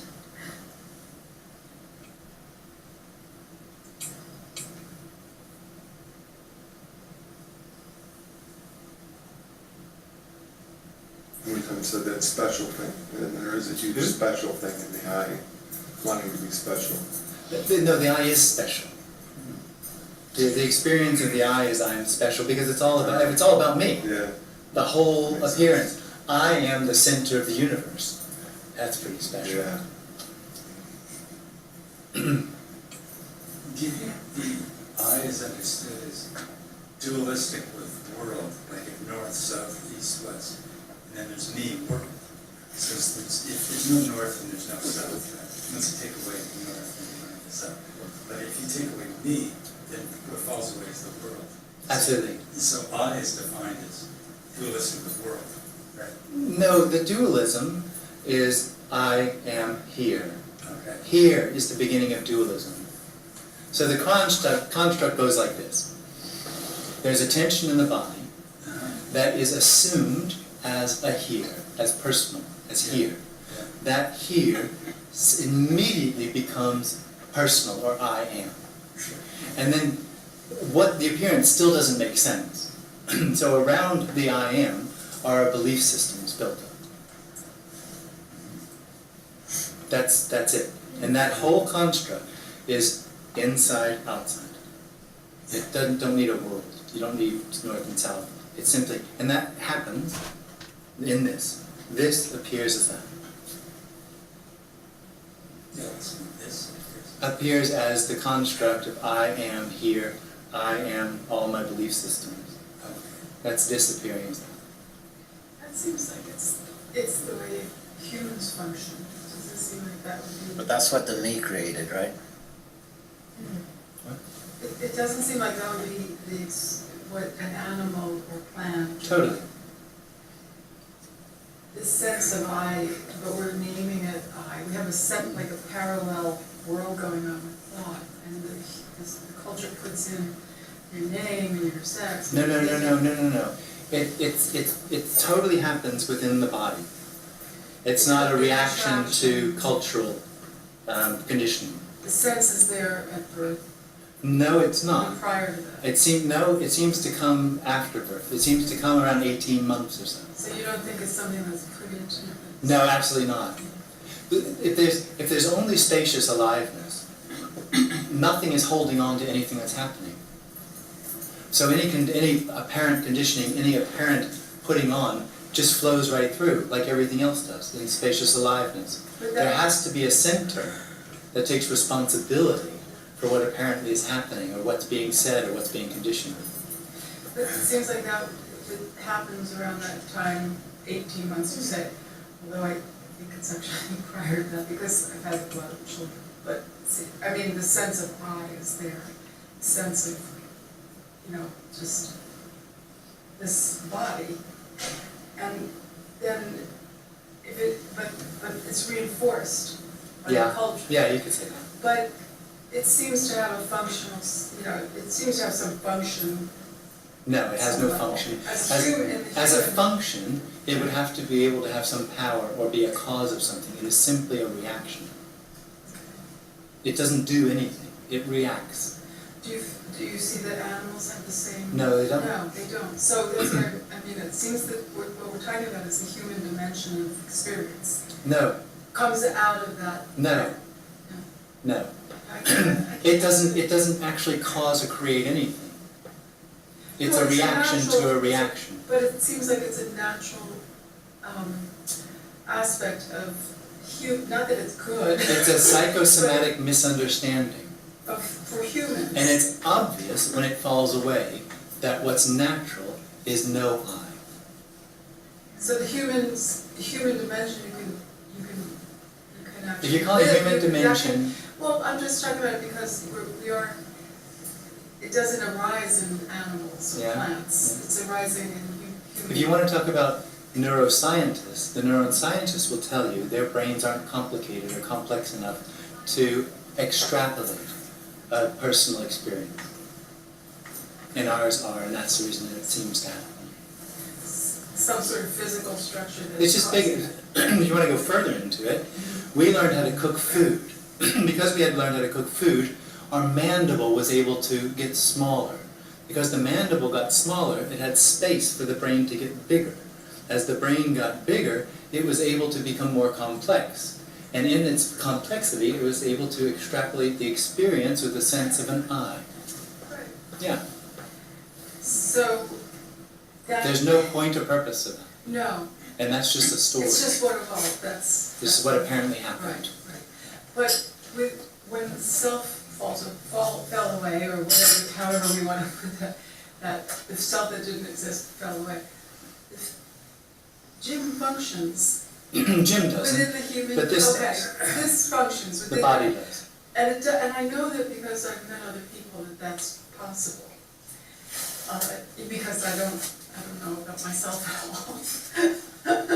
But you know, so I don't know. I'm not trying to make any point, but I just keep coming to that sense of this human dimension of thought creating all of this. Thought doesn't create anything. Yeah. Thought's like a newspaper.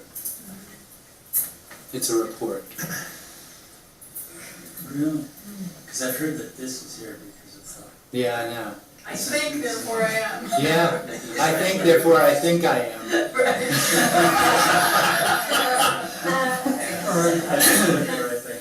Well, I mean, a lot of times in seeking, the whole thing is about controlling thought or getting rid of thought. Yeah, we talked about that though. Because that's what the I, those are the biggest problems for I. Right. And so it wants to detach from those, and can. Because they can be really torturous. Only because the individual takes responsibility for them. Yeah, we want to have good thoughts though. well, the individual is totally into free will, the ability to choose, and it's feeling that if it chooses good things, it'll have a good life. How's it going? I don't know. If it was what it says it is, it wouldn't have the experience that it's having. It's good and bad. Yeah.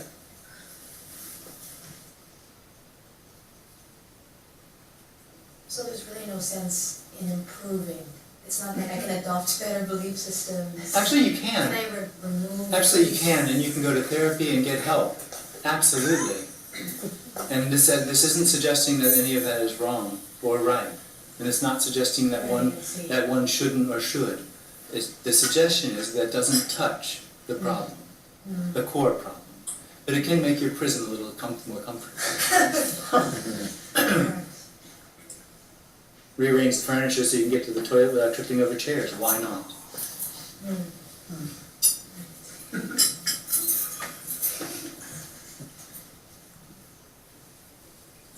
Can I ask you a little bit about the relationship between thought and perception?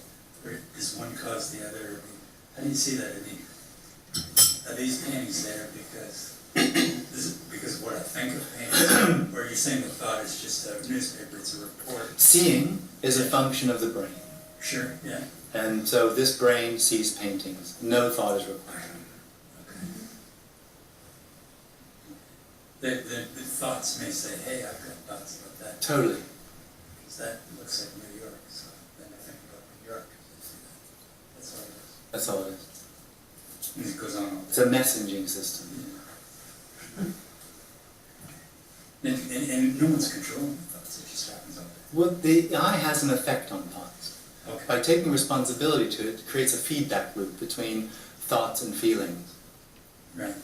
So by saying, that's not a thought or a feeling I want to have, so dramatic feelings and things in the past, there can be a rejection of those. And that rejection then actually creates neurosis.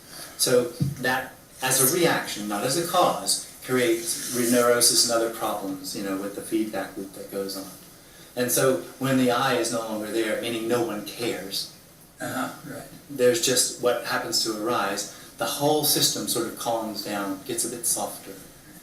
Because the example I was thinking is that there's a picture of New York, but it still has the Twin Towers in it.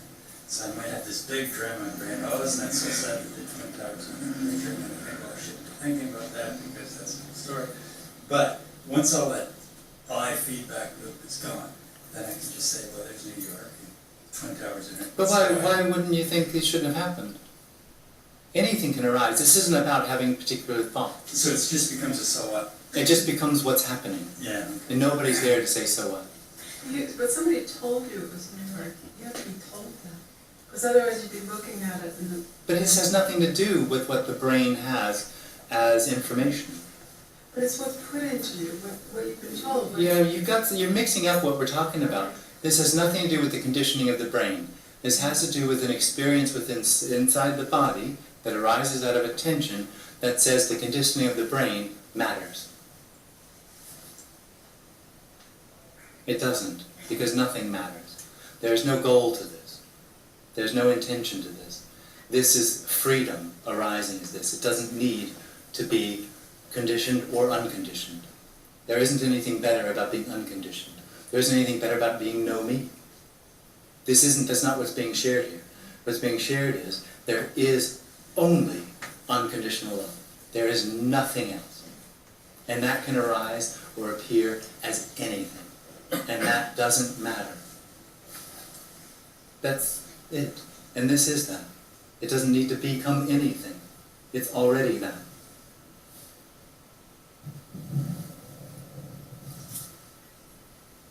But it has to die in order to... It does not have to die. No, okay. You just have to stop. The individual wants it to die because it thinks it's going to get something. When the individual stops happening, there's no one left to get anything. No one ever gets it. It just doesn't get it. There's nothing here that walks around knowing anything about what we're sharing here. It just doesn't happen. It's the end of the need. It's the end of the expectation or the intention that this needs to be something else. It's the end of the experience of separation in which all of that seems to arise, all that need and things. But just because there's no separation doesn't mean that somebody gets that. And the appearance of separation is no proof of separation. There's no separation already. So there's no benefit to there being no I. This isn't about getting anywhere. There's a tendency, I know that you've heard this all before, there's a tendency to try to get to where you're talking to. And I catch myself using my imagination to try to get where you're getting to, as if to say, I need to imagine what you're saying. But you're not actually doing that. No. That's just what seems to be happening. And there's nothing right or wrong with it. That's just what's happening. There is only happening. Nobody's doing it. Even the individual isn't anybody doing it. There's no way to choose not to do it. Choosing not to do it is the same thing. This isn't suggesting a certain movement. The suggestion is nothing moves.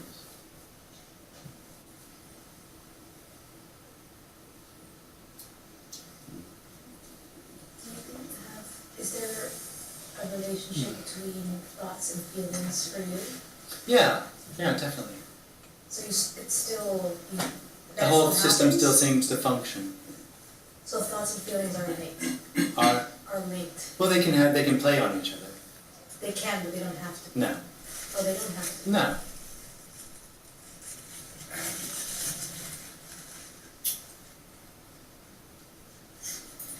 When there's a me here,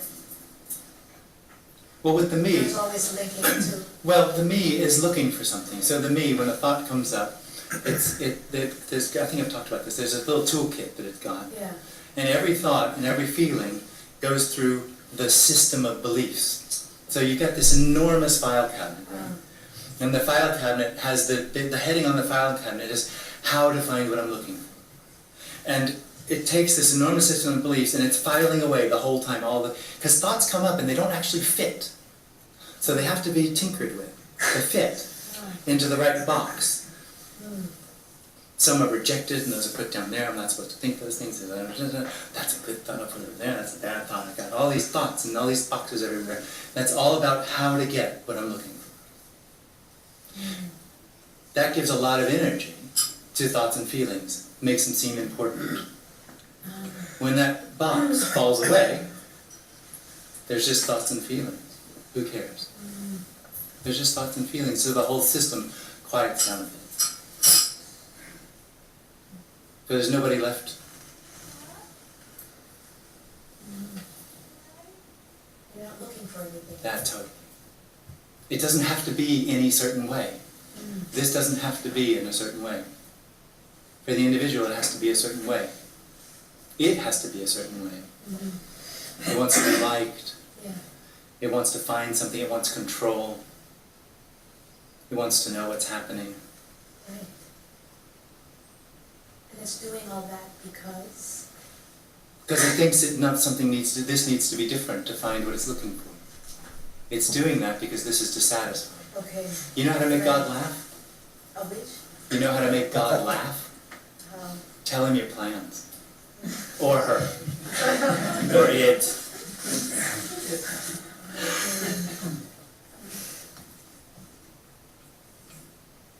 But yeah, I know, I keep anchoring back to this, and it's like, it's the goal is to get away from suffering, right? So, Well, that's the idea, that's the experience of the individual. Yeah. I want to be happy all the time. That's what I want. It doesn't think it through, though. Because if it thought it through, it'd be obvious. You couldn't have one feeling all the time because you wouldn't know what that feeling was. right, If there weren't any contrast. right. But that's what it's looking for. Endless happiness. Jim, would you say you have more like of an awakeness? No.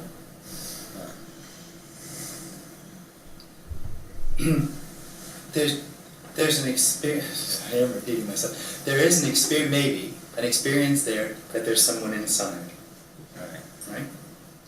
That can stop happening.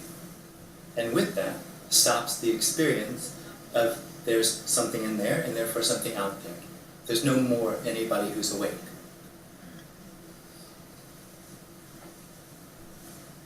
Nobody, it's not there's no suggestion of anybody getting anything. It's not an We're experience. talking about a loss. Right.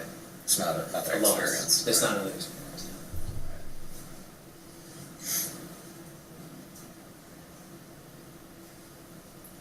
I find your sequence very interesting, where you begin with the tension in the body, completely neutral. You go to the sense of here, again, completely neutral. Not really. Not really. No.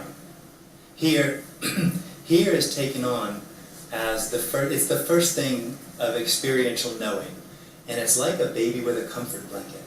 It feels, there's something really tangible and really graspable about it. There's something really, really good about it. It feels good to know something. It's just, there's a long tail on that. The question there is, the comfort would have to be for somebody who hasn't appeared yet. Yeah, but I think I said it sort of arises simultaneously. Yes, I Sort of the understand. same thing. Yeah, exactly. 'Cause I When was it fall, all I'm describing is what was revealed when it fell away.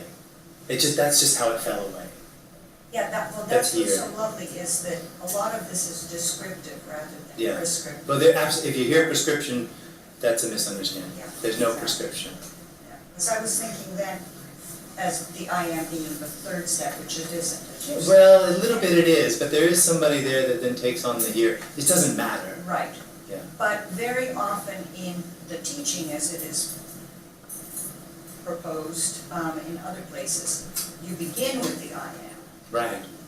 And so I love the fact that it's beginning in a very neutral way. Yeah. Before the I am comes in. And it's almost like the I am requires an individual.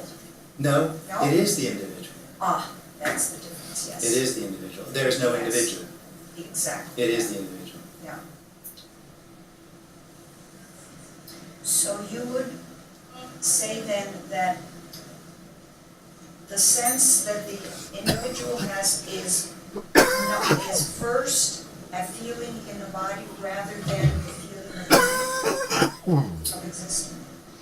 Well, I don't know if it would be the same thing. I am here, I exist. Right. And that would need a body. Yeah, well, it arises out of the body. Gotcha. The experience, now the I can have an apparent experience beyond existence. That's the experience. Now, if that's the brain doing it or not, I'm not sure, but I know that they can do that. So it feels like I can have experience without a body. But as far as this is concerned, that's a dream. Right. Well, it's all. Yeah. Well, this isn't a dream. This is an appearance. Uh, The only dream is the individual. Everything else is just what it is, without any need to be it. Alive. Spacious alive. That's fantastic, yeah, Yeah. because so much is said that the whole thing is a dream. Yeah, I know. No. I know. And it's only the I. Yeah, it's only the I that's a dream. Yeah.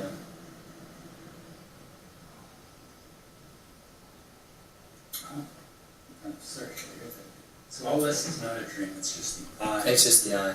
It's the experience that I am here, experiencing that. That's a dream. So as far as these walls are concerned, the walls are really here, it's not. Well, they're not really here. Okay. They're not real and they're not unreal. It's the ungraspable walling. So if there's no one here, I don't see anyone else anywhere. That's right. And there is no, there's no story, there's That's right. only a happening. That's right. But it's not a happening, it's happening. It's a, yeah, right, It's happening. right. It's happening. It's happening, and everything else is illusory. The Well, fact that- when there's only happening, there's nothing else. Exactly. So, but the constant coming forth with trying to unravel, it's just the mind stuff working itself out. It's the experience of the individual trying to find something. Okay. Trying to bridge the gap that itself is. So there's no one here, there's no one there, there's no meeting here tonight. Well, There's there's only a apparently, happening. there's a parent meeting, But it's, yeah, it's. and an that's just apparent, what seems to be right. happening. But it's only the happening that is reality. It's not real. Right. It's not unreal. Right. It's ungraspable. Right, exactly. It's The absolute right. appearing Right. as meeting. Right. And that's constant. No. This The doesn't, happening is constant. No. Or, no? no, there's no continuum. Okay. Okay. A continuum is part of the dream, the need of the individual Right. for this to end up somewhere else other than what is. Okay. Okay. This is everything. Right. There's nowhere else for anything to happen. So it's impossible for there to be a constant. A constant would be a real movement through time. Right. Right. There's no real movement through No, time. right. It's the movement through time is only apparent. Okay.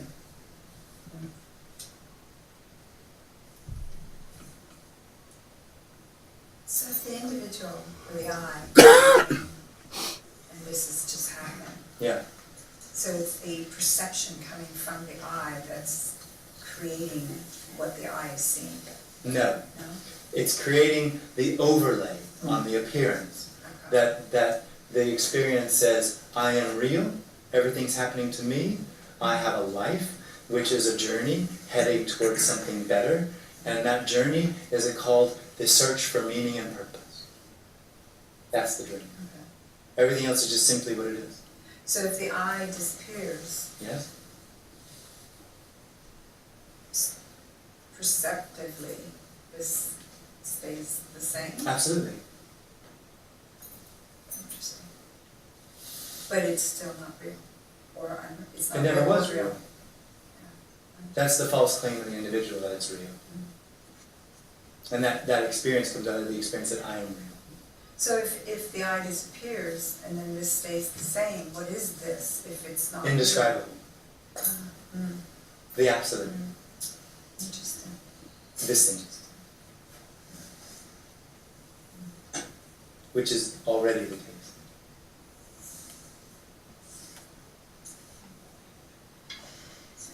Jim, are you saying that the sense of self-existence is this, that there's a self is the same as the self-contraction, the contraction in the body? Yeah. But that happens prior to the thoughts Yeah. about it? No, we're not talking about thoughts. Okay. We're talking about an Just thoughts. We're talking about an experience. Yeah. I am real. I am The here. experience of being Here. here. Here. There's no here. There's just everything. At the risk of this being asked 1,000 times, what causes the I am? What causes that? The tension in the body. What? The tension in the body. Okay, right. Tension, here, I am. But then that, Okay. on top All of that happens timelessly. and it seems that overlaying that tension, which is already there, is the sense of self-existence. I mean, you could say that. Yeah. The description of it is a story. So it's just a way of describing the way it appeared when it fell apart. But it's meaningless. Okay. It's just a description. That's how it appeared here when it fell away. That sort of construction. So is there an ability for me to not take responsibility for thoughts? You Knowing you this, have I no have- power to do anything. Mm. And But I did I am the experience of being responsible for what's happening.